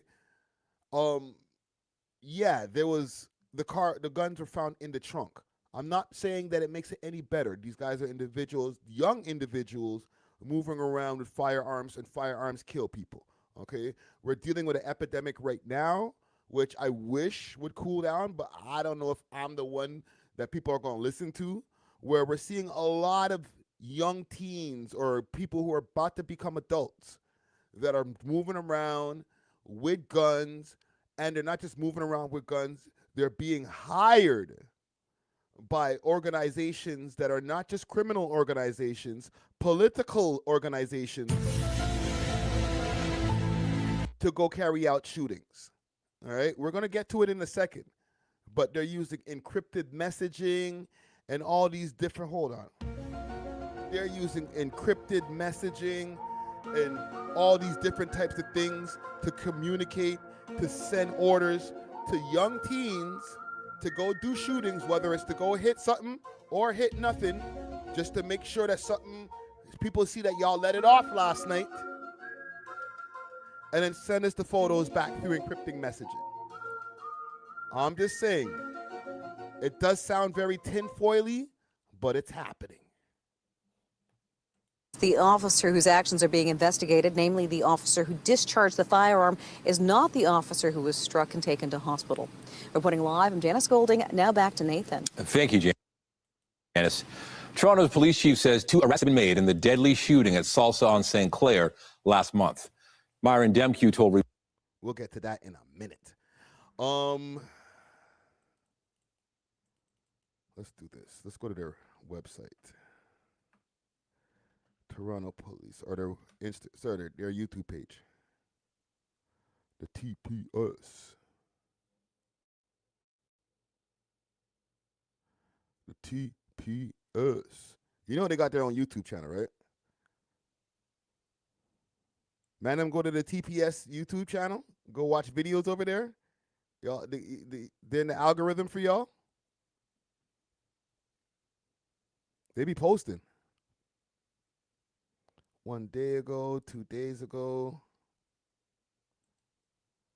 Oh, you guys don't have this on the main page? 2 days ago, Toronto Police results, retail, crime enforcement. Salsa on St. Clair. You say you're subscribed? Should I subscribe? Should I hit them with the sub? Man, fuck it. I'm hitting them with the sub. Subscribe. Notifications on. All right? Do the same over here. Hit the subscribe. Fuck it. All right? I did it. Hello, everyone. It's good to be here today. We love Police Network. You're right. Always ready to work with us and to find ways to better integrate our efforts and deliver even more charges being laid. This is outstanding work by our Toronto Police members. Oh, God. Fuck. To retail criminals, we're not talking shoplifters. We're talking the organized, the prolific, the 15% that causes 90% of the issues. We need integrated intelligence models, including an ORC joint force operation framework developed with police partners. Now,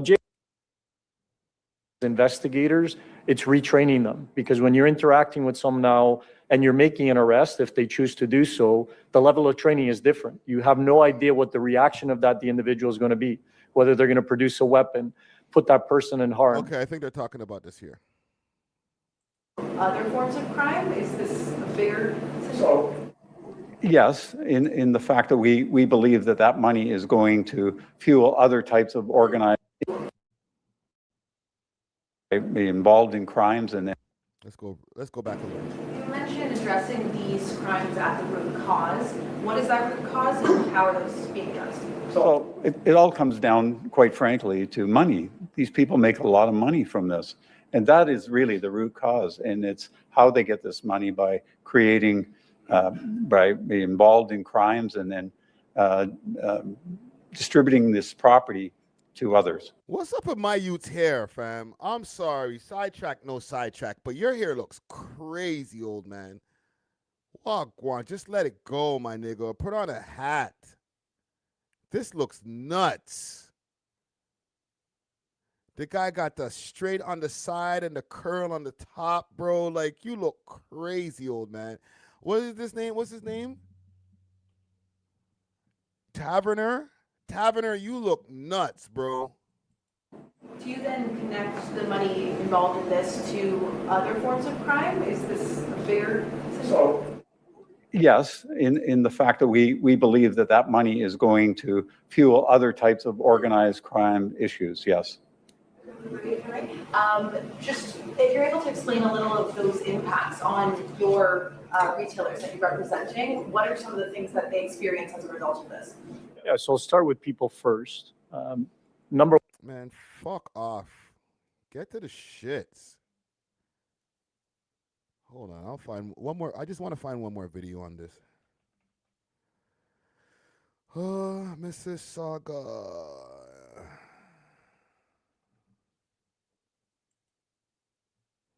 I'm not jealous of this guy's hair. This guy's hair is trash. That's the worst fucking hairdo I ever seen in my life, bro. Go arrest a hairdresser who did that, fam. That shit is nasty.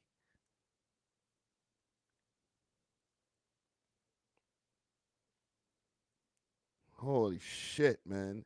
Nigga put gel in that shit, bro. You look like a doofus. Let's see what this nigga got to say. बीती रात 12:30 बजे के करीब Why did I go for this one? That looks worse than a wig, fam.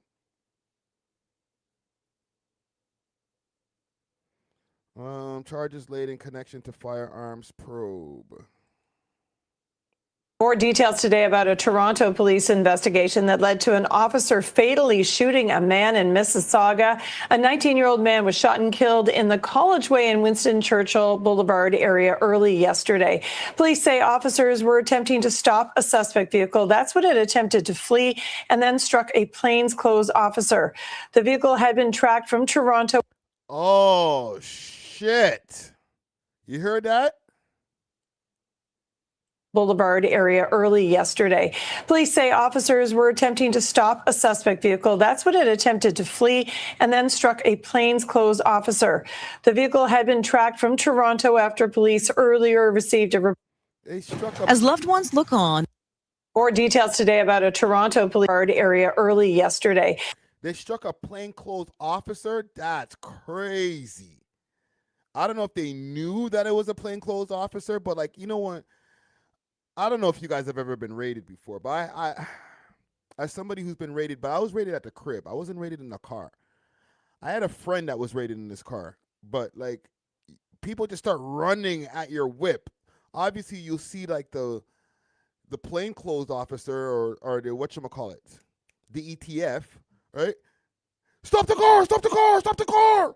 Like they'll get crazy like that, right? So they make sure that they make a lot of noise to discombobulate the person and shit like that. But like this plainclothes, more times they got the badge around their neck. You can see that you can see them kind of like flying over, sliding over cars, like the movies and all that type of shit. Like they're doing everything they can to get to you. Like that motherfucker who's running at you, he's not running at you to try to help you. Right? It's running at you because like he's trying to grab you and arrest you too. Right? So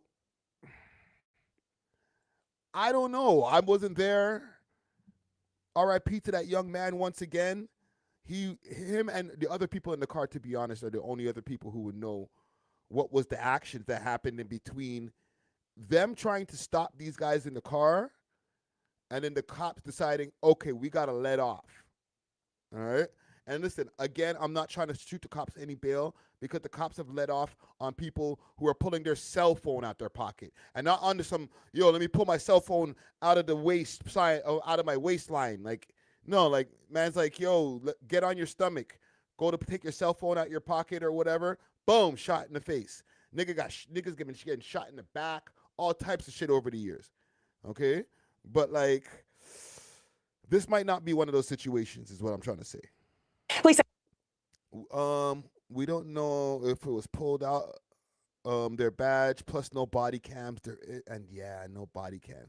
We need to be more diligent on the body cams over here. Officers were attempting to stop a suspect vehicle. That's when it attempted to flee and then struck a plainclothes officer.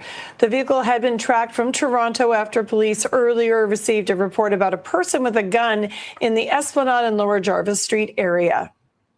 There were 3 other people in the car in addition. That's what I don't like. So they got reported that it was a person with a gun in the Esplanade area. So this started the investigation where they had to go and trail them from the Esplanade down to Mississauga. There's a little bit more than that. That's what the cops told you.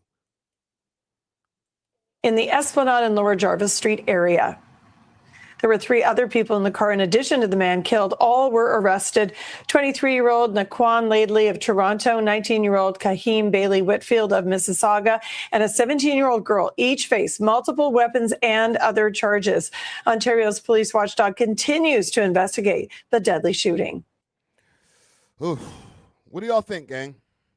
How old was I? I was actually in my early 30s, to be honest, when I got raided into my bid, not the little in and out of the jail types of things. When I got my bid, I was in my not mid 30s, early 30s. But with this right here, I asked in the poll, and again, RIP to that young man. Did the officer use too much force? 54% of y'all say yes, and 46% of y'all say no. So it's not like a landslide over here. Like, there's a lot of y'all that are like, this is justified force. All right? I'll paraphrase maybe what you guys might be thinking, or maybe just assume what you're thinking, that, yeah, these guys are being investigated, firearms are involved, the cops have to come in, not guns blazing, but they're going to have to come in with their guns at least drawn. There was an altercation, for lack of a better term, that happened with the vehicle hitting one of the unmarked cops, and then it led to gunfire.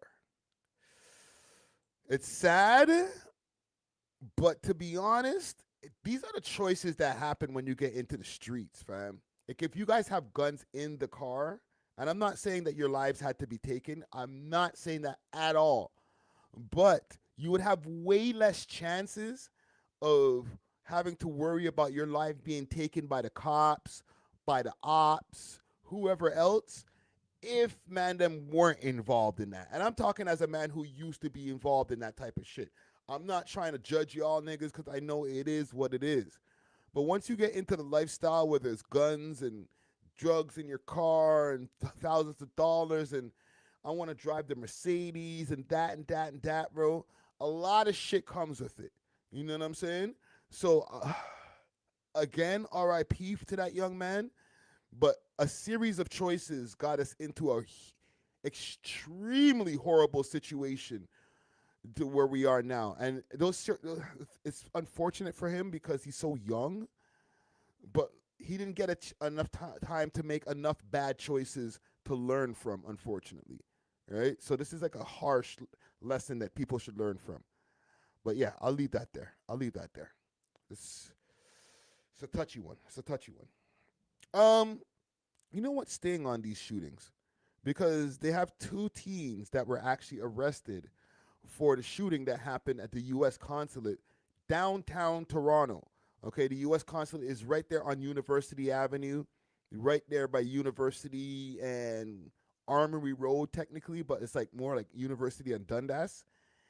And so this is like prime time, mad cameras all over the place. Some YNs, okay, I'll say it, some YNs drove past the embassy, or the consulate, I mean, and let off a bunch of shots. Now they said they arrested the 2 teens, and they're finding a deeper, darker criminal link to why these teens are shooting up these places. I told y'all, this shit is political, fam. Niggas ain't shooting niggas in the street just because niggas got beef with street niggas. They're being sent by political entities. The tin foil is not on too tight. Breaking news from Mississauga this morning, where an officer-involved shooting has left 1 person dead. CP24's Courtney Heels is at the senior Winston Churchill and Dundas, south of the College Way, and joins us live with more on this pretty big investigation, Courtney. It's a huge investigation, Nick and Jen, and that's what I'm hearing from so many residents who live in this quiet area, waking up, seeing Peel Police on scene, Toronto Police, paramedics, and the SIU. This is a Toronto Police investigation. We know that this all unfolded at about 12:20 this morning. What we also heard through Peel Police, because this is technically their area, so they responded to this situation, there was this officer involved shooting. The SIU confirming the victim in that case died. So the person... Man, I really know about this. We know about this one already. U.S. consulate. My bad, gang. So, 2 youths charged and arrested. 15-year-old amongst arrested in U.S. consulate shoot. A fucking 15-year-old, fam. It was just last week that the building behind me was once again struck by gunfire. Now Toronto police say they've arrested 2 teenagers in connection to the incident. On Saturday, 19-year-old Zen Al-Abdin Syed was arrested, and just yesterday, a 15-year-old boy was also taken into custody. Police releasing this surveillance video from the July 27th incident. It shows a white Honda Accord with no license plate traveling southbound on University Avenue at around 4:45 in the morning. A single shot is fired from the moving vehicle towards the U.S. consulate, striking the building. Police say multiple cruisers pursued the car onto the Don Valley Parkway, but stopped out of concern for public safety as the Honda was allegedly going 140 kilometers per hour. The suspect vehicle, which had been reported stolen earlier that day, was later abandoned in the area of Scarborough. Through extensive investigative work, including video canvassing, forensic analysis, and other investigative techniques, officers identified 2 suspects. Police say the teens were recruited through a criminal for hire system, where individuals, largely youth, are contacted through encrypted messaging apps like WhatsApp and Telegram and offered money to carry out crimes. We know that shootings, homicides, arsons are all being ordered through online apps, and they're all getting paid different, or offered to get paid different compensation for each. Chief Demkew says this system was also behind the March 10th shooting at the U.S. consulate. Multiple people were later arrested in connection to the incident. There has been significant public interest and speculation about who is behind these crimes. That remains a key focus of our investigation. The chief is using this case as the latest example of why the Liberal government's proposed lawful access legislation should become law. Bill C-22 would allow law enforcement to obtain digital information related to investigations. But the bill has all the Telegram messages also received heavy criticism from those who argue that it would actually put cybersecurity at risk. You can see Toronto police remain stationed outside here. This has been the case since that first shooting back in March. As for the 2 teen suspects, police allege that just 3 days prior to the consulate shooting, they were involved in an arson in Caledon in which a vehicle parked in a driveway was set on fire. Luckily, nobody.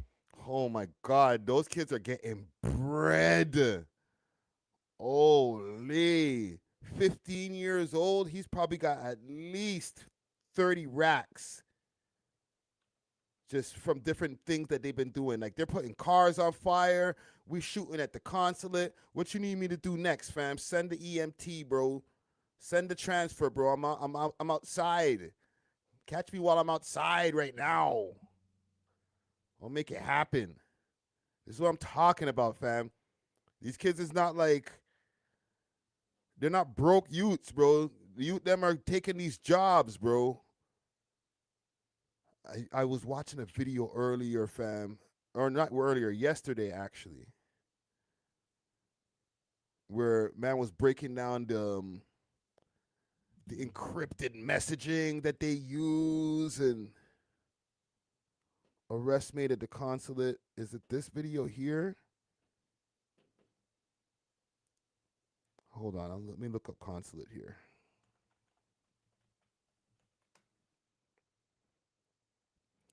Because they got the police youth that came in.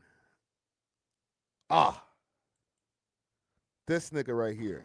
Joining me now to talk more about this criminal network for hire, I've got CTV News public safety analyst and former OPP commissioner Chris Lewis joining me here this afternoon. Chris, thanks so much for being here. Walk us through what you heard, what stood out to you, and especially in that clip, the urgency that police would now feel to find who's responsible for recruiting these young men and boys. Well, the whole scenario is scary. It was scary the first time, given the type of people that are involved in this. Young people hired guns. I mean, the shots themselves didn't put anybody in great danger. They shot at a building that's very secure and largely empty in the middle of the night and fired 2 shots once and 1 the second time. But the fact is, these are young people running around with guns, and they're going to be chased by police, maybe killed in a shootout with police, maybe shoot more officers. One has already died as a result of interaction with them in the last case. And what are the public threats around these guys running around with guns for hire? So, I mean, the urgency is really not so much as dense and brick walls at the consulate, but what's turned into a huge international public safety threat on a variety of fronts. And Toronto Police, good for them to arrest 2 already. I think probably more to come in the future. That's just my guess. 15-year-olds aren't often going to keep their mouth shut when they're interviewed by seasoned detectives. So who knows where all this will go. How challenging is this, Chris? I mean, certainly it's got Intel unit members in Toronto, RCMP, certainly the OPP, all involved. They're working with American first responders as well. How challenging is this to kind of cooperate and also try to actually infiltrate these groups that are using these encrypted apps? Well, the latter part of your question is the most challenging, and that's infiltrating them. Obviously, the police got enough information to arrest and lay charges, so they've come a long way. Excellent police work. Yeah, but they ain't gonna snitch. All around. But working together, the provincial, municipal, and federal agencies has just become what happens every day in so many investigations. It used to be so separate and apart, different jurisdictions, but there's no borders for crime. There's no borders for organized crime. There's no borders for 15-year-olds running around carrying guns and being a threat to public safety. So the departments are working well, effectively, as they should. They're all paid for by the same taxpayers in our country. Yo, it's mosh up. It's like, it's not even just the consulate shooting. There's more shootings. Teen shooting. Let me just go look up something quick, fast here. 6 months ago. Let me hear what these guys got to say. Through extensive investigative work, including video canvassing, forensic analysis, and other investigative techniques, officers identified 2 suspects. Our investigation has also determined that 3 days before the consulate shooting, the accused allegedly committed an arson in the area of Caledon. At approximately 9:45 p.m. on July 24th, the 2 accused driving a different stolen vehicle stopped at a gas station in the Kingston Road and McCowan Road area where they filled a red jerry can with gasoline. Jeez. They then traveled to a residential neighborhood. The Kingston Road and McCowan. Whoa. That's in Scarborough. Whoa. Scarborough youths are out here going crazy. In the Queen Street West and Mississauga Road area of Caledon, where they allegedly poured gasoline on a vehicle parked in a driveway and set it on fire. Thankfully, nobody was injured. 2 males, one 19 years old and the other just 15 years old, are now in custody and facing multiple criminal charges. It really depends on the act that's being asked for. We know that shootings, homicides, arsons are all being ordered through online apps, and they're all... Okay, I want to get to that. Let's get to that. Number one impact is on the people working in the brick and mortars and retail. What retailers have... Fuck the retail shit. This. Hello, everyone. Good morning. We are here today to provide an update on a second firearm discharge investigation involving the United States Consulate on University. This is the second one. So remember, there was one, I think, about a year or so before. He'll explain. Avenue that took place last week. I said at that time that our pursuit of those responsible would be relentless. And I'm pleased to say that through the hard work of our investigators, we had 1 suspect in custody this past Saturday. A second suspect was arrested yesterday. Today, both individuals are facing numerous criminal charges in connection with this investigation. One of the accused is 19 years old and has been charged with 15 offenses. The second accused... Yo, Randy's heavy as fuck, so don't even get it twisted. Nigga trying to lay on my shoulder and shit, but he's heavy as hell. Is just 15 years old and is facing 17 offenses. Both are charged with multiple counts of failing to comply with their court-ordered release conditions. Oh, they were on probation? Before I continue, I want to thank our frontline members who responded quickly and courageously, as well as our integrated gun and gang task force who worked. Here comes the Glaze gang. Yo, these guys were on probation and then they went to go shoot the U.S. consulate. Yo, them niggas must have got paid some bread, fam, to be taking them kind of risks. But what? Glaze on the way. Pause. With the support of our counterterrorism security unit. I also want to thank our forensic identification team. And I want to acknowledge the Royal Canadian Mounted Police Partnership. Who else? That continues to work alongside us every day on these types of investigations and as this investigation continues. What else? These investigations are complex. They require coordination, expertise, and strong partnerships. I'm pleased to announce that these arrests today, but I also want to talk about what these arrests tell us. While I will not comment on the criminal histories of the accused because the matter is now before the courts, this case, some of them then go on to commit additional crimes. What's up with that cut? I'll comment on the criminal histories of the accused because the matter is now before the courts.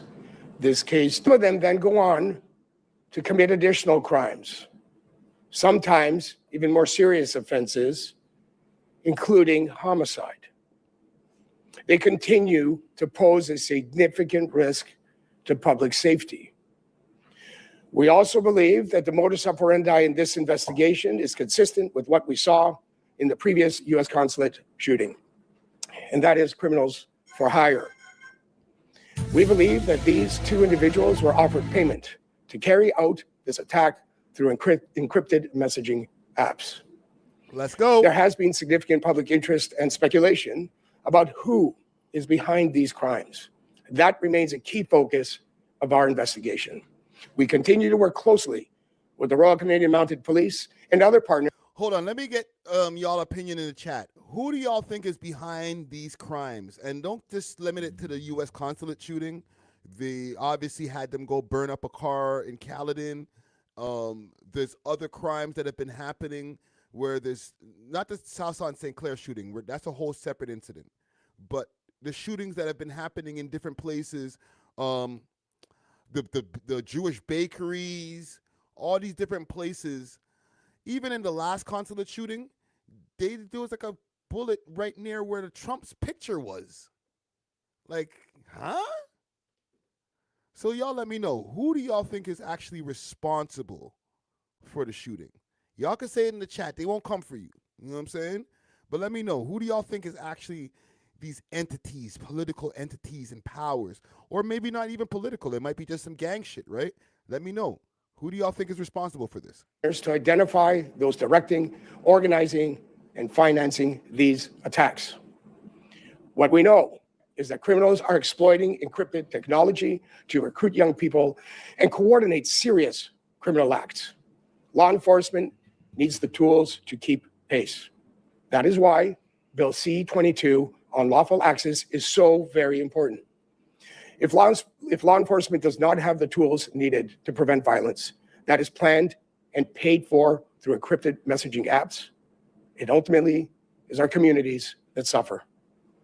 As the criminal world... I'm sorry. I need to find out what this is. I remember them talking about it, but I don't remember C-22.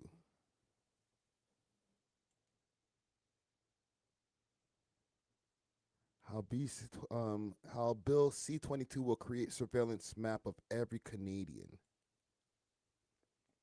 So now we have Bill C-22, which I guess is worth noting is the successor to Bill C-2, which the government introduced almost as soon as it was elected, and raised enormous concerns about warrantless access to subscriber information, not just from internet providers, but literally anyone providing a service in Canada. It was astonishing. Wow. Go to your go to a hotel or a car rental company or your hairstylist. All of them could be subject to this legislation. And so that raised a lot of concerns. The government went back to the drawing board on that issue. But on the issue that really speaks to the interactions between law enforcement and especially internet providers, but it's even more than that, is communications or electronic service providers. They didn't make any changes. In fact, they added to it. And that's where there has been a ton of concern about what it means for privacy, whether or not some of these companies can even continue to operate in Canada if the government goes ahead as is. So now you don't want that. The world evolves. Law enforcement and the justice system must evolve with it. I'll turn it over to the Chief of Detectives, Chief Superintendent Joe Matthews. Thank you, Chief. Good morning. As you know, on Monday, July 27th at approximately 4:45 a.m., another firearm discharge occurred outside the U.S. consulate located at 360 University Avenue. A white Honda Accord traveling southbound on University Avenue pulled alongside the consulate, and a single shot was fired from the vehicle, striking the front of the building. Police vehicles attempted to stop the suspect vehicle and pursued it onto the Don Valley Parkway. The pursuit was discontinued near Don Mills Road in the interest of public safety. The suspect vehicle, which had been reported stolen earlier that day, was later abandoned in the area of Scarborough. Through extensive investigative work, including video canvassing, forensic analysis, and other investigative techniques, officers identified 2 suspects. Our investigation has also determined that 3 days before the consulate shooting, the accused allegedly committed an arson in the area of Caledon. At approximately 9:45 p.m. on July 24th, the 2 accused driving a different stolen vehicle stopped at a gas station in the Kingston Road and McCowan Road area where they filled a red jerry can with gasoline. They then traveled to a residential neighborhood in the Queen Street West and Mississauga Road area of Caledon where they allegedly poured gasoline on a vehicle parked in the driveway and set it on fire. Thankfully, nobody was injured. 2 males, one 19 years old and the other just 15 years old, are now in custody and facing multiple criminal charges. I also want to acknowledge the outstanding work of our integrated gun and Here comes the glaze. gang task force, our counterterrorism security unit, and our forensic identification services, along with our partners at the RCMP. Their work once again demonstrates the value of coordinated investigations, strong partnerships, and the kind of painstaking police work that happens. His hair is not so bad, okay? It's not holding on for dear life with some kind of drip do. He got like a little bit of a box cut. You know what I'm saying? He got a little bit of a hip hop cut. He might be listening to some hip hop in the whip. All right, but it's not so bad. Behind the scenes. Video canvassing, forensic analysis, and following every investigative lead take time, but it is also that work that allows us to identify alleged offenders, arrest them, and put them before the courts. Thank you, and would now be happy to take your questions. He kind of looked like Wolverine. Any firearms have been recovered connected to this latest U.S. consul shooting? No, the investigation is ongoing, but we have not recovered the firearm. Generally, the goal is to identify the head of the snake. Have we got any closer to figuring out who that person is? Is it a domestic person? Are they abroad? Well, that's all part of the investigation. I can tell you as each day goes on, we do get closer and closer to identifying people that are behind these investigations. We have nothing to report at this time, but I will say that the urgency of getting those that will, fire a gun in the streets of Toronto, getting them off the street, that's what we do immediately to protect the public, but those investigations are ongoing. They're incredibly complex online apps. We are working with all of our local, provincial, and federal partners and internationally as well. How much these criminals are getting Man said that's what we do immediately. He's bigging up his chest. paid or the ranges of the amounts? Well, let's say how much they're going to be offered to get paid. In many circumstances, we know they're not getting paid. They're not getting compensated for what they're doing. But it's depending. Here. It really depends on the act that's being asked for. We know that shootings, homicides, arsons are all being ordered through online apps, and they're all getting paid different or offered to get paid different compensation for each. Are the homicides connected to this network? Not to this investigation that we're discussing today. Is there any belief that either of the U.S. consulate shootings is tied to the U.S. case against Muhammad al-Sadi? So I can't speak to that connection at this point, but what I can say is every investigative angle is being looked at. We are working with our American authorities to see if there is anything there. Which American authorities have been involved in this current investigation? So we work through the RCMP with the American counterparts in the States, the FBI, as well as we work very closely with the consulate here in Toronto. Jason, would you know how large this network is of, seeming boys and young men who are being recruited into this network as guns for hire? Are we talking hundreds? Are we talking the two Jewish bakeries as well? Or do you believe that that's the same modus operandi? So it is the same modus operandi. In a way. It is. Yo, there's too much cuts. Too much cuts. Yo, police, stop the fucking cutting, Regin. You guys are being tricky with the cuts, bro. Like, you guys are cutting stuff out that you're saying that you didn't want to be in here, bro. As well, or do you believe that that's the same modus operandi? So it is the same modus operandi. In a way that makes it very, very difficult to penetrate and disrupt that kind of criminal activity. And as I said, the end result is our communities suffer. The man was about to break down, yes, it is the same modus operandi. And then they cut him off. This is what I want to know. This is the information that goes into my quote unquote investigation about a lot of these shootings. I would say at this point 90% of the shootings, let's say 90%, being politically motivated. But they cut him off. Let Baldy talk again. No, that's too much. That's too much. Too much. Cut him off. All right, get Wolverine out of here. Get the next. Yo, Baldy, get back in there. So it is the same modus operandi. In a way that makes it very, very difficult to penetrate and disrupt that kind of criminal activity. And as I said, the end result is our communities suffer. When you think about what C-22 is about, it's about giving the police the tools they need with an appropriate level of judicial oversight. So people's concerns, of course, are addressed, but we need the tools to deal with modern digital communication that gangsters are using to facilitate their criminality. You love him some C-22. Reacting slower because you don't have that access. I'm sorry, I can't hear you. What does that look like practically, having that access? Would it expedite things? Can you talk to us about how it's impacted this investigation? Yeah, of course. I think the main thing it gives us an additional tool in our tool chest when we run up against encryption, that we have the ability to seek judicial authorization to get behind the encryption so that we can understand. Y'all okay with Bill C-22 becoming a law? Huh? Y'all good with that? Salute to Dark Dreams. What up, brother?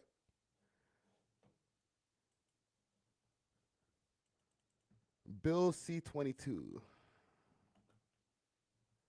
Y'all okay with that becoming a law? Let me know in the chat. One in the chat if you're okay with Bill C-22 becoming law C-22.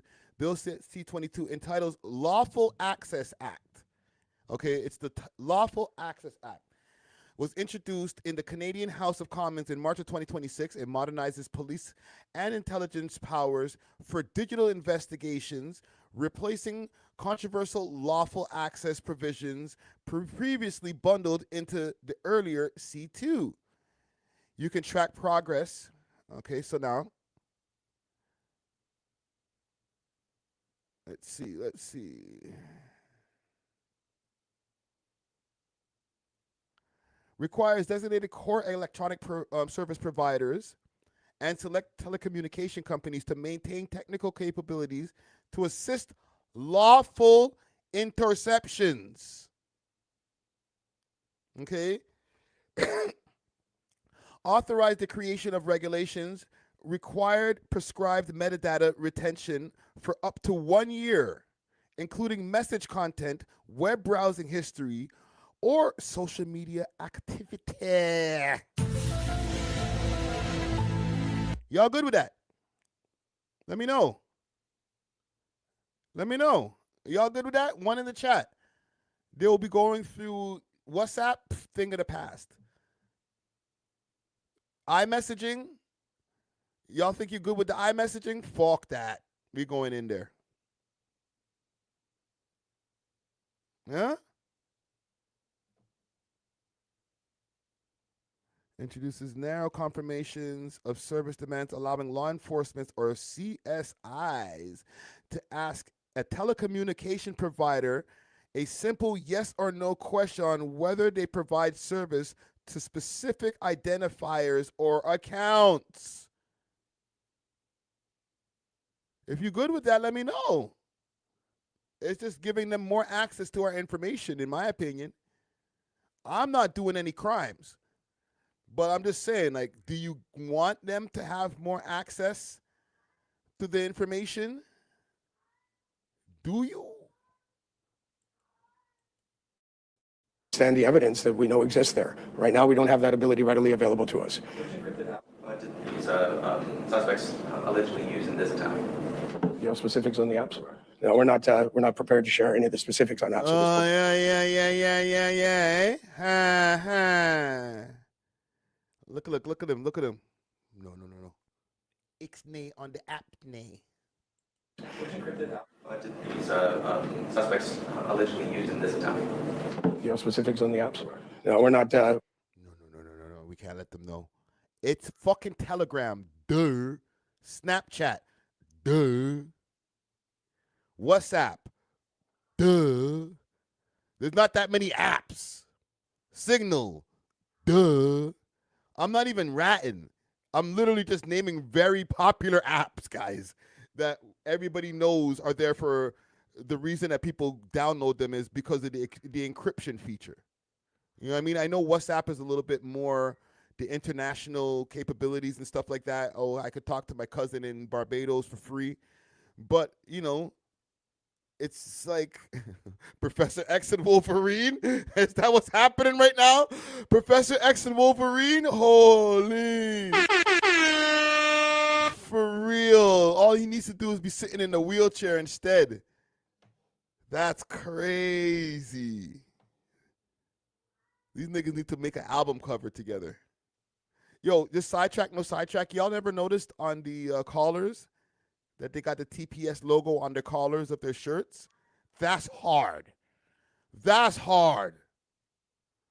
I'm not trying to big up the boy them, but that's hard. You get the TPS logo on your collars, my nigga. Besides the patches a little bit too much, but the collar flex, swag, drip. We're not prepared to share any of the specifics on apps at this point. One accused here is 15 years old. Sorry, one accused here is 15 years old. Well, listen, we've talked about this before. We saw for a number of years a dramatic rise in young offenders being apprehended with illegal firearms. Nigga got that shit on. He put that shit on. In the city, and we've talked about that quite a bit. Now, while that trend has ebbed and flowed and changed a bit this past year, we do see repeatedly young people prepared to pick up firearms and engage in incredibly violent activity. That's a problem. And I've talked about this before. You know, we'll put them before the courts, and our cops are relentless, and they will get them, arrest them, apprehend them, and put them before the courts where they belong. But there's other partners in the system that need to step up and do their job. So the justice system needs to do their part. Other agencies that support young people who find themselves in conflict with the law need to step up and do their job. And we will keep arresting them, but it's high time we stop the revolving door of young people and young adults being engaged in this kind of brazen activity time and time again in our public spaces. We need that cycle to stop. You previously said that Telegram and WhatsApp are among the apps that have been used by these groups. Are those technology companies cooperating with the investigation? I don't think we're going to get into that at the moment, the specifics in that regard. Fan that off. Yes, there's more than one criminal network that we're aware of that's using this type of modus operandi. Who are they, nigga? Let me know. Why are you guys holding out, fam? Don't make us internet detectives have to go find out the information, fam, because we'll do it, fam. I'm working on a documentary right now, my nigga, and the political aspect is not in the documentary, but I'm going to put it in. I'm going to put pause. Hey, yo, chill.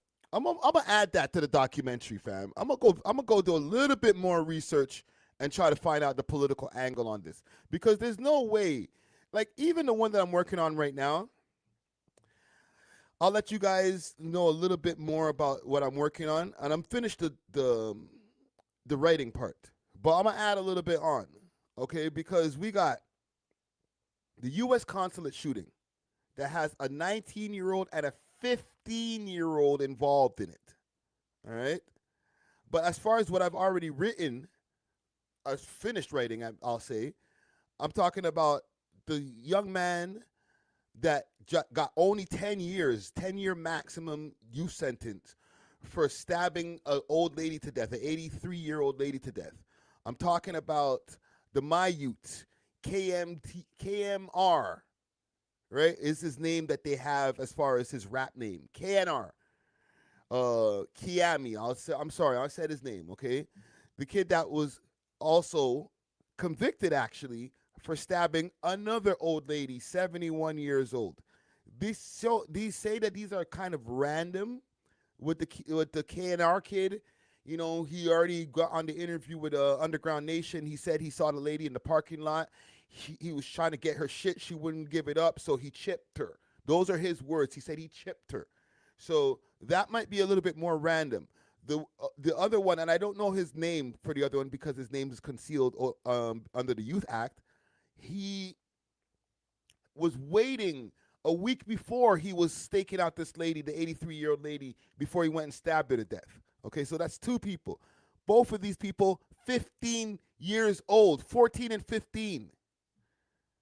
And then we have the Baby 2 incident where, you know, they say he crashed out on a security guard, but the security guard might have been a little bit overzealous. Doesn't mean he deserved to die, but it was an incident between him and a security guard. He was 17 at the time of the incident, and one shot went off, or two shots went off, and one of them ended up killing the security guard. Okay? He went on the run for 3+ years or 3 years, and ended up getting apprehended outside of Ontario, more specifically in Saskatchewan, if I'm not mistaken. I got to go back to my notes. And then last but not least, we have somebody who we know, as far as from the information that was been put out there online, was hired, who's K2, aka Mr. Go Get It, aka Isaiah Badger, right? Young man from out of Edmonton. He did 2 shootings. One guy named Sergio Lopez, another guy Nanda Kumar, I forget his first name, right? These are 2 business owners.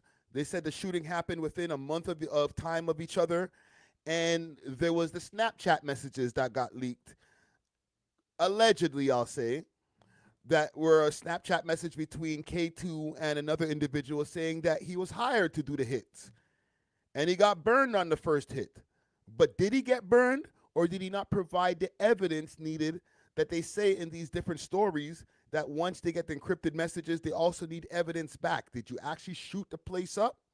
Right? They might see it on the news. Okay, we got the evidence we need. Here's your money. Okay? But these youths need to provide evidence. Send it back through the encrypted chat. Okay, now here's your money. Here's your 30 racks or whatever. They were saying that I think he was getting like 30 racks a hit. You know, something like that. Right? But these are all individuals, I say all this to say, under the age of 19, with the exception of K2, who was literally had just turned 19 by the time he was on the run. They're hiring these young bucks to go shoot up places, bro. Murk certain mans. It's not the man them. It's one thing if it's like, okay, yo, the man them are letting these young guys do their dirty work. That's happening too.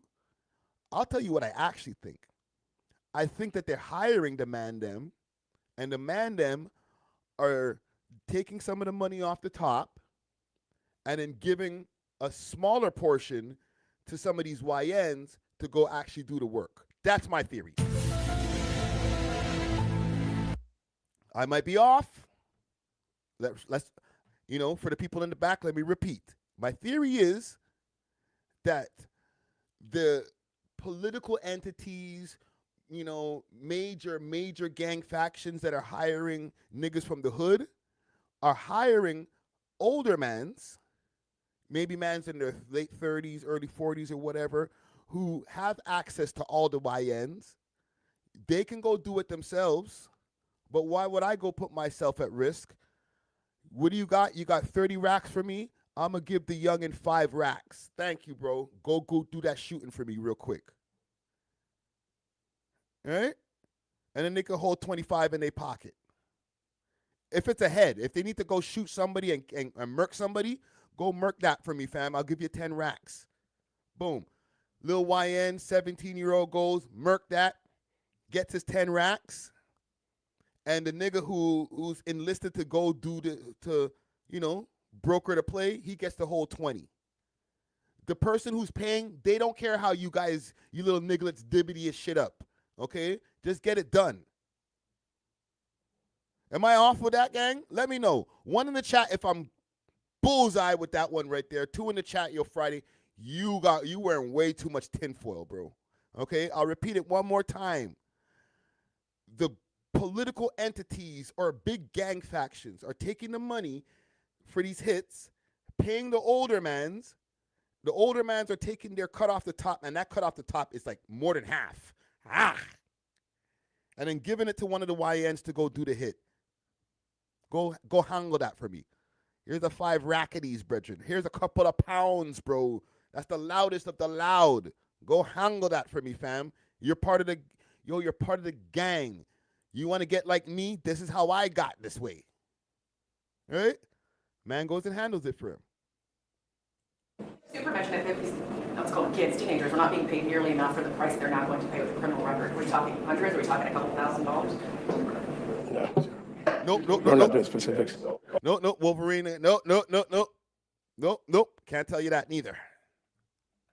Let's call them kids, teenagers, are not being paid nearly enough for the price they're now going to pay with a criminal record. Are we talking hundreds? Are we talking a couple $1,000s? We're not doing specifics. That's too much. It's a heavily fortified building. Have you determined any type of motive why somebody's shooting at a building where they're not going to have much effect? No, that's part of our ongoing efforts to try to track back on, how this crime came to be, who asked for what, and what the reason would be. That might speak to motive. It looks in the video, to me, it looks like 2 shots were fired. You mentioned there was only 1.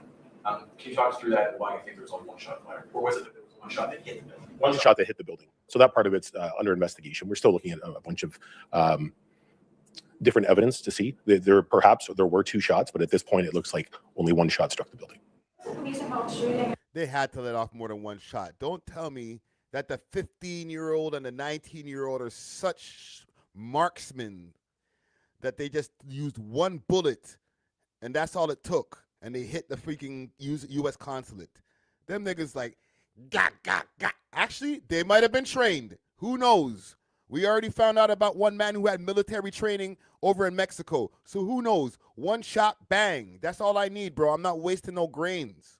Mississauga involving TPS overnight. I'm wondering if you can speak to what TPS was appealed and whether there's any. Inflation, fam. Grains are expensive probably these days. I don't know. I've never bought a bullet in a long time, but I'm sure they're expensive now.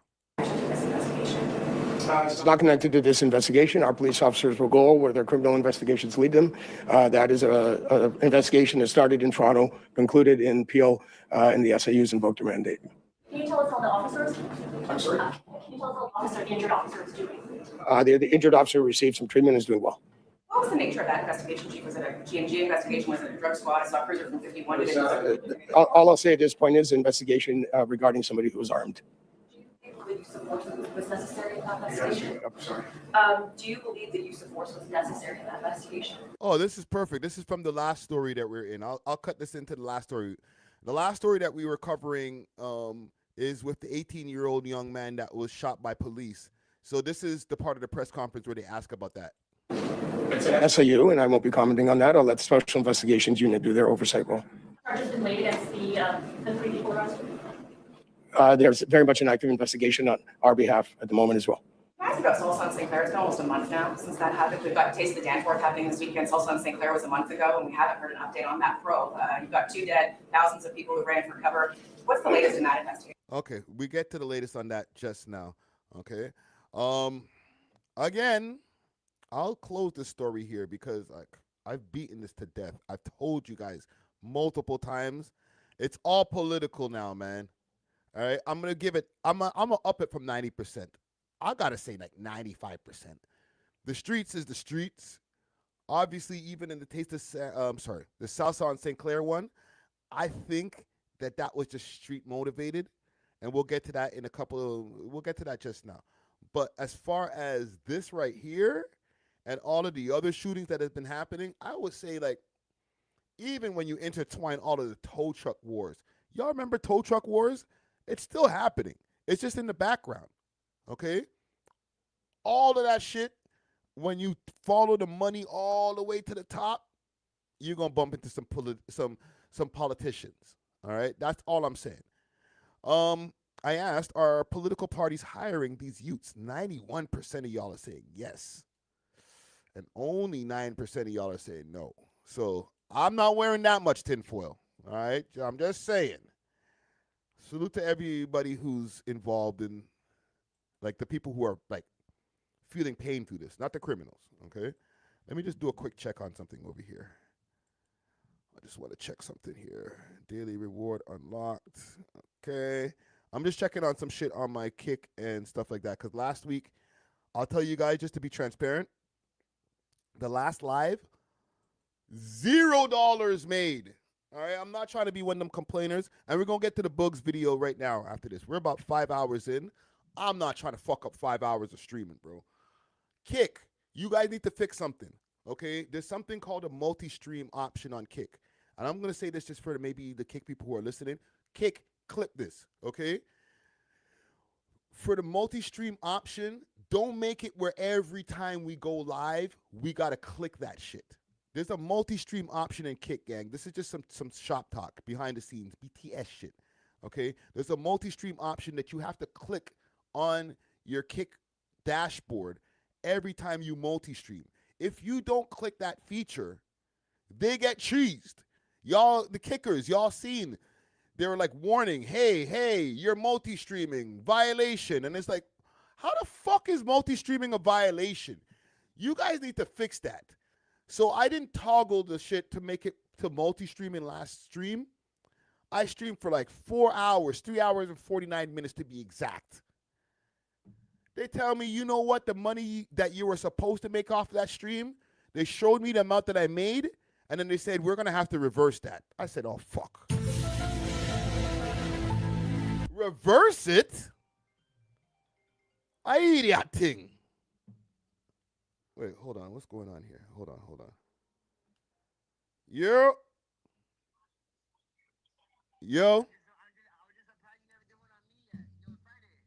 Yo, I'm still streaming, you know.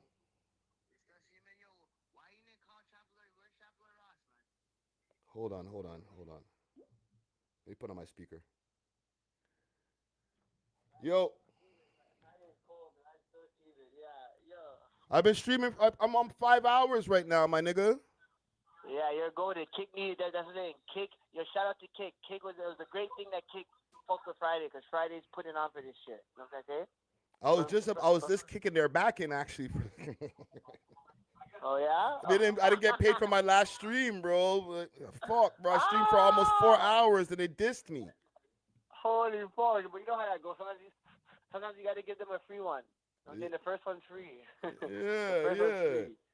Okay, but what I was calling you because they want to. We need that breakdown on the video, man. We need Trapler Ross, man. You know what I'm saying? Hit up your boy Trapler Ross. I'm gonna hit him up. Yeah, hit him up for me. All right, don't say every Friday. Yeah, you know, brother. When you come off stream, call me. All right, I got you. And you know, We Love Hip Hop is the best podcast in Toronto. The only podcast where you get your news from. That's where I go to get my news from. Sin. First spot I go. Sin. Yo, salute to you, brother. All right, Friday. Love. Salute to Booggz, man. Okay. All right. Let's actually, you know what? Speaking of Booggz, let's get to the music video. Oh, actually, no. Hold on. I'm not done kicking these niggas back in. Nigga, I streamed for fucking 4 hours, bruh. They tell me, nah, bro, we taking your money back, fam. I complained to the support system. They said, yo, you got any complaints about your last stream? Yo, nigga, why you take my money back, fam? Reverse that bitch. Give me my fucking money back. These guys respond within the hour. Nah, B, we can't do that. All right? So I said, all right, well, fuck y'all niggas. At least I'm getting the bread off of the tube, right? I go check on YouTube. Yellow $sign. I said, what the fuck? So I appealed the bitch, obviously. I appealed the shit. Within 6 to 8 hours, they get back to me. Nah, B, you can't get nothing off of that one right there. 3 hours and 49 minutes.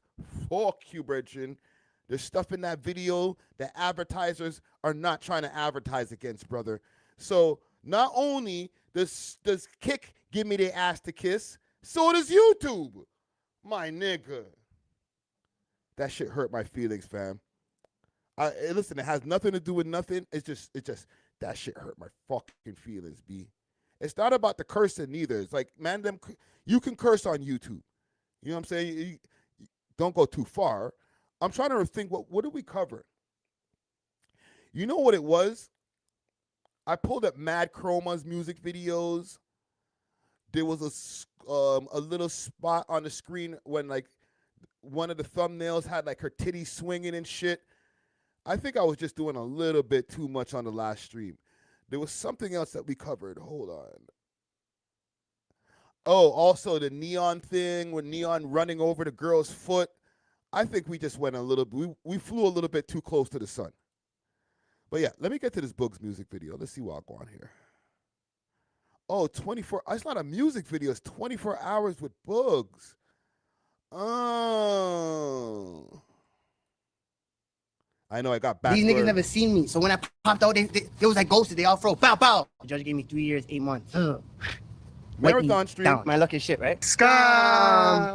Give me lifestyle, you know what I'm saying? I brought me to the trenches, man. You know what I'm saying? I'm fresh on Spain. I still got my train ticket. Pull up in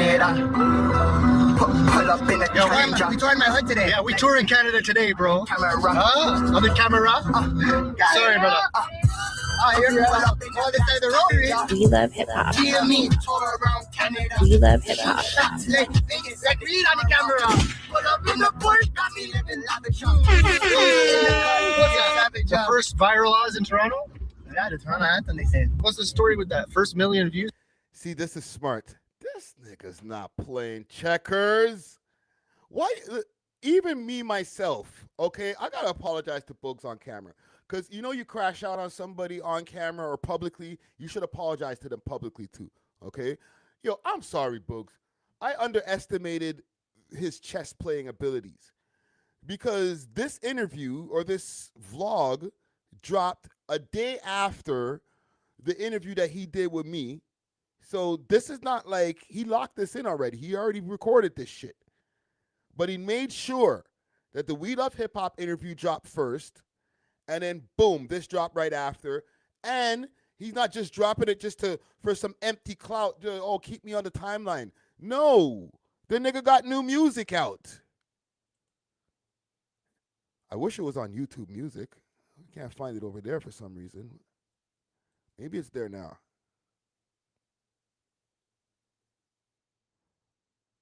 Where the fuck is this shit? Booggz. High profile. Let me take some of the O's off here. Yeah, it's right here. Yeah, very proper rollout. Listen. Oh my God. You know how proper the rollout is? We on YouTube Music low key, I guess. I didn't even know that. We are on YouTube Music. So the rollout is so proper. Look what's at the top. Look what's at the top. This nigga's playing chess. For Toronto hood truck, or like I don't get it. Yeah, at the time, yeah, there was no one touching 1 million views yet at that moment. That was just back in this is like 10 years ago, 9 years ago. What happened to your homie Gleeshy fam? Straight. He got hit by he was at the mall doing some shopping. Yeah. You know, and he got wrong place, wrong time shit. You know? He got murdered. Yeah. He wasn't like he wasn't the intended target or whatever. You know, it was like kind of like literally. Was that in Fern or? No, that's Scarborough Town Center. Scarborough Town Center. Wow. Like in the parking lot? Yeah, I haven't been back since. Wow. Every time it's too much memory. I think I've been back once or twice, but too much memory right here. Tragic situation, RIP, you know what I'm saying? My brother Jordan, you know what I'm saying? Good guy, but you know what I'm saying? Sometimes that's how life is, right? Yeah. I was like, where has my life went? I'm saying a lot of my best friends, you know? I'm kind of. Both of these niggas got no seatbelts on. What's wrong with y'all? Put on your fucking seatbelts, man. Safety first. Wanna show you guys what like the shit I've been through, like, you know? I had a whole intervention while I was in Spain, you know? The intervention with myself and God. Okay, like, you know? I smoke. I do smoke. Perfect. But I try and avoid smoking. And guess what I brought today? I brought weed with no THC, bro. So I can smoke and not get high, fam. I'm going to put you on, fam. No, buddy. That's what you need. I got into some crazy situations. What's that about? One I never like They just came my way. A lot of people that said, crashed out. I'm not dead. I think we need to, you know what I'm saying? You got to figure out that term, crashing out, guys. If you're dead, you're crashed out. So what? Like, what happened here? Really, like, I'm being honest, like, this is You feel weird right now. I'm trying to tell you something. Bring it back to the casual moment map. I want to show the people where it all started, the shootout. I wanted to bring Booggz right to the trenches. This is exactly the spot where the shootout happened. You know I'm saying? I made it out, thank the Lord. I had the Rolls Royce parked right here. There was a lot, you know what I'm saying? I had 2 Rolls Royces out here, so a lot was going on. And basically, boom, I was shooting the scene, and all I just hear is a lot of, you know what I'm saying? So me, I thought it was James Bond. I hopped out, and I ran to over here. I ran to the cut here because I realized the shooters were gonna come from over here. This is me when I was like 22. I was crazy. I ain't gonna lie.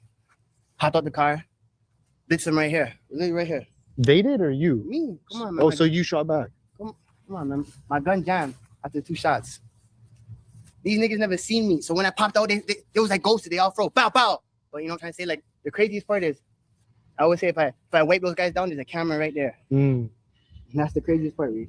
You would have been in jail for murder right now, no? I would have been in jail for murder. So you ended up... that gun jammed. I ended up getting to the next shootout a week later where you know, my location was given up.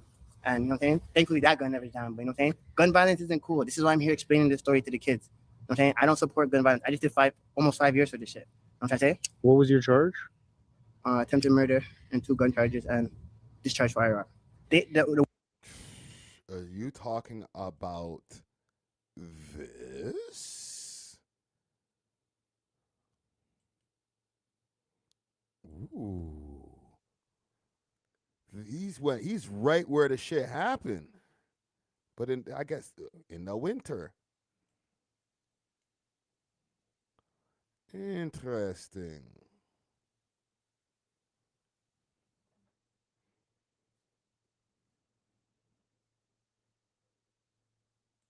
You know what I'll do? Let's let him narrate it. Let's do that. I was shooting the scene, and all I just hear is a lot of, you know what I'm saying? So me, I thought it was James Bond. I hopped out, and I ran to over here. I ran to the cut here because I realized the shooters were gonna come from over here. This is me when I was like 22. I was crazy. I ain't gonna lie. Hopped out the car, blitzed them right here, literally right here. They did or you? Me, come on, man. Oh, so you shot back? Come on, man. My gun jammed after 2 shots.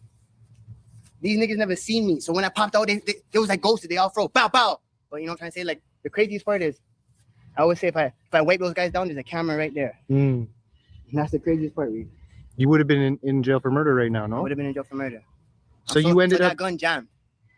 I ended up getting to the next shootout a week later where you know, my location was given up. And you know what I'm saying? Thankfully, that gun never jammed. But you know what I'm saying? Gun violence isn't cool. This is why I'm here explaining this story to the kids. You know what I'm saying? I don't support gun violence. I just did almost 5 years for this shit. You know what I'm trying to say? What was your charge? Attempted murder and 2 gun charges and discharge firearm. The worst part is they knew I got ambushed. I was supposed to, when I went into court, it's crazy. I never told this story, but my lawyer, after paying like $50,000, he's telling me I'm gonna get 18 months for this gun charge. I already been sitting in jail 2 years, so I'm thinking I'm gonna get out. As soon as I go in court, I get fucking 3 years, 8 months, open sentence.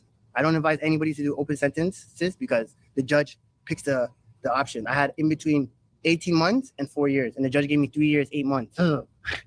Wipe me down. That's why it's like I don't really fuck with the courts. You know what I'm trying to say? There's some good cops. There's bad. You got off pretty good, brother. With all due respect. Okay, Booggz, you know I fuck with you heavy, bro. But we're literally watching a shootout.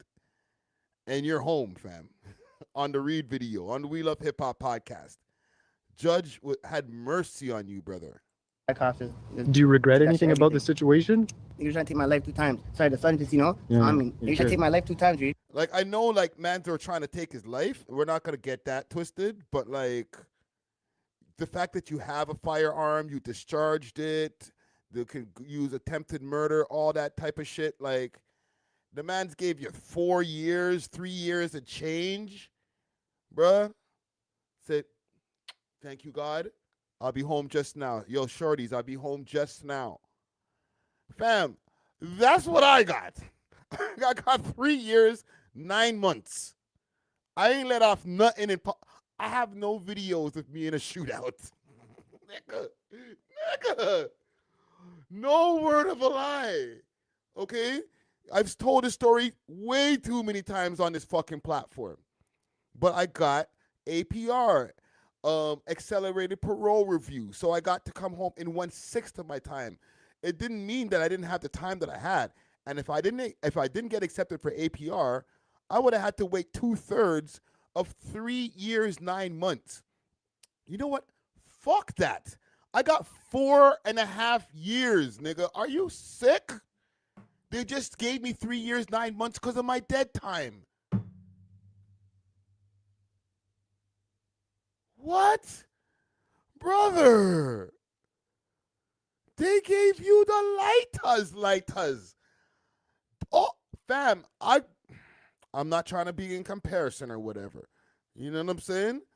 It's not even, I ain't even getting in a shootout on the basketball court. I got 2 left feet when I get on the basketball court. All right? I ain't shoot nothing, let nothing die. Allegedly. Right? I never killed nobody. I've let off the ting before. But not in my situation. Nigga, they just caught me with the burner. And some yayo. Y'all niggas is out there like...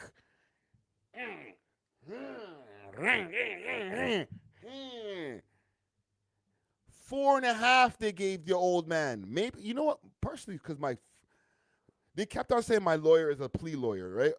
I think he died. R.I.P. Robert Valentine. Okay? They're like, oh, you got him. He a plea lawyer. He makes everybody plead. But 4.5, you got 3 and 8. Say, thank you, God. I'm coming home.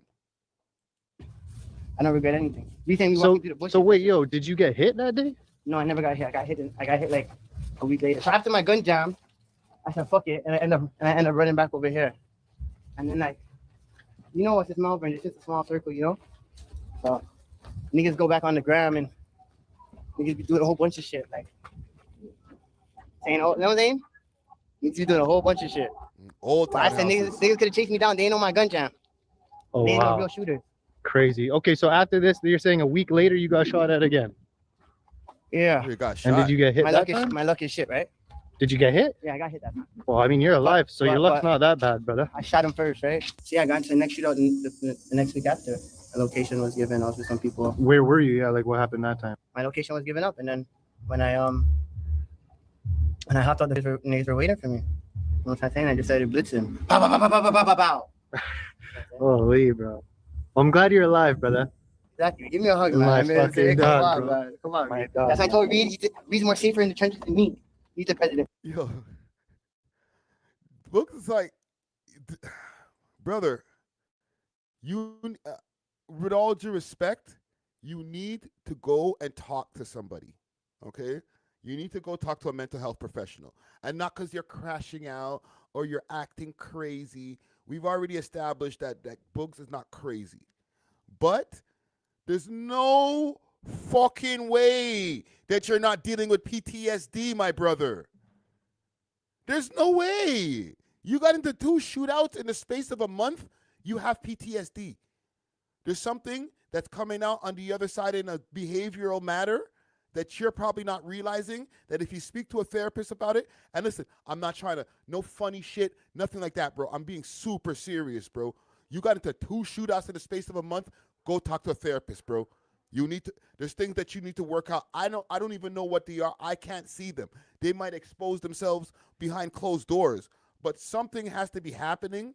Anybody, not just Booggz, because he might have some kind of weak mind or some bullshit like that. No, fam. I don't care how strong your mind is, bro. You get into 2 shootouts in the space of a month, there has to be some unaddressed things that you need to speak to a therapist about. Real shit. You know what I'm saying? Obviously, there's going to be, I'm paranoid for niggas trying to come and get me again. That's always going to be there. A therapist can't get that out of you. But as far as just like the traumas that mans them have to deal with, and just whatever they probably even had to deal with to get them to this place in the first place, I don't know. It might not be that easy. It's easier said than done, but I think it needs to be done. For not just Booggz, not for the man them. Because Booggz is not the only person who's been into multiple shootouts that I've interviewed. I've interviewed mad niggas who's been in multiple shootouts. All of them niggas need some kind of therapy. That's crazy. Niggas shouldn't be living that way, fam. Holy. This is where I used to live, man. This is 110. This is 110. This is where you grew up? 110 is where I grew up. You said what? Bullet holes right here. I thought they fixed this. That's a bullet hole? Yeah, RPH. You know what I'm saying? Yeah, it's my neighbor, you know what I'm saying? I moved in like a week and then he died like a week later after I moved in. Wow. Only met him a few times, you know, but that's what I'm saying? He's one of the legends from the hood, you know, so I got the RPH. I'm right, this is where I used to live. Look, 110, you know, 167. What are a few things people should know about you? They should know that I'm the hardest rapper coming out of Toronto. They should know that Malvern's, you know what I'm saying? I'm Malvern's finest, and they should know that He said that he's 29 in the interview, or 28 or 29. For him to make it this far is actually a stunt. For the lifestyle that he's been living all his life from YO, for him to make it this far is a stunt. Since it's back, I did 4 years for attempted murder, and I'm trying to, you know what I'm saying? Trying to change my life. Just go full focus on the music shit, you know what I'm trying to say? Scam! What was your childhood like? What was it like growing up over here and shit? It was very interesting. As I said, like, I moved here, my neighbor died like 4 days after I moved here. So, like, you know what I'm saying? Like, I was already like, that was the first murder like I seen. I never seen it, but I seen, like, you know. Get the fuck out of here. Not you, Booggz. Yo, plot to you. Alert. Alert. What? What? You see that comment on the screen? It says Friday, call what's the third? Matt, Rock Nation removed the video. Rock Nation. Right, like Bruv, that close to me. Bruv. We're going to get back to Booggz in a second. We freestyling right now. Oh my God. Hold on. Bruv. Bruv.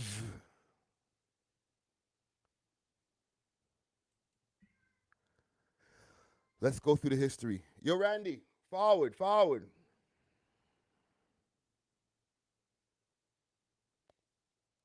Wait a minute. Oh no.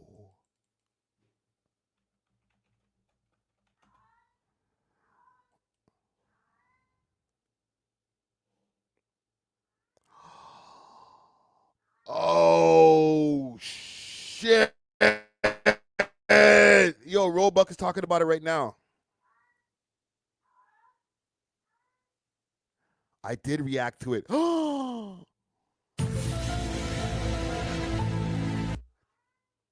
my God. Their package. It's the marketing.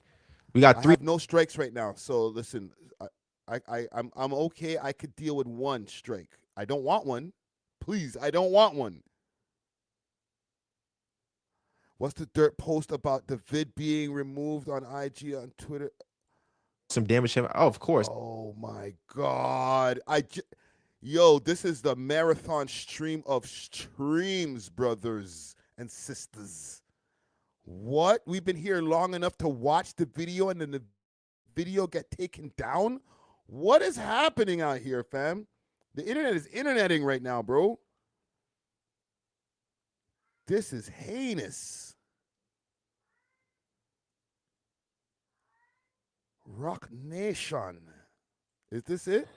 All right, so the video just got removed by YouTube. No joke. They're trying to claim that I'm promoting the sale of gambling products, which is fucking bullshit. I'm trying to get it fixed. All right, so the video. Oh, for gambling products.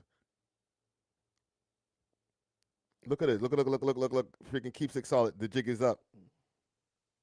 Video just got removed by YouTube. No joke. They're trying to claim that I'm promoting the sale of gambling products. Althea wants to know, does this mean this is going to get zapped? I don't know, fam. I don't know.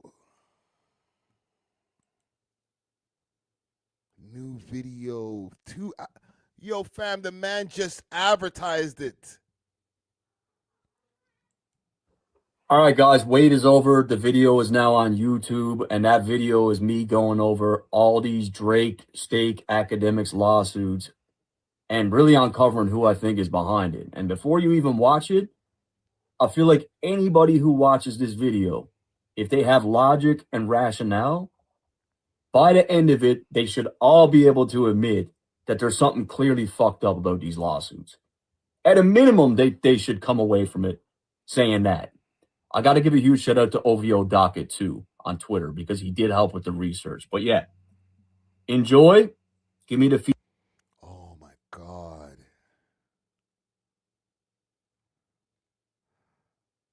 Please don't have no titties pop up right now.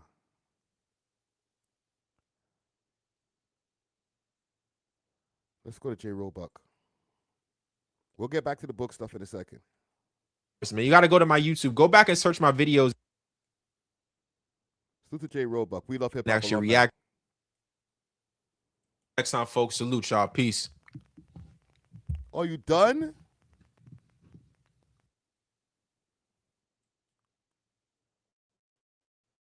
Don't remove the live. This is all right. Cool copy. All right, let's see what he said. Okay, man. He talks slow, man. All right. Bro, What's the Dirt just dropped an explosive documentary on YouTube. I can't get into all of it right here because there's a lot to cover. But him and O.V.O. Docket on Twitter. Shout out to O.V.O. Docket as well. They do some research. We're cooking up, and they've made some insane connections between the Stake lawsuit that was just terminated in court and Rock Nation. Now, there's some straight up connections that are undeniable here that are laid out clear as day in the video. You have to watch it. It's a must watch. You know, I'm going to go, actually. The company that was representing them had done business, or the lawyers from there had done business with Rock Nation before. It was crazy. It was crazy. I hope the video gets back up so I could really do a full reaction to it. But I had to jump on live right now because I had to talk to people about it. I wanted to see, did people get a chance to watch it? Because some of the information in there was new to me. I always felt that obviously these people are competing, but I never knew kind of those deeper connections that What's the Dirt was able to make. So when you can do research that he can do and you can put together a documentary like he can, I said he should do true crime stuff because he was digging into these people's backgrounds, their addresses, their criminal history. That was crazy. That was crazy. That was crazy. Oh my God. They did him dirty. I got to do typing with one hand right now, fam. Occupied here. 12-second video.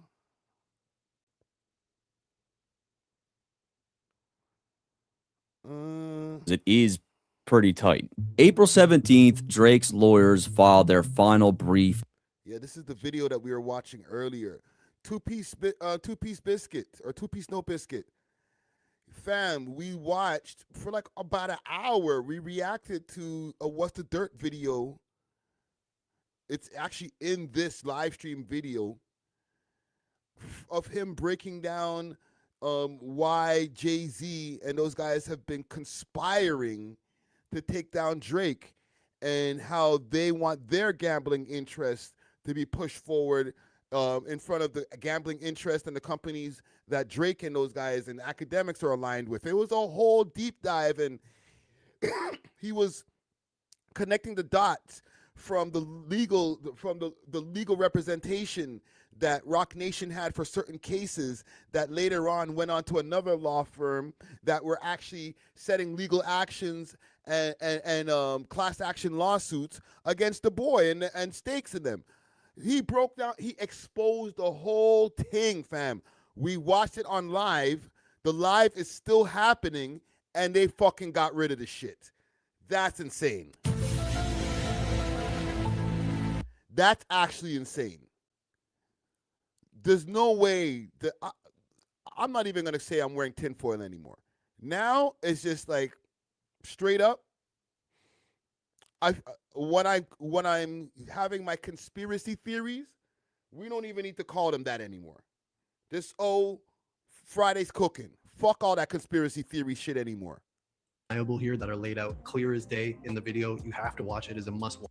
Okay, man. My bro, What's the Dirt just dropped an explosive documentary on YouTube. I can't get into all of it right here because there's a lot to cover. But him and O.V.O. Docket on Twitter were cooking up, and they've made some insane connections between the Stake lawsuit that was just terminated in court and Rock Nation. Now, there's some straight up connections that are undeniable here that are laid out clear as day in the video. You have to watch it. It's a must watch. It is an amazingly edited, put together video with a narrative that is pretty much rock solid. Now, of course, there's going to be people who dispute this stuff, but when you look at it, it is clear as day that Rock Nation is behind these smear campaign lawsuits that are attacking Drake. Now, why he was even involved in this lawsuit to begin with is insane. But once you start realizing that all the plaintiffs in Virginia are tied to the legal group and the company Reform Alliance, and that all of them are some way connected back to Rock Nation, you realize this whole big picture is just very straightforward, and that the whole end game here was literally just to attack Drake and create a smear campaign during the rollout for Iceman. Now, I won't be able to explain all the proof here, but the connections from the plaintiffs to the lawyers to the Reform Alliance company and everything else in between, including academics deposition and a bunch of other details, he just lays it out perfectly, man. So again, I was hinting at this before in my previous videos, but you have to go check this out. It's absolute bombshell information that is probably going to be making headlines soon. Like, people really got to start waking up to this stuff, man. People. This guy, that right there. Oh, it's going to start making headlines soon?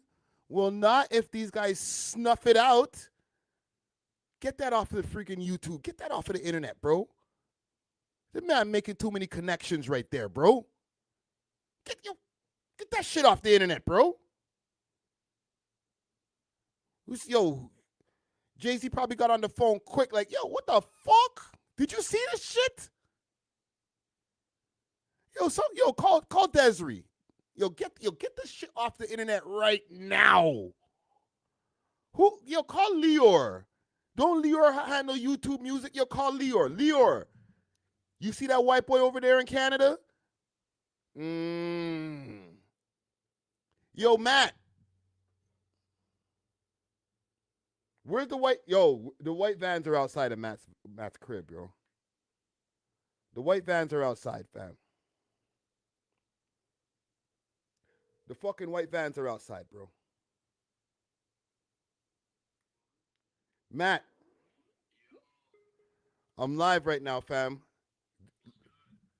Hold on. Is my oh, there we go. Yo, good, brother. Look out the window. You see any white vans? No black trucks. No black trucks yet, bro. No black trucks, no white vans. Bruh. I watched the friggin' video on my stream 3 hours ago, probably. I'm up 5 hours and change into my stream right now. I'm almost at the 6 hour mark. We watched the video like 3 hours ago, fam, and now it's gone. What do you think of it? Bro, you cracked the code. I'm re-uploading the video right now. What I did, you might know something about this actually. Talk to me. Because like if you watch the video, you know how I had like B-roll of steak and like the casino like actual games being played. Mm-hmm. Because my video got flagged for promoting gambling. So what I ended up doing was I just went back through any clips like that with steak. I blurred them because I don't know if YouTube's a bit fucked up over those offshore gambling companies. I don't know. No, YouTube is very anti-gambling. So, for example, like we were with Gamdon before, but I couldn't put a Gamdon watermark on the screen. Like, when I spoke to the people from Gamdon, they were like, I offered to do that, and they were like, nah, you can't do that. You'll get hit. Right. Oh, what about if my thumbnail got steak.com in it? Take that out. Take the steak out. Somebody in the chat said that before. That is a thumbnail. That it was a thumbnail. Mm-hmm. Well, I blurred. That's a good call because I never even thought about the thumbnail, but I'm just gonna. That's exactly what I'm gonna do. I'm gonna because I blurred out all the fucking gambling shit now. Right. I'm gonna re-upload it. I hope people. I think it'll still do good. I hope. It's not ideal that tens of thousands of people already watched it and now I'm re-uploading it. It's always a bit of a risk, right? But you gotta do it, man. I think the video will be okay, though. You know. I think so too. And did you get a strike from it, or was it just like a warning? Warning. It was a warning, bro. Thank God. Yeah, I've been going through hell with YouTube over the last couple months, man. But yeah, I was expecting some bullshit to come with this video, but I didn't think it would be from YouTube directly. But I didn't really understand the gambling parts of it, so it sounds like they hit me in a legit way, you know?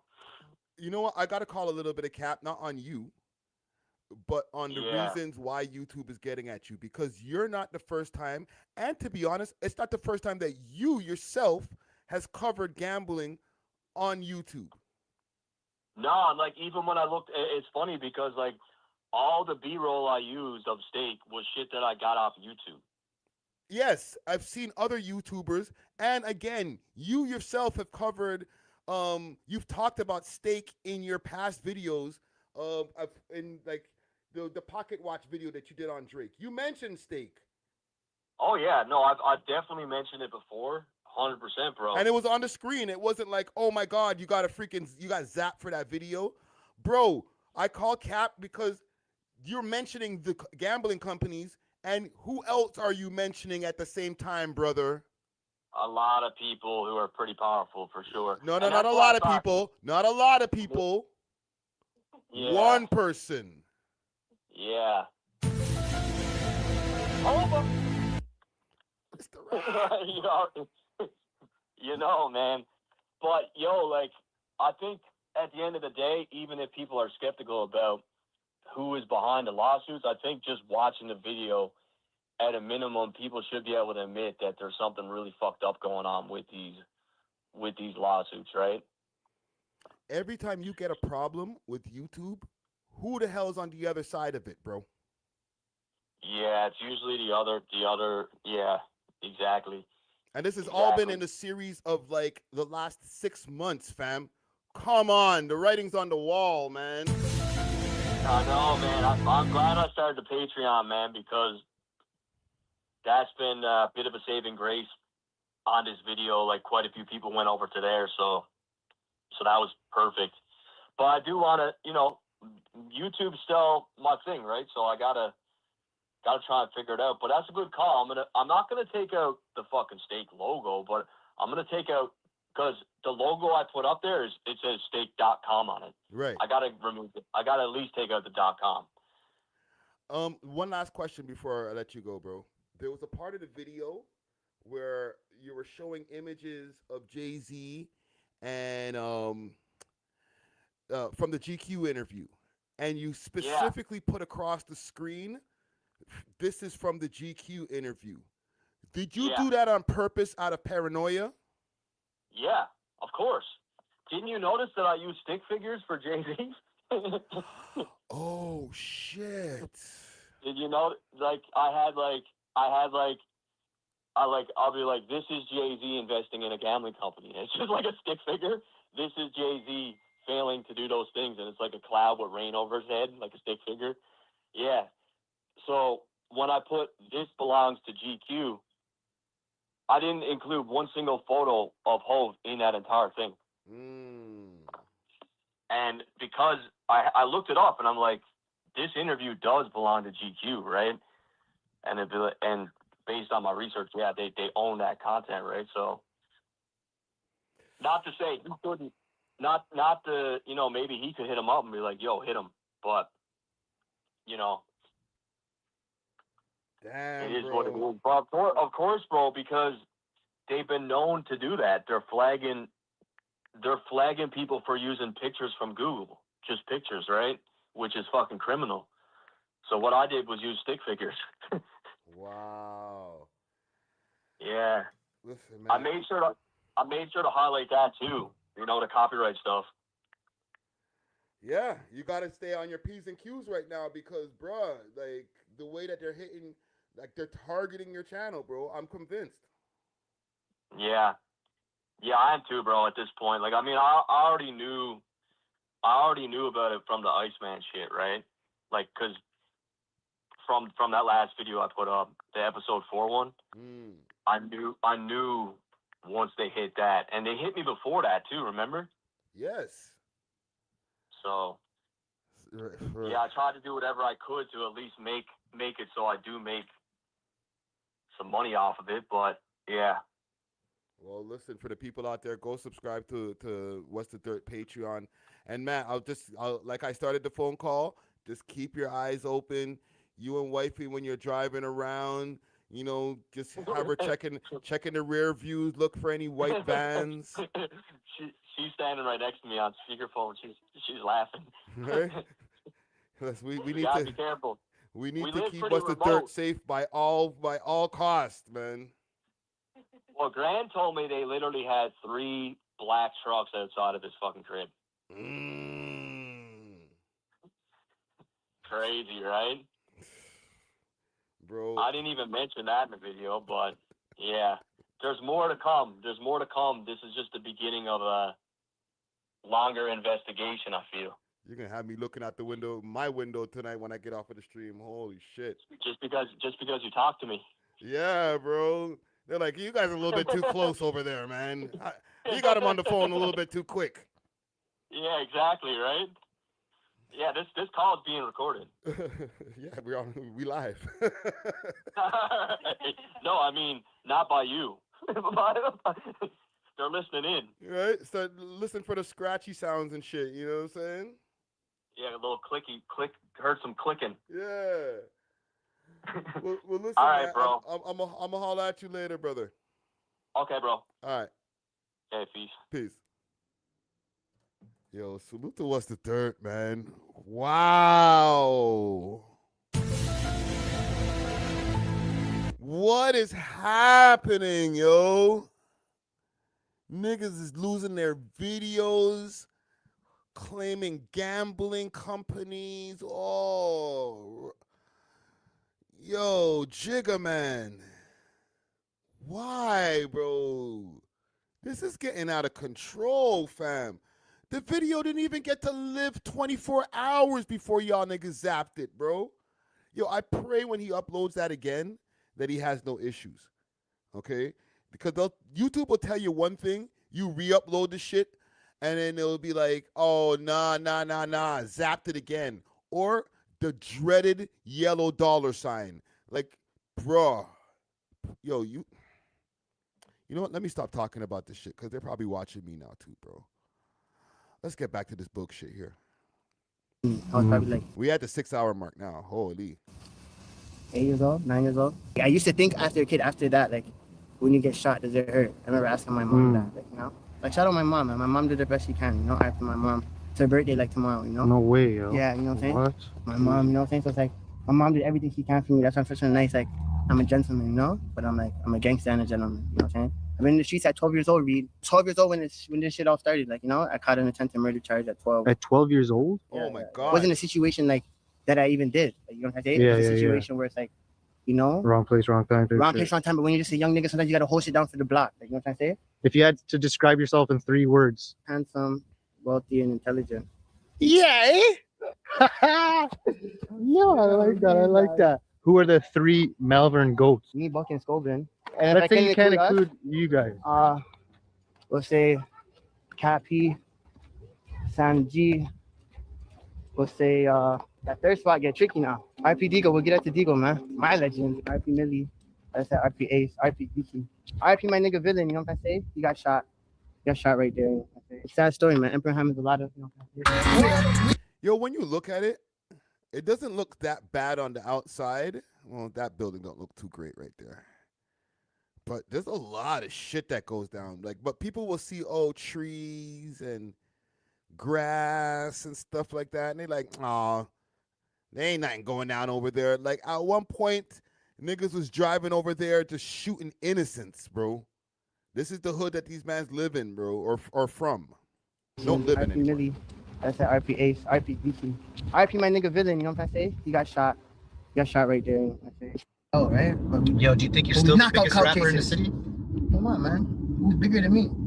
For real? You think you're the biggest? I'm home. Who's bigger than me? Niggas have hot records. But like, what's next?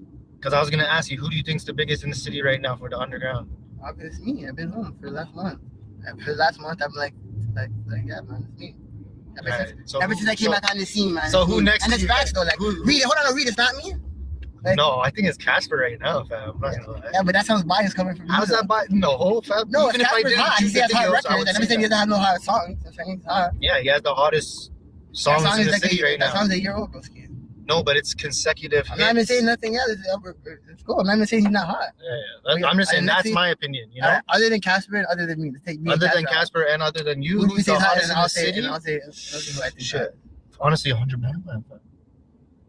I'm not gonna Keep lie, going. fam. It Okay, sounds those guys- biased, No, but those it's... guys are together. Okay, so cut them both out. Say Yeah. less. All right. All right. I mean, who's I've never next? seen this in the. Yeah, what? Bro, I'm being real. Ah! 100 Bap, that's higher than me. Yeah? That's my dog. Shout out 100 Bap. Because I go off the last hits and views.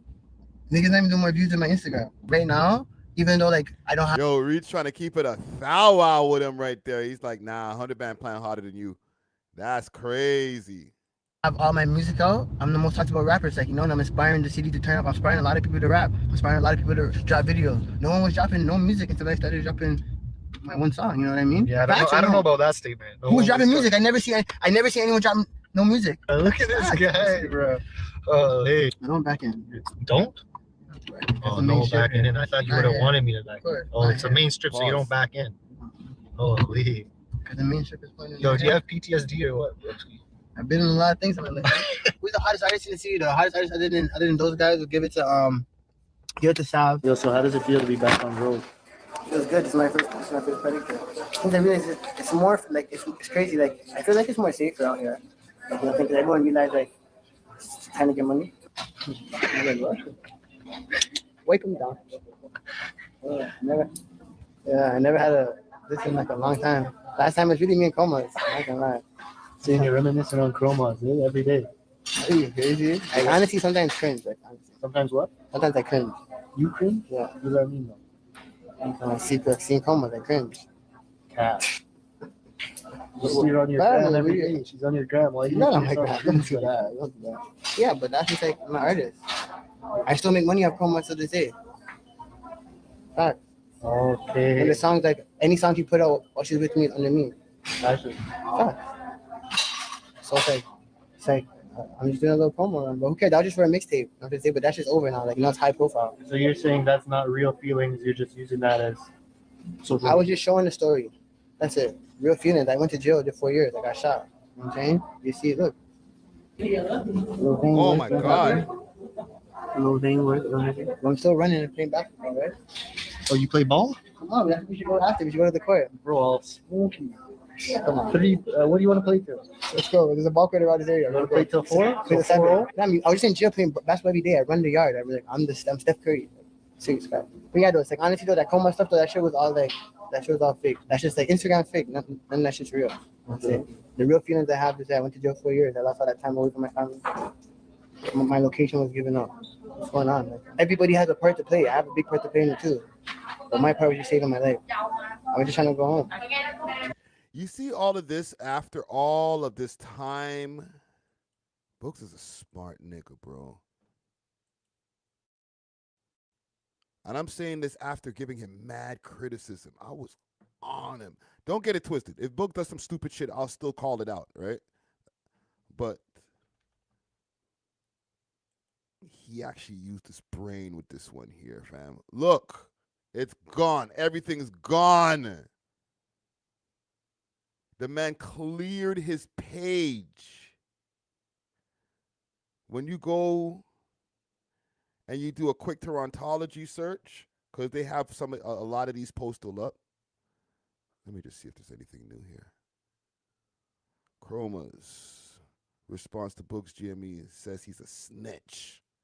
Bumba clot. Laugh out loud. So I set him up because I didn't walk in the snow with my heels. Oh, fuck. Booggz, you're a snitch, buddy. Wow.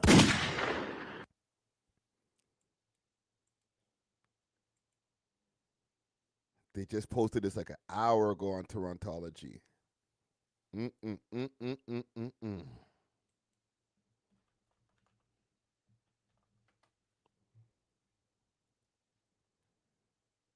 Most of the post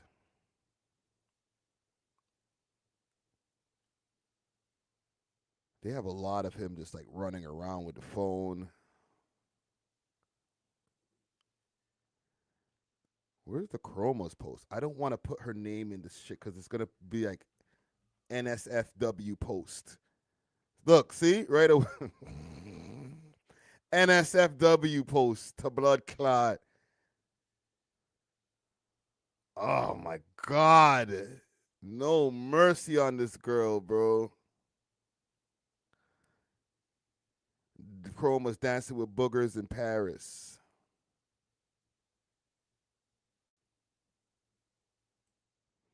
All this shit was on his page. In Paris, Comita, you're combing in Paris. He was so dance.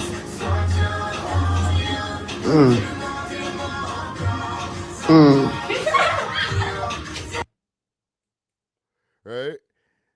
Oh my Lord. Okay. But you know, sometimes say no. It's real. Like when they say you might not make it home. That's why you have to carry your gun sometimes. That's why I get it. But it's like you have to it's a gift and a curse at the same time, right? So one gun cost me 90,000. I mean, 2 guns cost me like 90,000. Right? It cost me 10K for 2 guns. Right? Because it's COVID-19 time. Guns are 5,000. I think the internet's fake. I came home. My first post had 90,000 views, but only 2,000 likes. That's when I realized I was the most hated in. Nigga, why you tell them so much? That's fucking expensive. Inflation. 5 racks a burner? As somebody who used to be on roads, them shits used to go for like 2 racks, bro. I woke up from a nap on Friday, still streaming. You're damn right. I'm still here. Yo, that's crazy. 5 racks, inflation. But he said it's the Ovid that made this price go up. But that's crazy. I never seen that ever before. At least 90,000 people, at least 10,000, 20, they don't know 20, 10K likes. They just want to view my shit and not even I never seen that ever. So I'm gonna go review this again on my own. I was still thinking the threat. Can you say one thing about this guy? No, see, he doesn't know you, bro. No, my friend, say one thing about me.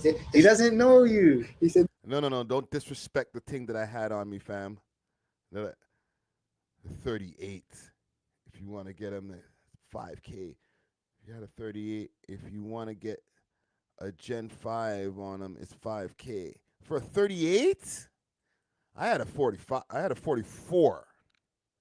Hey, I'm not bragging or nothing and shit, but I had that big dirty Harry shit. 5K is crazy. Listen, I'm gonna react to this, or I'm not gonna react to it. I'm gonna watch this on my own. Go check out the full 24 hours with Booggz.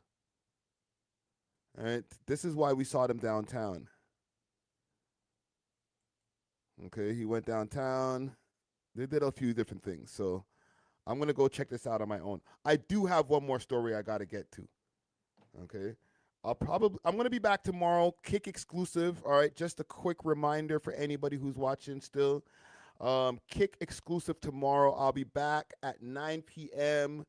We're gonna be reacting to the Drake Kick stream that's gonna be going down. He's gonna be doing a crazy giveaway, so I want to be live during that time to see what this giveaway is all about, who's gonna get stuff given away to. And yeah, man, we'll have a stream party for that. But I do want to cover just the last thing over here about the Salsa on St. Clair shooting. Okay, they arrested 2 gentlemen in connection to the Salsa on St. Clair shooting.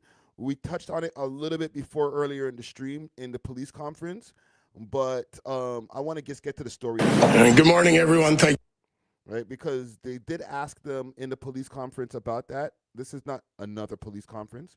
But they did ask them in the police conference about that in the end. But I think they had another one where they got into more detail because there's a different chick in the back here. Thank you for being here.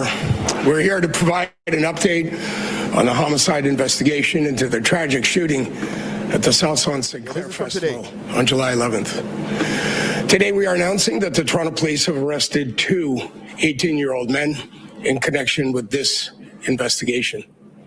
Both have been charged with 2 counts of first-degree murder and 5 counts of attempted murder. While today's arrests represent significant progress, they do not erase what happened that evening. What should have been a celebration of community, culture, summer, and all that our city has to offer instead resulted in 2 people losing their lives, 5 others were shot, and many more witnessed terrifying violence in the middle of a crowded public event. Our thoughts remain with the victims, their families, and everyone affected by what happened that evening. These arrests are the result of an extraordinary effort by our Homicide and Missing Persons Unit, Team 2, led by Detective Sergeant Stacy McCabe, whom we will hear from shortly. Since the moment this violence occurred, investigators have worked relentlessly. Hold on, I don't want to hear the police conference. I want to see a news story on this. Salsa and St. Clair.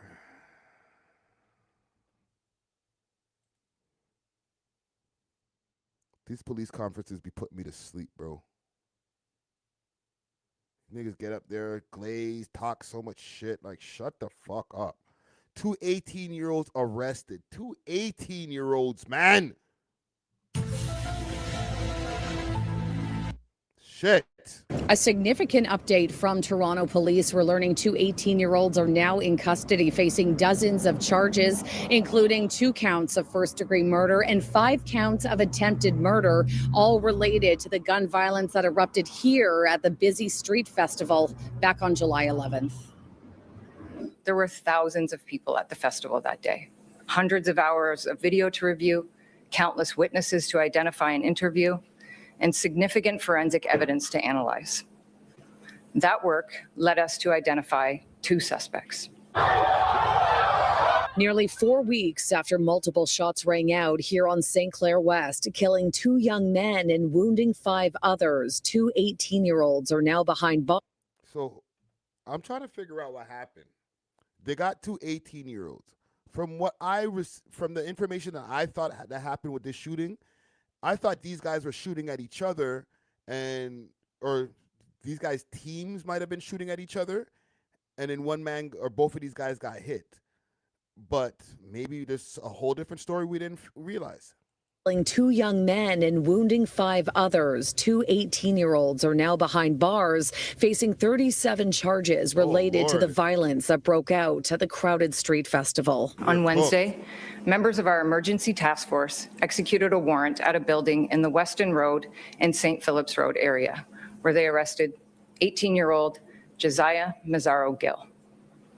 During the search, officers seized 2 firearms, a quantity of illegal drugs, and Canadian currency.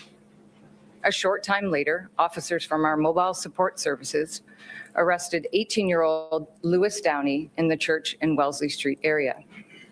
A search of his home resulted in the seizure of another handgun.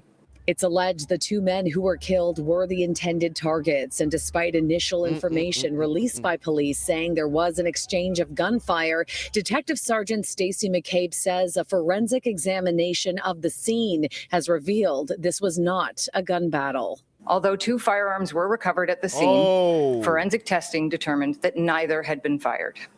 The evidence indicates the gunfire came from 1 gun. Who the actual shooter was will come out in court. The evidence that we have led us to charge both of those people. I was in the middle of amongst a mob running away from whatever they thought was happening or was happening. And that scared me more than anything else. This local resident who was caught in the chaos that evening is relieved arrests have been made, but tells me, based on conversations with her teenage son, she believes the shooting is a symptom of a much bigger problem. He's heightened to, sensitive to, I guess, his peers and the school that he goes to as well. And he thinks it's prevalent that there are guns. There are guns. Investigators would not say how. At the school? How the suspects and victims knew each other and would not comment on a possible motive or ties to street gangs. This investigation is about gun violence and the willingness of young people to use guns with complete disregard for human life. Now, the police chief also spoke at length about the trauma this event has caused so many people, including those who were sent running for their lives. And he says some of the 5 festival goers who were shot and wounded did suffer life-altering injuries. On St. Clair West, Shauna Hunt, City News, Toronto. That's sad, yo. These 2 youths, I don't know if they're cooked, but because, you know, there's a very catch and release type of thing going on over here. What do you say over here about your comment? I'll put your comment on the screen, El Manito. Friday, YouTube is shadow banning my live comments. Are they? I see your comment popping up on the screen still. You're good. But they have given me a yellow $sign right now as of this thing. I got to appeal it. I'm telling you, YouTube's hating right now. Good evening. 2 18-year-olds are facing dozens of charges in relation to the mass shooting. Killed 2 and wounded 5 others. Police say along with the arrests, they also seized 3 firearms and are now Lord. doing forensic testing to see if any of those guns fired the fatal shots. CTV's Janice Golding is live tonight on St. Clair with more on the arrests and reaction from the community. Janice. Let's go, Janice. Hi, Nathan. Yes. Now, when police originally released information about this, they said that they thought there was an exchange of gunfire. Today, they said they only believe 1 gun was used in the fatal shootings. We have reaction from people in the area. This was St. Clair Avenue West the evening of July 11th. Mass hysteria after a mass shooting in a crowd of thousands. So when you heard the gunshots, what did you do? Okay, I don't care what the people got to say. What I'm more on is the fact that this wasn't just like these guys bumped into each other and started shooting. They went looking for their victims. And 5 innocent bystanders wounded. We got very jumpy, and then I hear some certain. Are responsible. Both accused now face 37 criminal charges, including 2 counts of first-degree murder and 5 counts of attempted murder. On Wednesday, the emergency task force executed a search warrant near Western Road in St. Phillips and arrested 18-year-old Josiah Massaro Gill. A short time later, another team arrested 18-year-old Lewis Downey near Church and Wellesley. This is a best-in-class team of investigators under the leadership of Inspector Ted Lumanis. Their clearance rate currently stands at 86%. After finishing 2025 at 93%, the highest in our modern history. While applauding the work of homicide and missing persons investigators, police once again continued to call for meaningful law reform. This investigation is about gun violence and the willingness of young people to use guns with complete disregard for human life and the safety of anyone around them. While expressing some relief about the arrests, many local business owners expressed concern about how this could happen. Within a month, that was a really good turnaround. I was pretty pleased to wake up to that news this morning.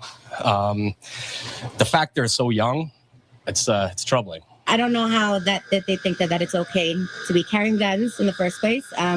They're not thinking of everyone else. And the head of the local business improvement area. Of course they're not thinking of everybody else. They don't give a fuck. Let me just check one last thing here. A taste of India. Taste of Danforth. They did talk about extra security measures. Get ready for Taste of Danforth returning this weekend.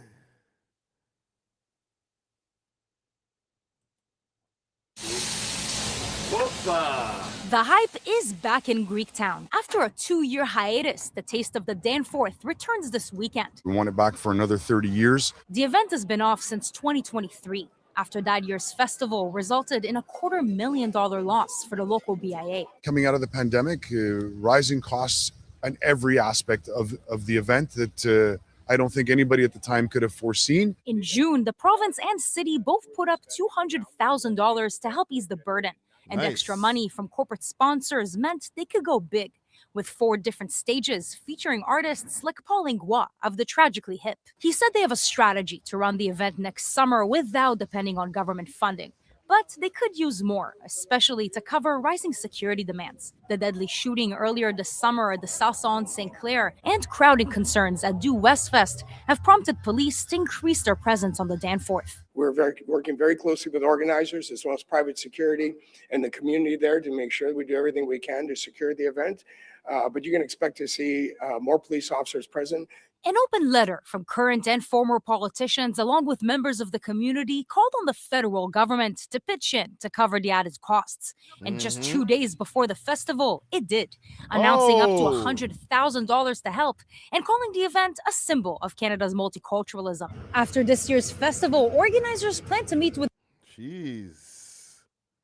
I know Greek people are not technically like white, but like I'm saying, like you get a little bit more... Mind you, they had their shit cut for like 2-3 years, but when they got back in, 200,000 from the city, 200,000 from investors, another 100,000 from the federal government, 500,000. Wow, holy! There you go, 100,000 for police, more police on the block. There you go. Jeez. I'm not trying to compare, but can Caravana hold a little something? Right? He said, Redhead got me pausing the screen. Just chill, fam. Right? But, like, I'm just saying, 500,000, boom. Oh, you need another 100 grand for security? We got you. Pow. Right? Salsa and St. Clair next year, they got to get that, fam. All right, for all my Latin people out there. We need that over there, over Caravana too, fam. Can we hold 500,000? It was a safe year. No shots. Not one person got shot. We can keep it that way. You feel me? Just saying. Well, listen, let me ask you guys what you guys are saying in the chat over here. I asked, are the arrested cooked? 100% of y'all are saying, yeah, they cooked. They cooked. Yeah. They found more guns on them. Found them in multiple areas. Raided them niggas. Yeah, they got them. We'll see what happens. I'll keep you guys posted if we do get any updates on this. However, I got a nice 6.5 hour live locked in here. I did longer than I expected to. Okay. Big salute to everybody who's been here from the early times to now. Anybody who's popped in and out of the chat. Like I said, I will be back tomorrow, 9 p.m. for the Kick exclusive. Okay, the link is in the chat right now, pinned to the top of the chat for anybody who wants to join our Kick. Okay, you could subscribe, give some subs over there on Kick, or just follow us on Kick. So tomorrow you'll be ready for the exclusive stream that we'll be doing while Drake is doing the giveaway with Steak. All right, but until then, we are off of this. Deuces.